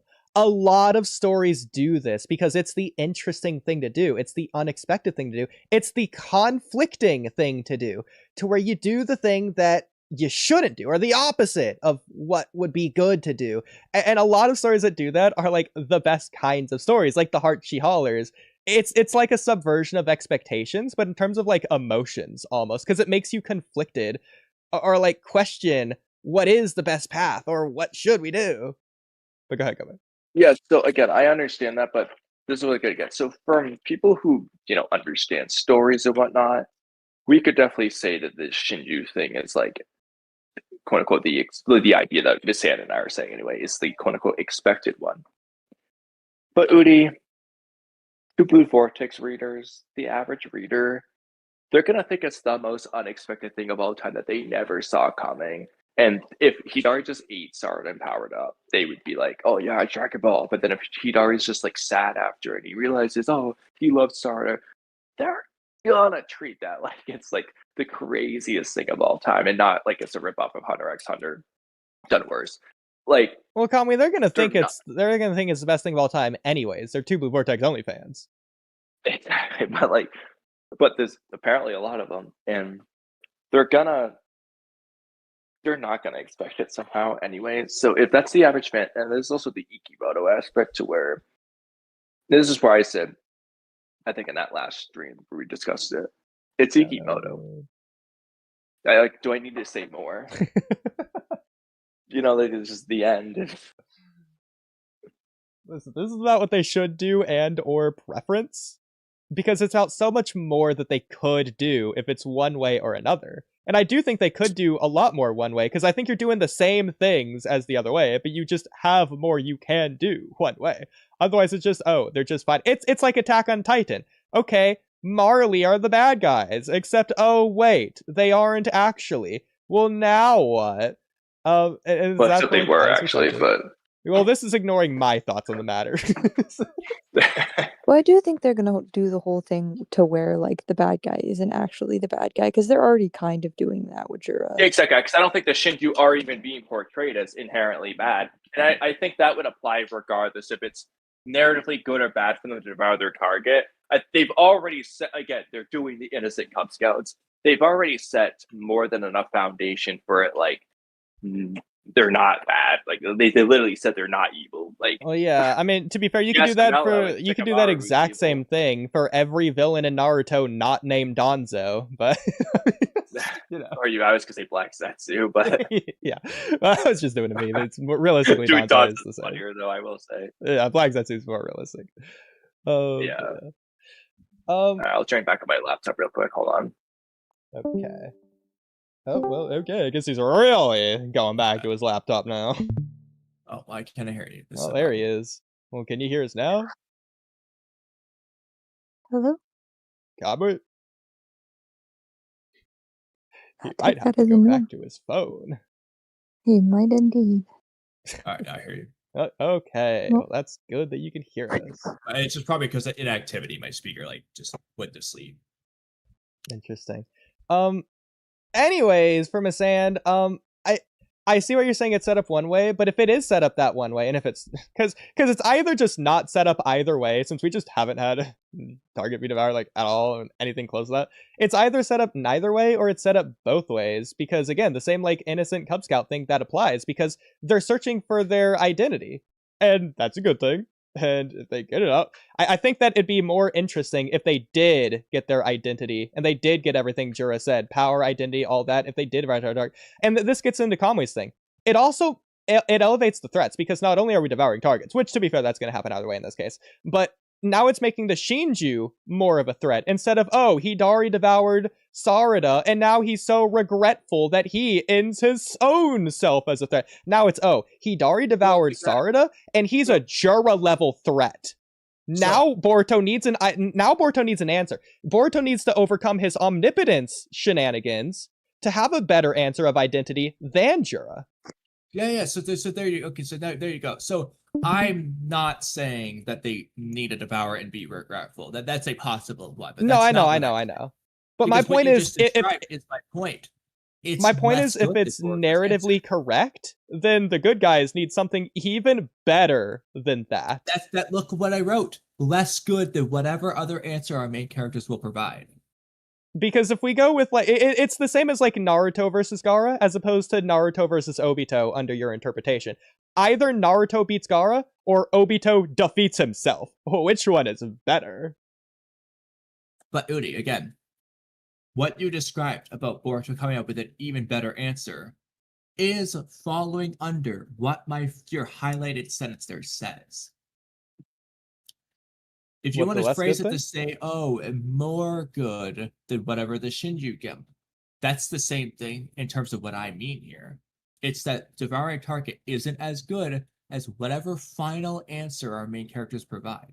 No, but that's different though, because our main characters aren't Shinju. They're humans. This is what makes the Shinju interesting. Devouring their target, as far as we're aware, first of all, I disagree. I don't think devouring their target is following their instincts. I think devouring Boruto would be following their instincts. They're surpassing their instincts by choosing not to devour Boruto and go after their target. With all the statements, I disagree with some of the statements that are inconsistent anyways. No, but it's consistently said that devouring their target is instinctual. It's also consistently stated. It's also consistently stated that going after their target is surpassing their instincts, because their instinct is to devour Boruto. No, it's not. I mean, you can say that technically should be the case, but that's not stated. What's stated then? In terms of what I'm saying? Devouring their target is instinctual. So when are they surpassing their instincts? Well, if you want, do you want to go by the one time Jura says it, or Sure.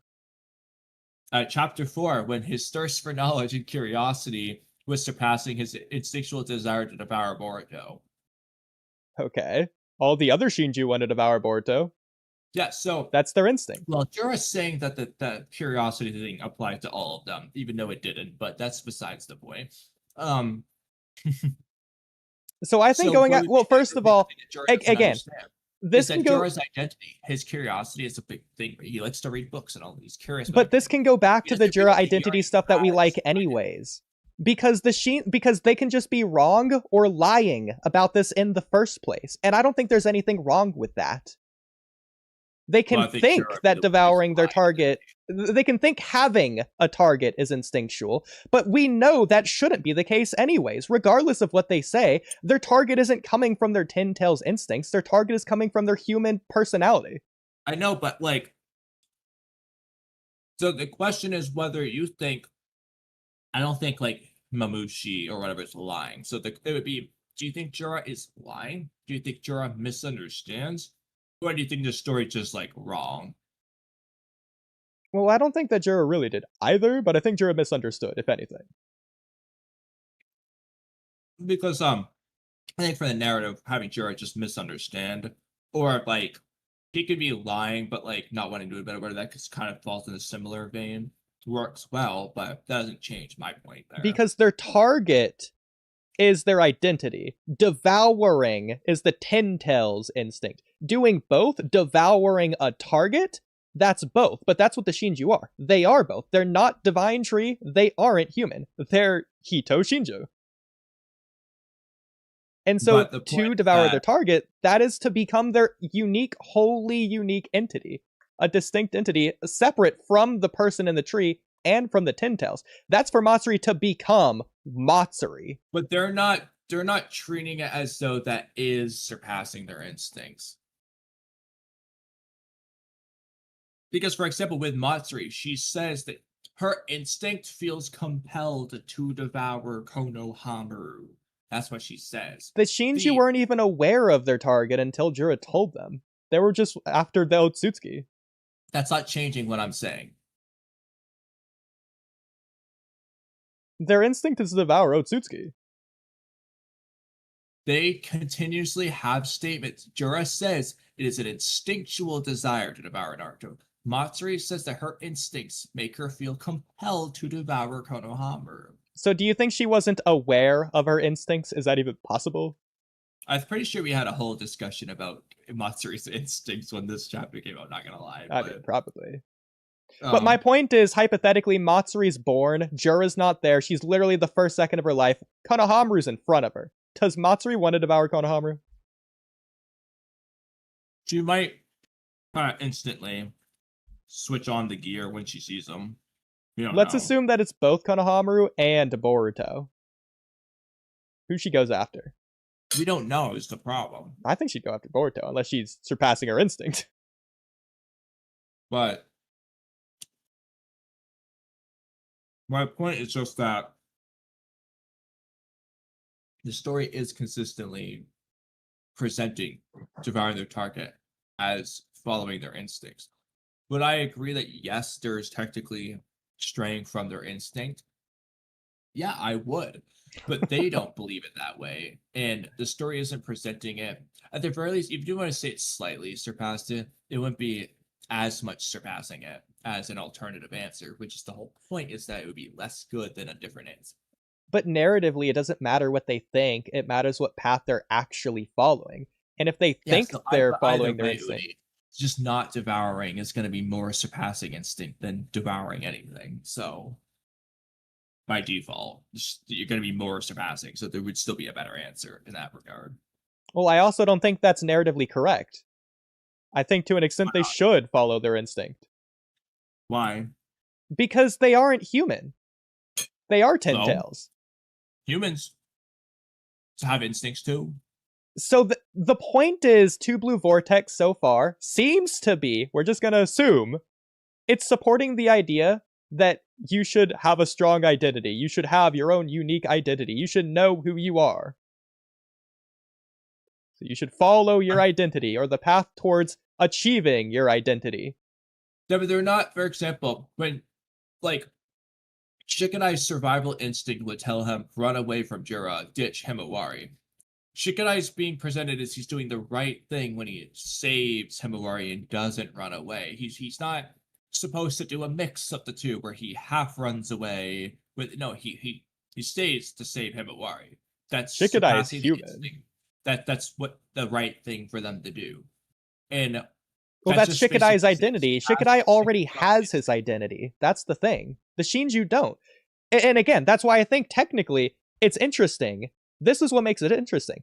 Because if they're following their identity, then if they devour their target, they gain their identity. That's narratively correct. Let's assume that is the case.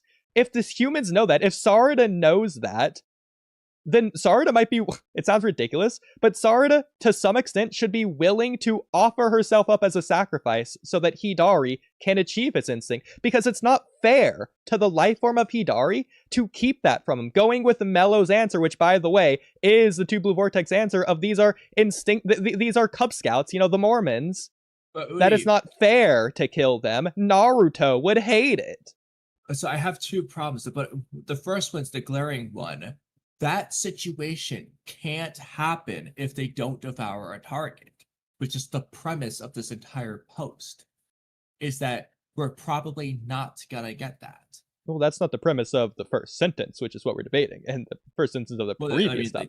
The premise is that we read it, we reread it earlier, but I know, but the whole idea of this entire foundation of this conversation is going on. They do or will develop a target. Otherwise, the whole conversation can't happen to begin with. So by having the conversation, we're assuming that they will. Well, no, this conversation said they won't. Well, the conversation written.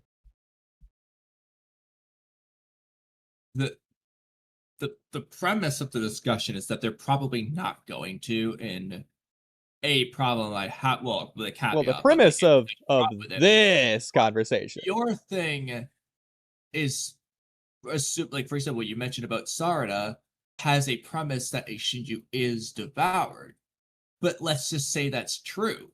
Well, hang on, because did you mean to say what you said? What I said doesn't apply anymore. Did you mean to say what you said there, or did you misspeak? That narrative. Did you mean to say a Shinju would be devoured? A Shinju would get to devour a target. Get to devour a target. Okay. Yes. But like my point is, if a Shinju is devoured in any premise, the rest of this is a Shinju devours in any premise, not gets devoured. I can't say it right now. Okay. It's probably not right. Sure. Okay, this is your denier. Yeah. So if a Shinju devours, in a premise, you can disregard this whole, bunch of paragraphs, because whatever that does is going to have a narrative, and I no longer have a complaint about potentially not getting that narrative because I re-got the narrative. So none of this matters. So this requires the premise that no Shinju is going to get devoured for the rest of the your season. thing is entirely different from my thing. You mentioned Sarada, like somebody gets devoured and Sarada sees that and so on. And that's what I'm responding. Well, but also, a target technically doesn't have to get devoured to have the stakes in the story that I'm discussing. Hypothetically, for whatever reason, Koji says, if a Shinju devours a target, they gain their identity. Then the characters can wrestle with that. Sarada can wonder. A part of her can want to sacrifice herself for Hidari's sake. Yeah, but whereas that's true in that sense, that can happen. Don't get me wrong. Regardless of what I'm about to say, that can happen, but I don't think it's as good as if she sees it. Because, for example, let's just say Matsuri succeeds in devouring Konohamaru, and Matsuri has the wonderfully most beautiful Cub Scout wedding cake bride identity of all time. Now Sarada gets to see what that is and see how positive that is, how much it's good, to then question it. But if she doesn't get to see it, she doesn't know what that identity is. Why does Sarada care? The story isn't giving me anything to think she would or that she should. Now, if they do that, more rewrites, okay. But has the story laid that foundation? No. So I'm not going to count that because that foundation doesn't exist. See, I think the story's laid the foundation. the foundation I was saying earlier. That's the foundation I think has been laid. Also, I do think, I mean, Mamushi literally waited days to figure out why he loves Ada. That's not instinct. That's him figuring something out. That's beyond instinct. That's going with his human consciousness, their awareness that they awakened. Well, so again, you can say that, but his explanation is about like species thriving. It's very instinctually based. But again, No, you can I say understand. you can say that's Mamushi/Bug's identity, but they don't realize that. But then why didn't Bug And it's invade earlier? questionable whether or not Ikimoto is intentionally writing it for us to pick up on that or not. We don't See, even know. but I think that's interesting. That's the same thing as if Code realizes he genuinely loves Ada. It's like the same idea. But Oodie, if Mamushi can do that, and that is we're saying that's Mamushi's identity, then we've already proven the point that he doesn't need to devour a target to get his identity. He already has it. And I think that is the point. Jura is the best example. His curiosity surpasses instinct. He has a very clear identity based off his reading and whatnot. He already has identity. He thinks he doesn't, but he does. He doesn't need to devour anyone. He already has the answer. He just has to look inward, not look outward. And if that's the case, if he already has it, then why would devouring a target be the best answer for him?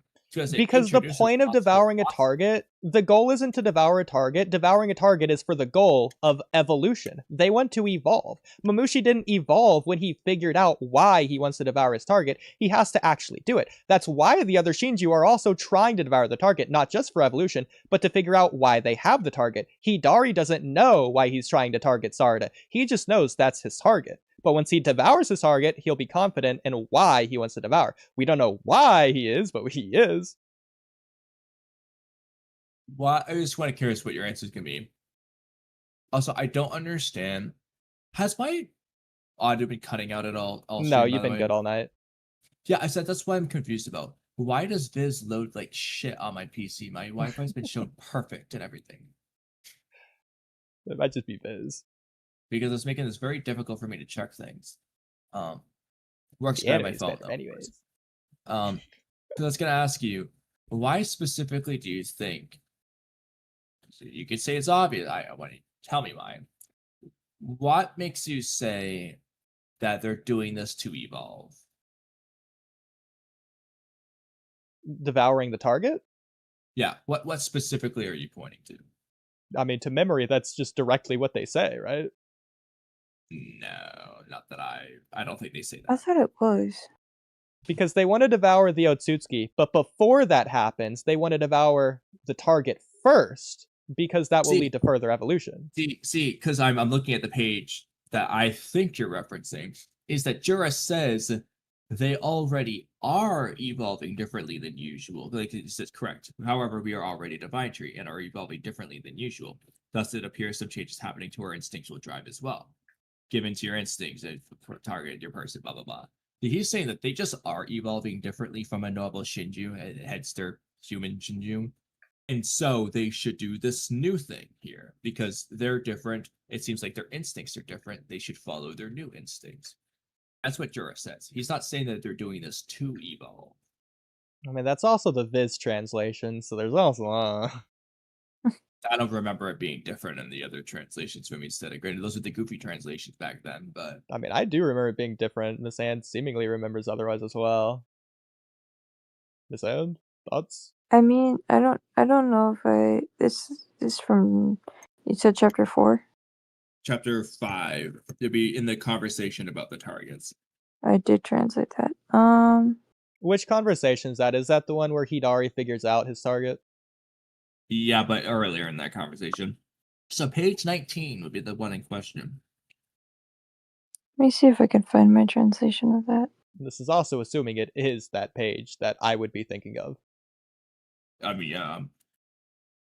If you tell me another scene, I can look at it. Well, I don't know what scene it is specifically. I'm just taking your word for it of which scene I'm thinking of, which you're assuming. The only other place I could think of is going to be when Jura's like narrating Matsuri's stuff. If he says the word evolve during that at all. I don't know. At the very least, in the 10 directions, it seems like Mamushi might have evolved, assuming he ate Ada. Well, we don't see him evolve. Yeah, but assuming that is Mamushi just wrapped around Ada, I guess there you go. Yeah, we don't know, considering like We Jura don't. I do still think it's history. something else. Yeah. But if that's the case, that just means he just turned into like Now, if you mean when Jura says life forms should obey their instincts to strive towards the end goal of evolution, then let's just go with that. That's during the Matsu conversation. That'd be the only other place I could think of. However, what he's saying is obey their instincts to evolve, which means if you think they're devouring the targets to evolve, that means, from their perspective at the very least, they're obeying their instincts to evolve like normal. So, Kamui, let me ask you, why are they going after their target instead of Boruto? Why their target first? Because Jura noticed that he has this instinctual drive to devour someone else, Naruto. And he thinks that it's because they're evolving, that they're human Shinju, not regular Shinju. And because of that, he thinks that they should just give in to their instincts. But again, Jura, he wants to devour Boruto and Kawaki. He's waiting. He's holding off on that. He could have done that. He's choosing not to do that. Jura, curiosity. He wants to know what it will happen. He wants an answer of what it will happen. That's Jura's identity, basically. Hidari wants an answer on who he is specifically. Like, he's got the most identity. Jura technically just in a different way. The others less so. But Jura wants to know the why this is the case and what will happen. Hidari wants to know who he is. The others are kind of just doing it because Jura said so. I mean, if Jura devours Boruto or Kawaki, he just gets a chalk fruit. It's not like he can't go devour more. So I don't see the reason for the order here. Why not just devour Boruto and devour Naruto later? Jura just doesn't really want to devour Boruto. Okay, but that's not the case. No, that does work though, because if Jura's identity is that he doesn't really want to be a tree, like an actual tree, he deep down doesn't want to do that. That would just play into it, finding any excuse not to do it. See, but I don't think that should be the case anyways. Tajira just becomes fully human in a tree body. That just is weird. I want him to be half tree, half human. That's his identity. Well, do you mean when you say fully human, do you mean like metaphorically or literally? Yeah, metaphorically. Either way, my point is the story has only said, from the Shinju's perspective, they're going to gain something from devouring the target. Nothing has led me in the opposite direction. I mean, it seems like they're saying it for a reason. It's probably going to happen, so they probably are going to get something that's going to be good for them. That's separate from what I'm saying. I'm not saying they won't gain anything. Gain good things. It's going to be good. I know where I said it wouldn't be good. What I'm saying is that we won't get to see why there isn't a better answer, why it's not as good as whatever the best answer that the main characters provide is. So, Kamui, when you say that, because you're comparing the answers, are you saying the Shinju devouring the target is going to be the wrong answer because there's a better answer? That's why I changed it. Okay, so you're saying what I was saying.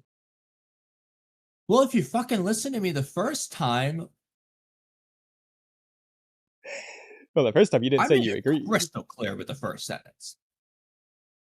No, I understand. Less good. But using the logic you were using earlier against me. I reminded you back earlier when you talked about like them having the Jerez as this terrific answer, and then Boruto's gonna find an even better answer. That works. That's fine. They could be the second best answer of all time. The point is that there's a better one that the main characters provide. But comment. What I'm saying is apply the same logic as what you were using when I was saying this is bad. Apply that same logic here. To where it's inferencing that what is bad and the other is good. No, this is just saying it's less good. It's not saying anything is bad. It's that it's less. So again, I didn't say, when you say it's not that it's bad, I'm not saying you inferenced it's bad. It's that you inference there's something better, which is what my less good is doing, the same thing. In fact, it's the point to do that. Okay, we'll give you that. I do think you are right on that. I do think it's following this track of logic. All right, don't scoff. I'm being the bigger man here. I'm willing to admit when I'm Why wrong. you finally agree 4 hours later that I was right the whole time? Okay, Kamui, what's this topic? All right. Anyway, Well, why am I asking you, Miss And? What's this topic? Do you want me to read it? Well, it's not that I that's want a you great to. idea. It's that I need you to. All right then. Hold on one second. Let me get my screen positioned correctly. Now, again, with one caveat, we won't get to see why devouring your target is less good than whatever other answer our main characters will provide. Whether it would have given Jura and Hardari only half of their answer, turned them into a Ten Tails and taken away their identity, not just quite been the answer Jura and Hidari were looking for, or they simply found an even better answer or anything else. See, all three of those isn't what I was saying. No, I look, think the last that one. Or they simply found an even better answer. yeah, I don't like which is that. what- What I'm saying, whatever answer Boruto comes to, fine. If it's better, fine. What I'm saying is for the Shinju, this is the Shinju's perfect answer. There is no better answer for the I don't like Shinju. that. I don't They like that. can't do I don't Boruto's like answer. that. The That doesn't Shinju inherently aren't put- human, though. I don't like that. That Boruto inherently is. puts him below He's human. And technically I don't- Otsutsuki. Not only do I not think that's what Ikimoto's been doing, I don't like that. They Why? shouldn't be inherently below the humans. Why? Why should they be? They're not human, But they have humanity, and that's what's important. but they're not human. Why does that matter? If anything, they have better advantages genetically. Okay, so they're 50% human. So if human is good and they're half human, then they're half good. Yeah, but the point, I don't miss animals. I don't think that's what Ikimoto's doing. I think the point is that they have this humanity. Once they just recognize it, basically, they would just be fundamentally narratively human, and that's all there is to it. See, but I don't like that. I don't want them to I don't be. like that because same inherently as they're human. just doomed to fail. They were never going to win. Really. Well, that's not They don't have a necessarily the chance case at to win. all. Because It's they're a better huge than compare. 99% of human. I In don't fact, like they're that. I better. think it should be. Well, I no, think but it should be that hypothetically, Jura could have come up with Boruto's answer, and Boruto does it, and he loses. Versus Boruto's just at a distinct advantage that Jura can never reach. I don't like that. see, but I don't like what you're saying. Because here's the thing. What would it sound like? They're better than 100% of humanity. Humanity has to overcome and basically evolve. Hey, use that E word, evolve, to Super then Mooney, surpass the let's see, Shinju. do your thing. We can just do that with mine. Jura becomes 100% humanity, and he's equal to the peak of humanity. So Boruto has to evolve beyond humanity. There you go. You still got it your way. but If also my Jura's way. 100% humanity, or sorry, 100% human, then he's not Shinju. But he can do something to become 100% human. Like And what? Boruto can still go beyond that. So when you You say want- that, do you mean metaphorically or do you mean literally? Well, technically, literally, I guess it's possible, but metaphorically, if you want, that's if you want to do it that way. I don't think that's necessary. I don't think you need to have Jura do that, but See, but I think that's a problem though, because it's not a human personality in a yeah, I guess literally a divine tree body. It's not in a Tintel's body. It's supposed to be a fusion of both. Their personality is both human and Tintel's. Their body is both human and Tintel's. I think it's supposed to be they have consciousness Yeah. and they choose if that consciousness is going to be quote unquote human or quote unquote Tentails. No, I completely disagree. I think it's a perfect mix of both. No, I think Matsuri- Matsuri was that exactly. Matsuri was doing a blend, but that doesn't mean that's the answer. Well, I also think just inherently, through having a target and wanting to devour that target, that itself is also the same thing. But you're assuming that the blend is inherently better. I mean, I don't know about assuming. I don't think it inherently is. That was a joke for the reference. Just because you used assuming there randomly. But better is interesting. I mean, it's my opinion. You have your opposite opinion. That's okay. But that's not really the point of what this was at all. For this. But it's again, it's like the same as Hidari, because Hidari doesn't know he wants to devour Sarada, but he does. But like, here's the thing: the way that Shinju show with their love shouldn't be the same as a human. For example, we're gonna say that Mamushi genuinely loved Ada. The way a Shinju shows love, compassion, affection isn't humans. Humans are going to do the Itachi forehead poke. Shinju are going to devour you. That is their way of showing they love. I don't think that's true, though. Well, other species show love in very different ways. You don't show it by devouring you. Yeah, some species And do. even And if if we're you wanna say talking that's about alien theoretically species, then possible, why maybe not? the praying mantis does that, but like that doesn't seem to be the case for the Shinju, because we've seen Matsuri Konohamaru, but she's just loving him. She's just like a schoolgirl who's in love with her professor. And I don't think Toby. that was Matsuri being her true self. I think that's her giving into her human side, not enacting any of her Shinju side. No, but I'm saying that's Matsuri loving him. No, but she does the No, that's devouring Moegi thing. loving him through Matsuri's body. But when she's doing the I feel compelled to devour you thing, that's her basic, she's blending the Ten-Tail's instincts to devour / get rid of the threat that is Konohamaru. And then she's instinctually drawn. Well, but right there, Ten-Tail's instincts. But this is assuming that blending the two to say devour you, because I'll gain something from you and get rid of the threat that is you. This is assuming that all the instincts are. She's not showing her love that way. She's saying, I'm killing you because you're a threat, but I also want you to become a part of me because I love you. So they're two opposing forces that she's blending together, but that's not how she's showing her love. The Shinju are half human, half Ten-Tails. Do you think their Ten-Tails side is only instincts? Or do you think they have a Ten-Tails personality as well? We don't know. I think it's personality. I don't think it's just instincts. I think that's a clear divide here. Well, I don't think that influences what I said a minute ago anyway. I do think so. I'm just quoting the series. Oh, you love to do that. Well, yeah, because it's the series. Kamui, I don't want Hidari to just have Sasuke's consciousness and to just love Sarada by forehead poking her. That's why you're acting like that's what I'm saying. I'm saying what I wouldn't want. Yeah, but you're saying it as if like I thought you should. I mean, that's not a complete thought on its own. But Wait, what do you mean? Did you not hear what I said? I thought you should. Was should the last word?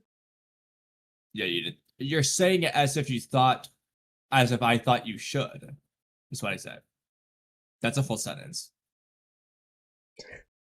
Oh, that's not okay. That's not okay. We're gonna move on beyond You're that. saying it as though I thought you. I said okay. I'm messing up how I say it, but what I said is a sentence. Yes.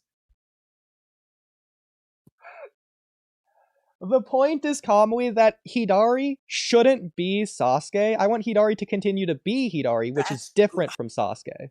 Okay, that's a great point, Oodie. Good thing I never said he should or would or anything related to him being Sasuke. I agree. So I don't know why you're saying that. Because it's from my point. It's not for yours.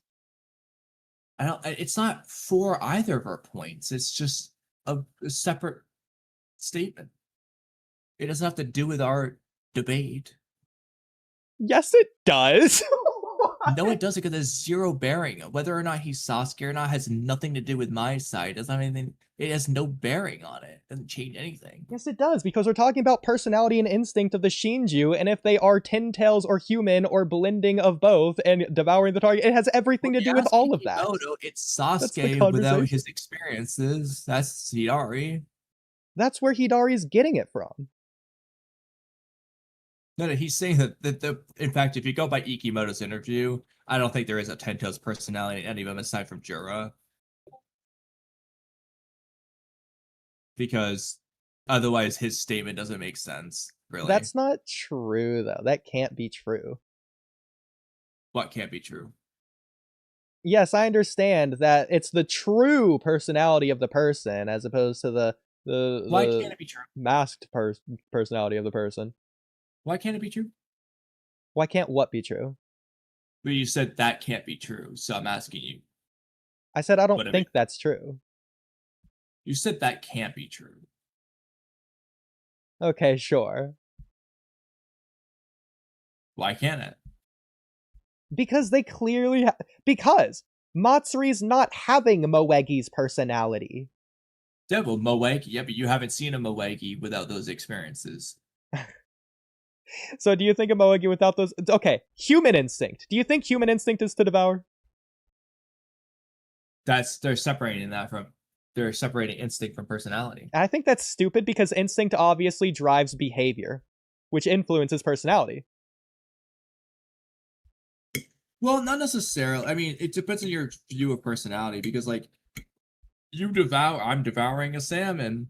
Shout out the health portion of the podcast that we're definitely not going to do right now. We should because I'm eating the salmon, but I'm devouring the salmon. That's not like my personality. It's just what I eat. You could say it's my personality. But Kamui, this is different because this is something they're actively choosing to do because of their consciousness. This isn't just their Tin Tails quote-unquote unconscious mind that's driving. This isn't a ball is thrown at them and they're instinctually raising their hand. This is conscious thought and choice. Well, they're saying it's instinctual drive. But that can't be the... So either... Okay. My compromise is Ikimoto doesn't know what instincts are. I agree, he doesn't, but that doesn't change what he's writing with the story. It's just what this discussion. Well, yes, it does, because whenever he uses the word instincts, it's not instinct as we think of it. It's something else, which would be what I'm describing. I think it's it doesn't really matter with a lot of my points because my point is that is for my points. Instinct versus surpass instinct. So regardless of what they're defining instinct as, you could say Ikimoto bad, but that's not going to change the narrative of what I'm saying. As long as we know what Ikimoto is considering an instinct, that's all we need to know for the story analysis. From there, you just complain about it or don't complain about it. Well, yeah, and that gets to what I just said, to where instinct isn't our understanding of instinct. It doesn't need to be. We just know what it is to Ikimoto. It's what he calls instincts. So, well, yeah, that's what I said, which would be my thing. Yeah, so when they say it's their instincts to devour the targets, we count them as instincts. We count them as Ikimoto's instincts, which is what I was. Okay, that's fine, but that only supports my thing because my whole thing is about Ikimoto's instincts at the end of the day, not your instincts. By my instincts, you mean my personal instincts or my interpretation of what I've been saying instincts? Both of them's fine. My point is just no, both of them isn't fine because my version of instincts is what you've been saying then. So then we agree.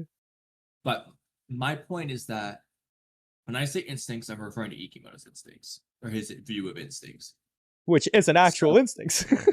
It doesn't matter though, because it doesn't change anything I'm saying about the story's narrative. Because you're just going to go with Ikimoto's interpretation of instincts anyway. So okay. From there, that's just you complain that it's bad. The end. But then Kamui, pretty much everything then we agree on. Okay, then you agree with me. You agree with me. No, you agree with me then, because I'm not changing everything I say stays the same. You're the one everything I say stays the same too. Well, no, you're the one changing. What's changing? You agree with me. That's not changing then in this case. It's the realization that we never disagree. We're just wording it differently. Because we're wording it differently because Ikimoto's stupid. Complaints, I think, still would apply as complaints, but you're gonna say, okay, well, now if you're gonna go with Ikimoto's instinct, okay, then I agree with you. Whereas I'm just gonna stay the same regardless.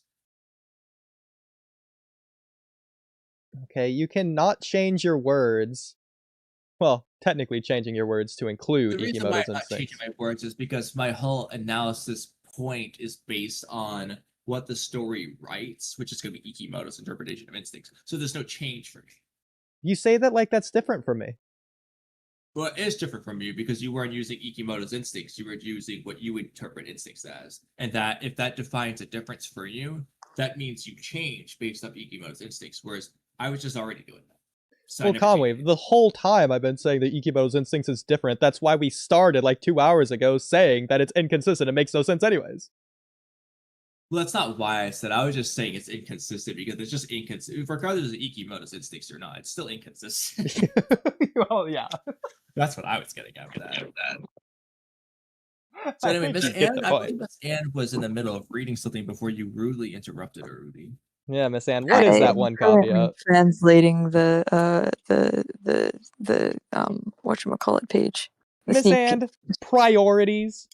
peek. I also have a purring cat. No, we never finished the above paragraph. Oh, You did we not? interrupted her. I don't know where. Yeah, you interrupted her.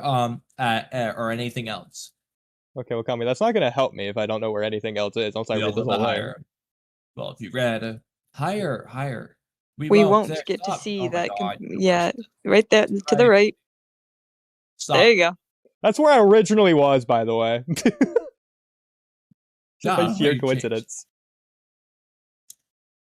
All right, take it away, Miss Anne. Oh my goodness. We won't get to see that compare with other answers. We don't know what would have been what would have resulted. We don't know if it actually would have answered their questions. Jura and Hidari don't have a reason to think it will work any more than they did previously, unlike Mamoshi did succeed and seemingly gained something meaningful from doing so. So real quick, Unlike Kamui. Sorry. Yeah, I got the found place. you. So, Oodie, there you Kamui, go. There's like, for example, what I'm saying there, if Mamushi did succeed and gain something meaningful from doing so, isn't saying it's wrong or bad. That's saying it's good, and they would want to continue further because of its goodness. Like, it's not saying it's inherently That's should be fine. bad. By the way, I did put this Naruto topic. we're like not even like a quarter done that Shinju topic. Well, back to it. No, we actually didn't read. Okay. Here. I'm just saying. Is it? I finished actually translating the thing. So hold on. Let me full screen this. There we go.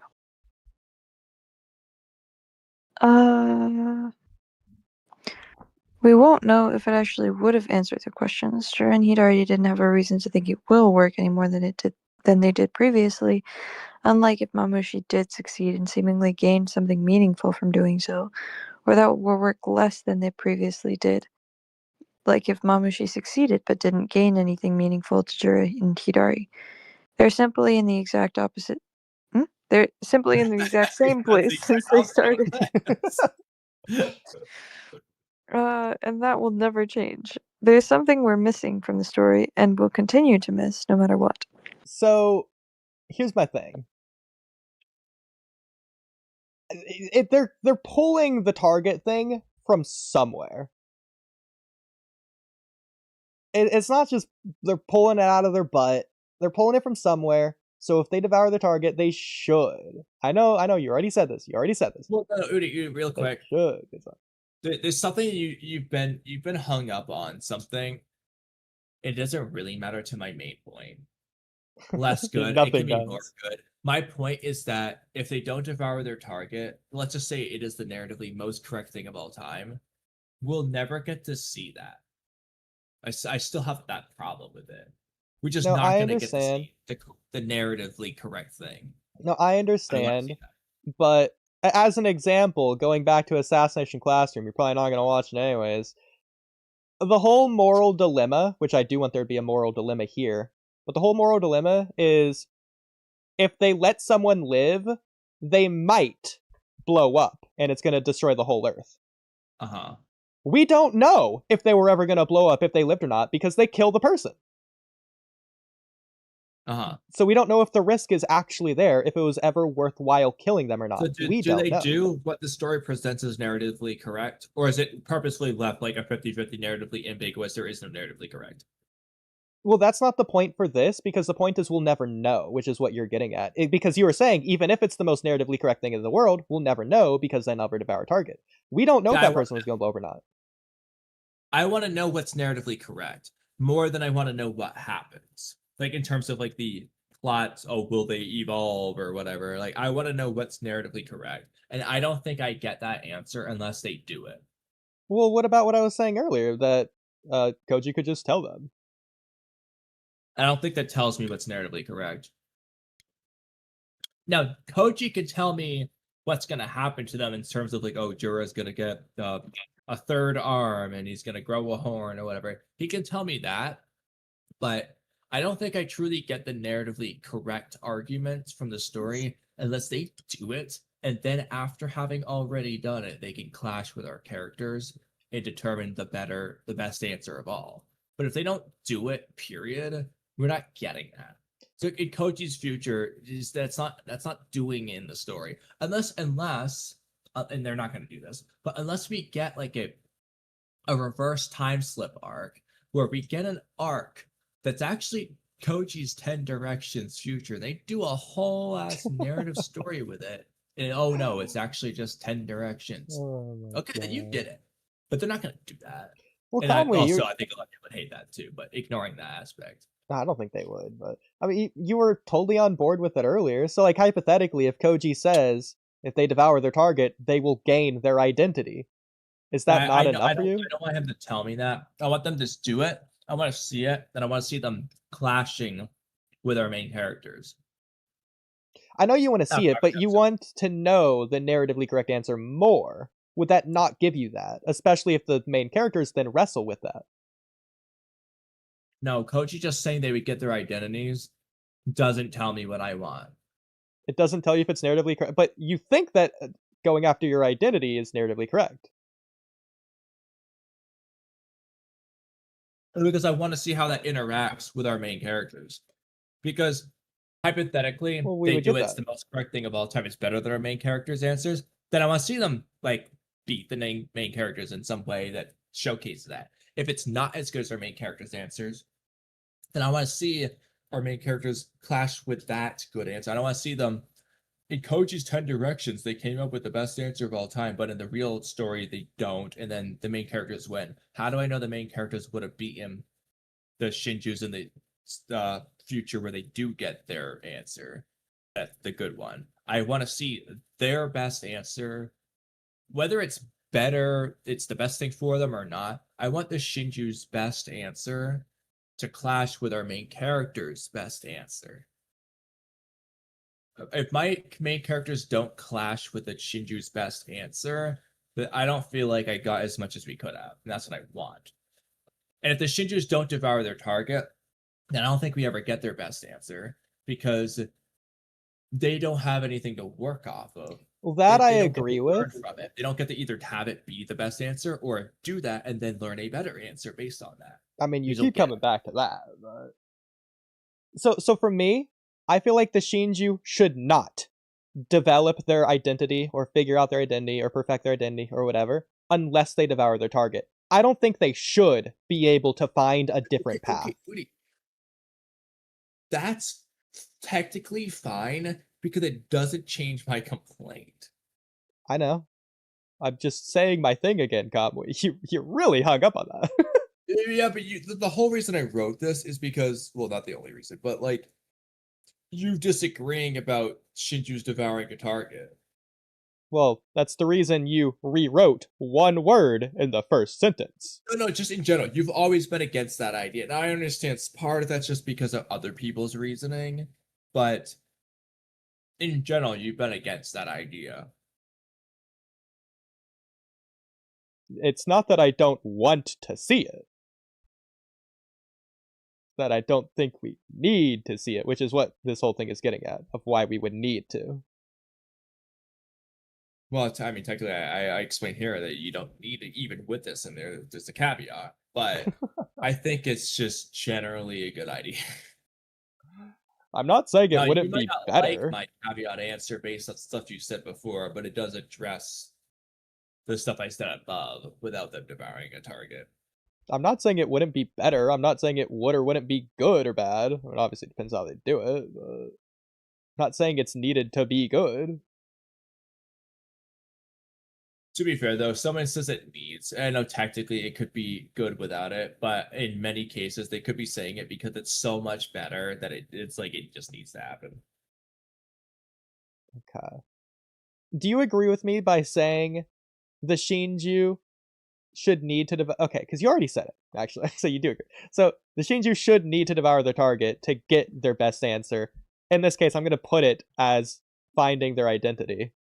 So there is a caveat, which again is the next paragraph basically Sure. to this. But aside from that's the only caveat I really thought of. There could be other ones, but that's I the just one read I ahead came to up see what with. it is. So okay, But generally speaking, yes, I think they should need to devour them to get their best answer, regardless if it is their best answer or not. I think they should need to devour them in order to eventually get to their best answer, whatever that answer is. And I'm fine with that. In fact, I like that. I think that's good. I agree with that. And that's why I wrote this paragraph there, because whether it works for Mushi and they want to continue forward, or it doesn't work and they got to find something else or change it, but it doesn't matter. The point is, if Momoshi did succeed, they can learn something one way or another from it and progress forward. I mean, that's fine, but they can still do that in the future anyways. Well, they didn't learn anything from Mabushi. I think they say they do, but then they just act like they don't. So No, I don't mean from Mamushi. I just mean in general. And again, any Shinju can come back. Any Shinju can switch their target. yeah, but like they're not. Jura's not bringing them back. Clearly, he hates Ryu. He hates them all. I mean, Jura doesn't have to do it. Jura's not the one that got them in the situation in the first place. Code's still alive. Doesn't like either. No, but I'm saying Code could just attack the village again. Moegi gets bit again. Matsuri's back. Well, it seems like Matsuri / Jura had to pluck the Ryu fruit. So yeah, we don't know how they originally were born, how that worked, but it seemed like later on they were choosing. I mean, that doesn't make sense because the first Shinju to be born couldn't have been plucked. Yeah, but like for example, if it Wait, they was could have, Jura, but he could they're be an exception because he's the 10 tails and so on. It's too much we don't know. Sure, but at the same time, if a Matsuri just Thorn Soul grows, Jura's plucking it. He's not just leaving it to rot. Why do you say that? That's literally what he did. I know. But at the same time, it would be the most consistent thing for his character for him to do that, in fact. So then why didn't they do that with Ryu? Why didn't Jura do that? Because Matsuri wanted I to know pluck him. Matsuri picked it, but why did Jura go back? He was interested to see who it was going to be, what was going to happen. He didn't go back. What do you mean? Jura? When Ryu was born? Yeah. Well, okay. That depends on why you actually think he went back. Because you can give like 5 different answers for that. Okay, yes. And we But- don't know which one it is. We're never going to know, probably. But like you were saying earlier, Jura's a curious person. He's curiosity driven. He wants to know stuff. He's going to want to know whose Thorn Soul it is.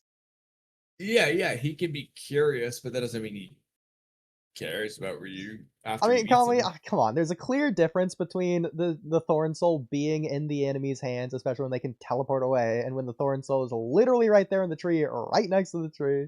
Also, I don't even know if it can rot if it's unplugged on the tree. Wasn't teleporting away. Araya wasn't teleporting away. He'd already called him out for not saying. It doesn't even matter. He can just suck him up to his hand.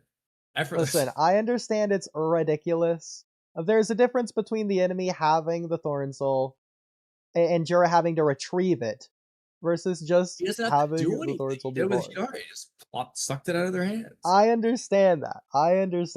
There's still a difference. It's the same amount of effort as in plucking it off the tree. That's the same thing, literally. I understand it's the same amount of effort, but it's a different situation, different circumstance, a different reason of why Jura would or wouldn't do it under a certain context. The only difference to me is that curiosity with the other ones, he doesn't know what the Shinju would be like, so curiosity takes over. I mean, sure. I mean, it's, as an example, it's the same amount of effort to walk on a treadmill as it is to walk on a flat road outside, but I prefer to walk on a flat road outside. Still have a preference. Still gonna do one over the other.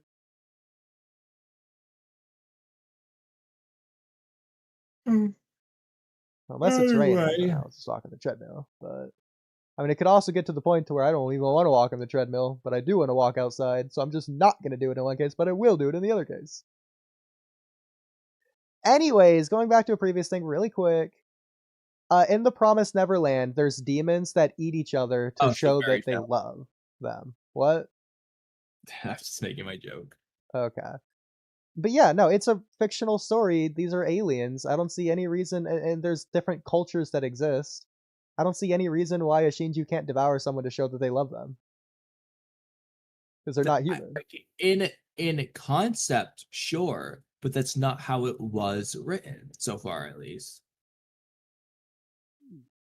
I mean, Matsuri seemed to want to devour Konohamaru because he loved him. She knew that. Matsuri was not devouring Konohamaru because she loves him. Well, not directly, like when you frame it that way.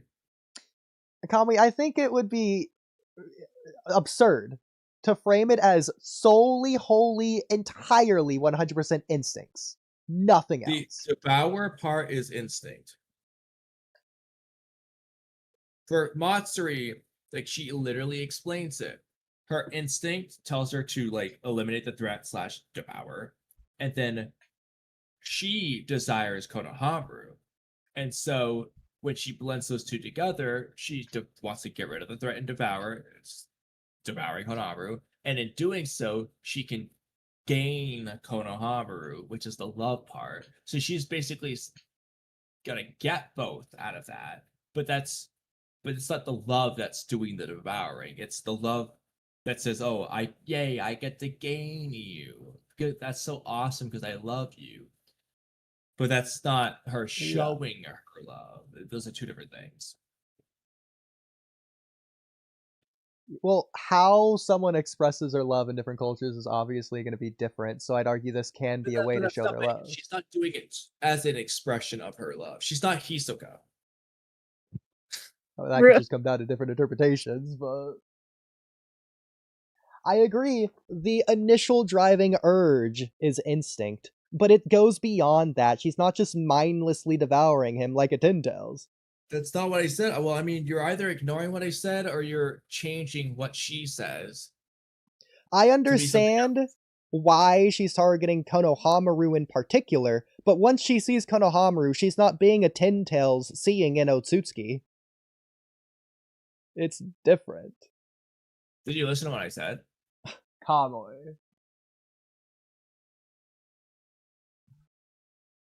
Oh my gosh. Here, let me fix my headset because it's clearly broken. But feel free to keep talking. Broken? Okay, it should be good, hopefully. Until it inevitably isn't. Huh? Yeah, okay. Anyways, the reason I say all this is because, as an example, going with your first caveat here, it could be to express love because out of remorse for someone dying, you could do this to immortalize them, to carry them with you forever. This is a way to take care of them.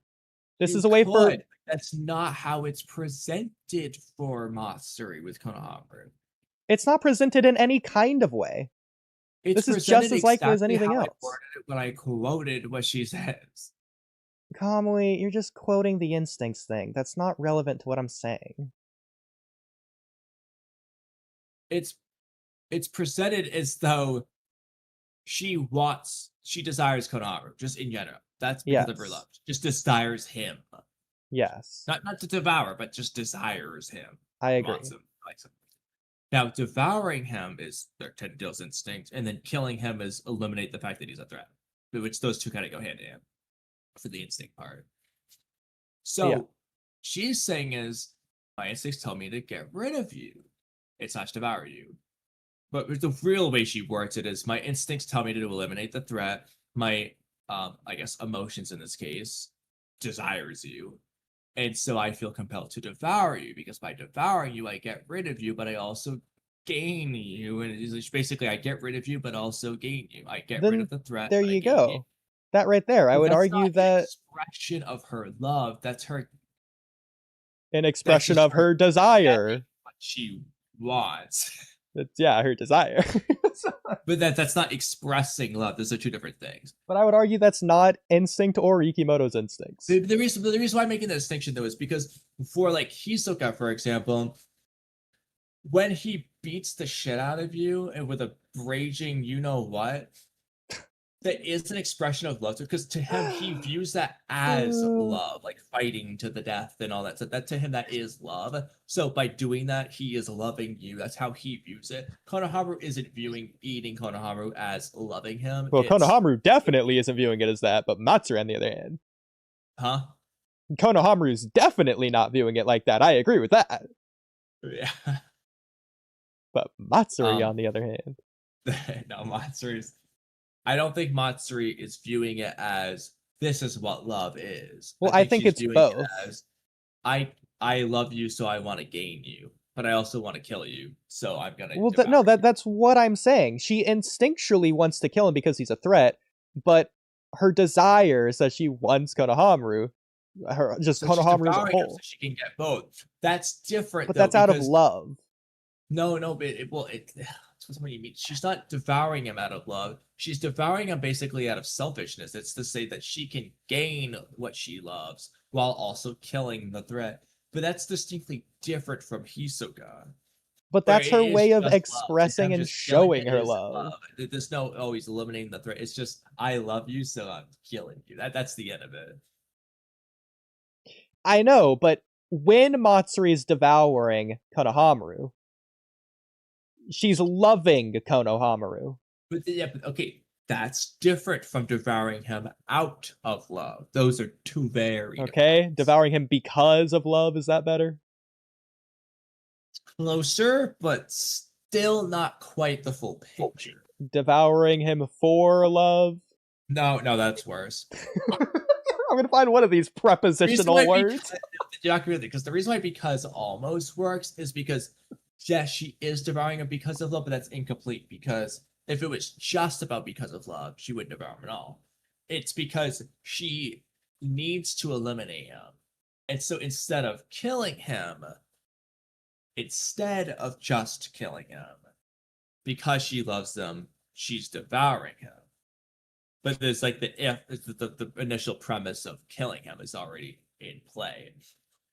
So here's what devouring him because of love kind of works, but it lacks something that needs to be said. Otherwise, you get the wrong interpretation. The other ones just completely lead you in the wrong way, in my opinion. So here's where I disagree with your caveat. And again, I've only read the first sentence here, but the one caveat here is if Jiro or Hidari find an answer that requires Naruto or Sarada to be alive with them for their answer to work. Obviously, if they devour them, they're going to die and not be with them. Going back with the if you don't, that's to say that not devouring them, you don't get to see their best answer because of that. The caveat is if they determine an answer that would require their target to be alive, for like that as it's necessary for their answer, then that's the story makes it clear that that's a better answer. But then we would be getting their best answer without devouring. I agree. Necessary. If the story did that, should the story do that is a different question.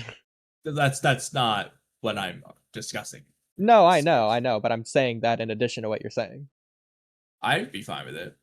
Yeah. If they do it right. What I'm saying... If they do it like the Taiyaki conversation that I referenced.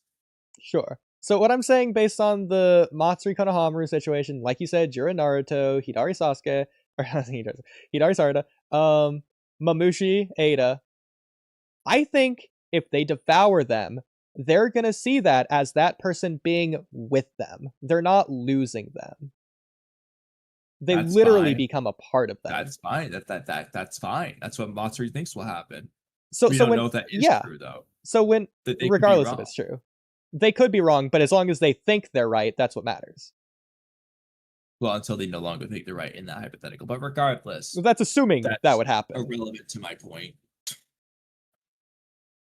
Well, my point here is that Matsuri, by desiring Konohamaru, if she devours him, she's going to have him and continue loving him. Okay. Because he's devoured. And? What do you mean, and? What's your point?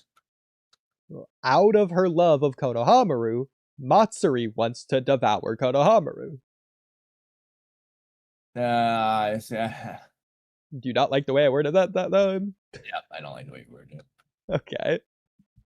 Well, is there a way to word it that you would No. like of what I'm saying? No. There's no way that I could possibly The word way it, but I haven't already worded worded it. it. The way I already worded it. Anything very much in the line of that. Okay, and say it again.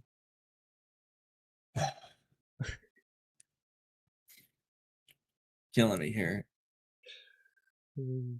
Killing me, Smalls. You got this. I'm big potatoes, you're little potatoes. So, again, the threat needs to be eliminated. She has to kill Konohamaru. We agree. That's instinct. Because she loves him, rather than just killing him, she's going to devour him so that in addition to killing him, she can acquire him. I word it slightly different, believe it's the same idea. Okay, so I agree. So here's my thing. So the way humans express love is obviously different society to society, but like as general examples, you can hug someone, you can kiss someone. I think that's a expression of affection to show that you love someone, and in doing so, you are loving someone. I think the Shinju. I don't think that is. I do think that's what Matsuri said. The case for the Shinju, and in Matsuri's case, I don't think it was the case. I think what Matsuri is doing is the same as like someone patting someone else on the head out of love, or like Itachi's Sasuke's forehead poke. No, I completely disagree. Miss Anne, what do you think? I have been responding to Twitter comments for the past 30 minutes. So Kamui, just to reword it, my way to say... Do you think that Matsuri devouring Konohamaru is the human equivalent to patting someone on the head after they do something good? Keep in mind, he's saying it as ridiculous as possible with this tone of voice. I heard you guys comparing her to Hisoka, and I'm very concerned. Well, to be fair, I was contrasting her with Hisoka. Okay. Oh my god. I think it wouldn't necessarily, because I think the whole argument there was like whether or not it would be a sign of affection or not, of like devouring someone. But I don't think if it is that they would understand that that's what it is and would do it intentionally for that purpose. Well, do humans understand without being told how to show affection the way that they do? Yeah, because babies are just hugging moms. Well, that's my point. So that they would understand that, the Shinju. Yeah, did you think you had me there, Kamui? Well, to be fair, the Shinju, I don't care how much the story calls them babies, bro. They are confused adults. I agree. They are mentally challenged adults. Literally. Mentally challenged adults. Yeah. Well, I mean, Hidari, tell me I'm wrong, bro. Bro's asking if a bookstore is Naruto Uzumaki. I lost the way I was gonna word it a second ago because Kamui freaking interrupted me. Well, just know that we've been streaming for like 9 years. I know. We have been. And that's not counting my headphones that I still haven't figured out. And I'm gonna get no sleep today. You want to keep doing this topic? Keep continuing from here? Well, scroll down. Let me see how much longer this goes. Yeah, it's only this. We can finish this real quick. Well, Oodie, you say that. We can do it, Kamui. I just won't keep going as much as I have been. Alright, Miss Anne, take it away. At this point, this has been Miss Anne reads that we demand. Hold on 1 second. Okay. Am I reading this part? This highlighted part? You know, okay. This kind of think you're reading the rest. I'm so done. Maybe. Will I be able to get through the rest of it is the question. It would be similar to Naruto's Taiyaki conversation with Kawaki. If Jura's answer to his identity is to eat dango and read books with Naruto, who in this hypothetical loves dango and reading books, then Jura can't do that without Naruto being alive to do this with Jura. Naruto can do it alone, but as Naruto told Kawaki, eating taiyaki alone is good, but sharing it with someone you love is even better. If that's Jura's answer, then I'm okay with it, not necessarily this specific dango example, but the idea behind it. because now we know that devouring Naruto isn't as good of an answer for Jiraiya's identity, because his best answer requires Naruto to be alive and apply this concept with Hidari. But Stan, you really come out of your shell on this one. You started doing it way more Walky Talky style, I think. And I liked it so much better. Oh my god. Uh, So yes, Kamui. So Kamui, you're saying this would be better or not? No, that's not what I'm saying. No. I'm Okay. saying Good. I'm saying I would like agree. It's not. if the story well, first of all, when you say better, do you mean like the narratively better answer or like a better enjoyable like a better story? Like what do you mean? We'll say preferable. For the Preferable second story or preferable in terms of the Kamui, narrative? entertainment. We'll say that. Okay. There you go. No, I'm not speaking on behalf of that. Okay. I'm saying that if we're not gonna get a Shinju devoured, this idea would technically solve the above complaint I gave. There's other reasons to complain about it, but like the above complaint I gave, this would address it, and so I would be okay with it. It would be a very Naruto cheesy, kiddish answer that they've already done before, so they're just repeating something from the past. It's Ikimoto, okay? What do you expect? I know, and that's the I don't know what you're problem. expecting. Like the rumbling from Ikimoto. That's not what I was saying Okay. at all. My point is, hypothetically, Jiraiya devours Naruto. He can do all these things that you're saying here with Naruto in his freaking stomach dead. No. From 'Cause Jiraiya's Naruto- perspective, he could. That completely goes against the point of what I wrote. I know it does. I'm saying from Jiraiya's perspective, it would be no different to him. Well, Unless you that write just- it the way that you're writing that means it. you just didn't understand the points that I'm making. In No, this thing. I understand what you're saying, that if you write it in the way to where Jiraiya realizes one way is better than Naruto, what Naruto says, if he realizes that way is better, then sure. What I'm saying is that I think that Jiraiya would assume if he devours Naruto, it would be the same thing. He would go to eat Dango, and he would be doing it with Naruto, and it'd be the same thing. It wouldn't be better or worse, it'd be the same. Except Naruto would always be with him. Theoretically, possibly think that, sure. Will you say that like it's more than theoretically possible that he's doing yours? I think that my goofy hypothetical is more likely than yours, where Jiraiya ate Naruto and is gonna eat Dango, quote unquote, with a Naruto in his stomach. Yes, I do believe that mine is more likely. Okay, Kamui, I don't mean literally in his stomach. I mean that the way Jiraiya would see it is that Naruto's with him at all times. He's fused with Naruto if he devours him. He gains Naruto. I mean, I still think mine's more likely, especially considering Naruto being the target in question. Okay, but that's doing outside things. If anything, looking at the story, the Shinju want to devour the target. There, mine's more likely. They don't not want to devour the target. Well, no, the whole point of this post is that it's become infinitely less likely that they will devour their targets. Okay, I love hyperbole, but infinitely less likely. It's a little crazy. I think it's pretty close to. Okay. Moving on. Next one. Especially though, this is amplified by the fact that Jiraiya's. Because I wrote this whenever I wrote this, but Jiraiya won't be healing Matsuri for you, seemingly, or Mobushi. Doesn't care to. So you're just left with Hidari and Jiraiya, who've got some pretty tough hurdles to climb. I think that they would bring them back. I think that Jiraiya just likes Hidari more.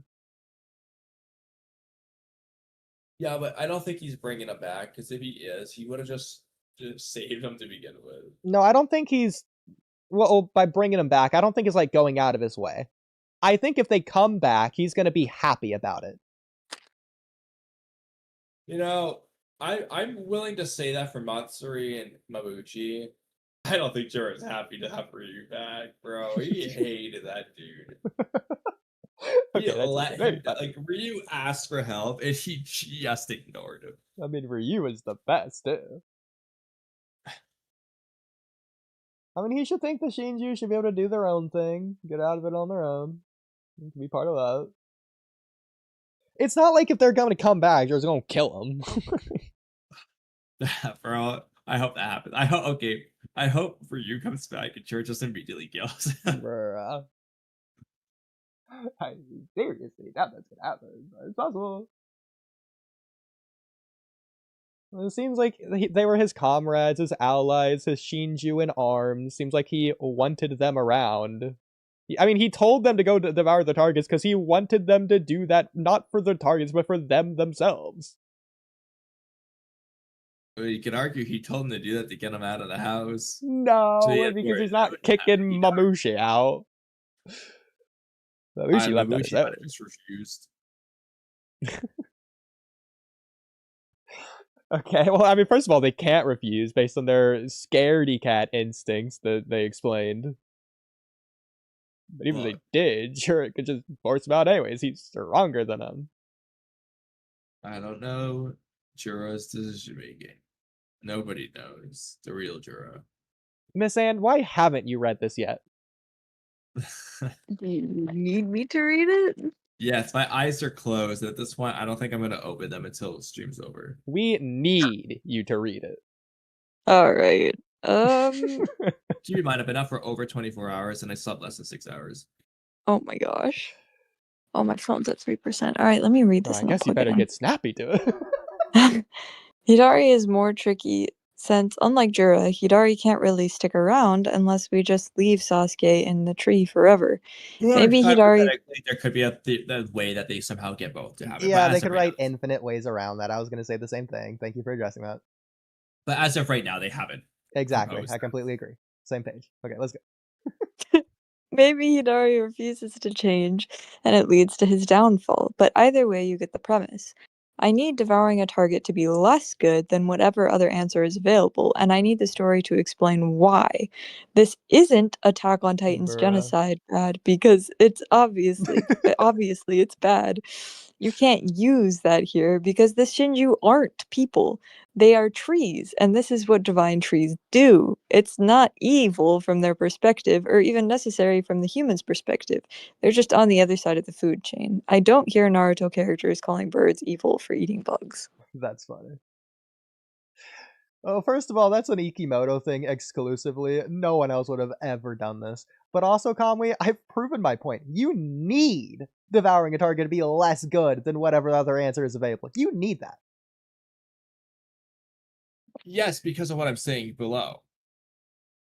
Okay, what you're saying below, sure. But that's just elaboration for this, so that you need it. You can explain it however you want. I mean, I still think, based off what this, again, this is under the premise of what's been written so far. So, like, if you rewrite the story, like we were discussing earlier with the foundation thing, if the story was just written differently in the way that you were describing, then I wouldn't write this. I don't think the story set a strong foundation in either direction. Both are equally possible.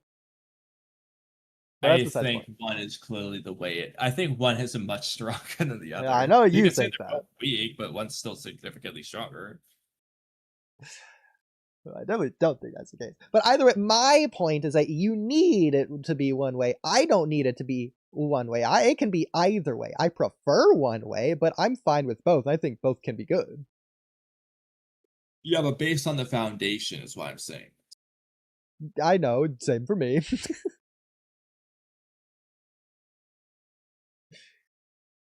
I mean, I've explained, assuming there is a foundation, what the foundation would be from my perspective. So there's at least that.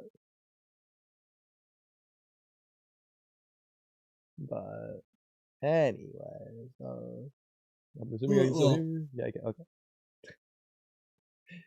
Well, listen. He's falling asleep. Next one. Okay. They can say that since the divine trees have humanity rules apply to them. But that's just not cutting it for me. That's the bare minimum. Okay, it's not really. Again. Yeah, it's probably hyperbole ridiculous the way that the Walky Talky speak. But, like, you can't say, but that's just not cutting it for me. This just proves my point of exactly what I just said. Yeah, but it's for a completely different meaning. For what I know. But just removing all context, you're just immediately going into, but that's just not cutting it for me. It just works so perfectly. Even if through sheer coincidence. But I'm sorry. Please continue. That's the bare minimum possible approach, but I really want something more. It can be internal things, such as Jura just doesn't feel he found his true identity after eating Naruto, or external things like Jura turned into a mindless Ten-Tails. I just want something. All I'm saying, Kamui, it's cutting it for me either way. I doubt that. I think by the time we get this, you're gonna have a complaint. Well, I'm gonna have a complaint either way about pretty much everything. Exactly, so it's not cutting it more. Well, also, Kamui, it's interesting because you say that's just not cutting it for you, but then you're also saying that is the bare minimum.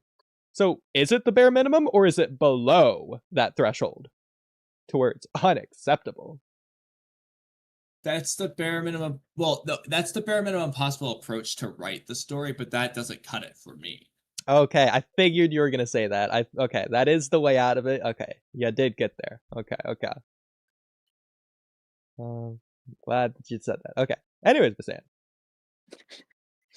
Since we're probably not getting a devoured target, I can only hope for my caveat I explained earlier, or any other ideas you guys can come up with too.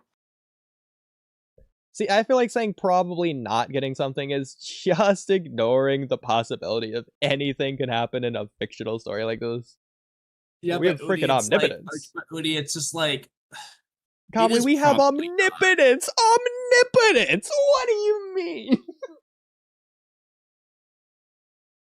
Freaking Shibai exists!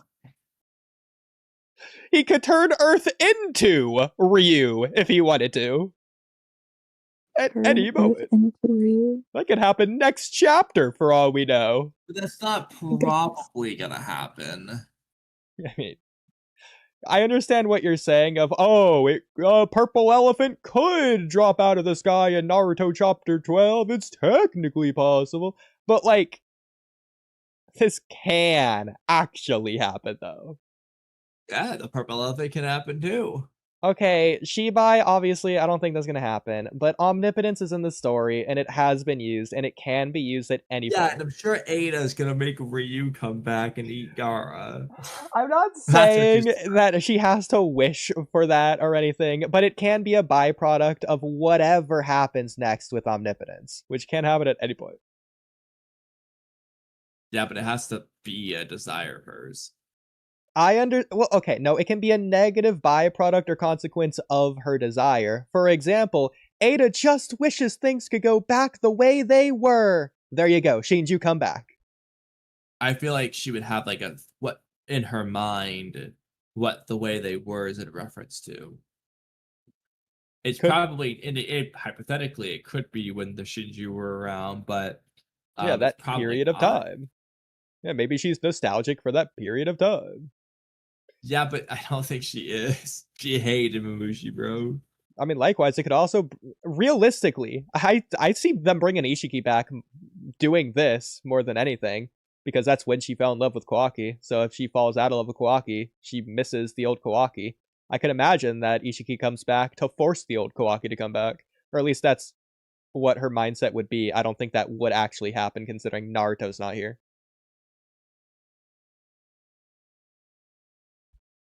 I'm not gonna lie, I'm so fucking tired. In a worse situation for Kawaki. But now that we finished that topic, yay! Good job, guys. It only took you how many hours that was. But we did it. We finished both topics I wanted to do today. I'm so proud.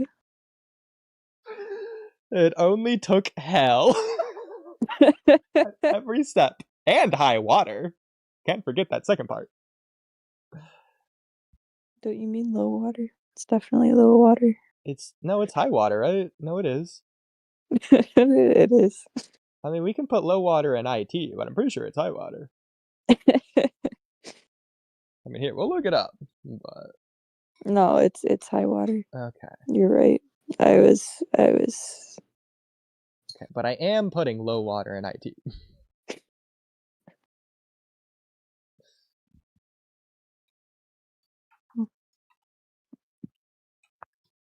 Well, now that Kamui's officially fallen asleep, Not yet, but I'm Well, down to do that.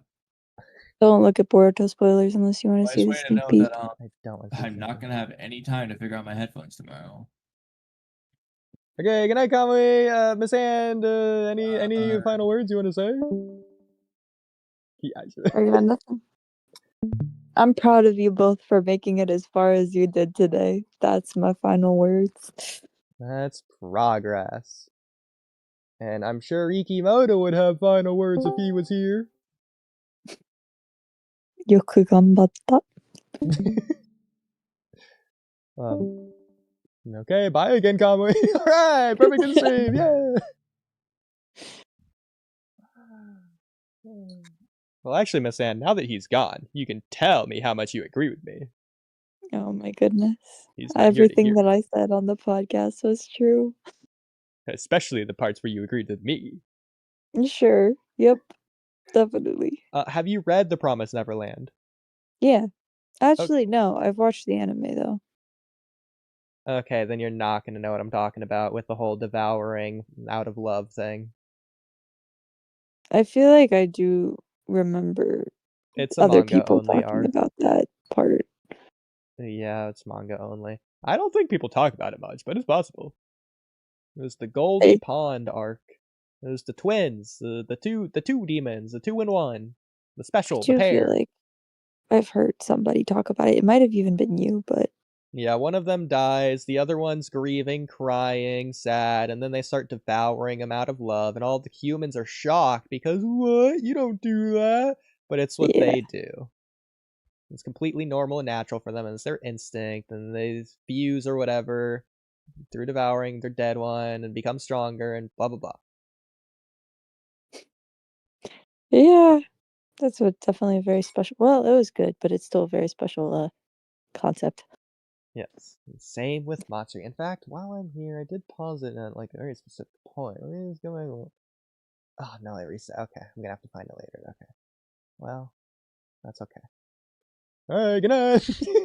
Good night.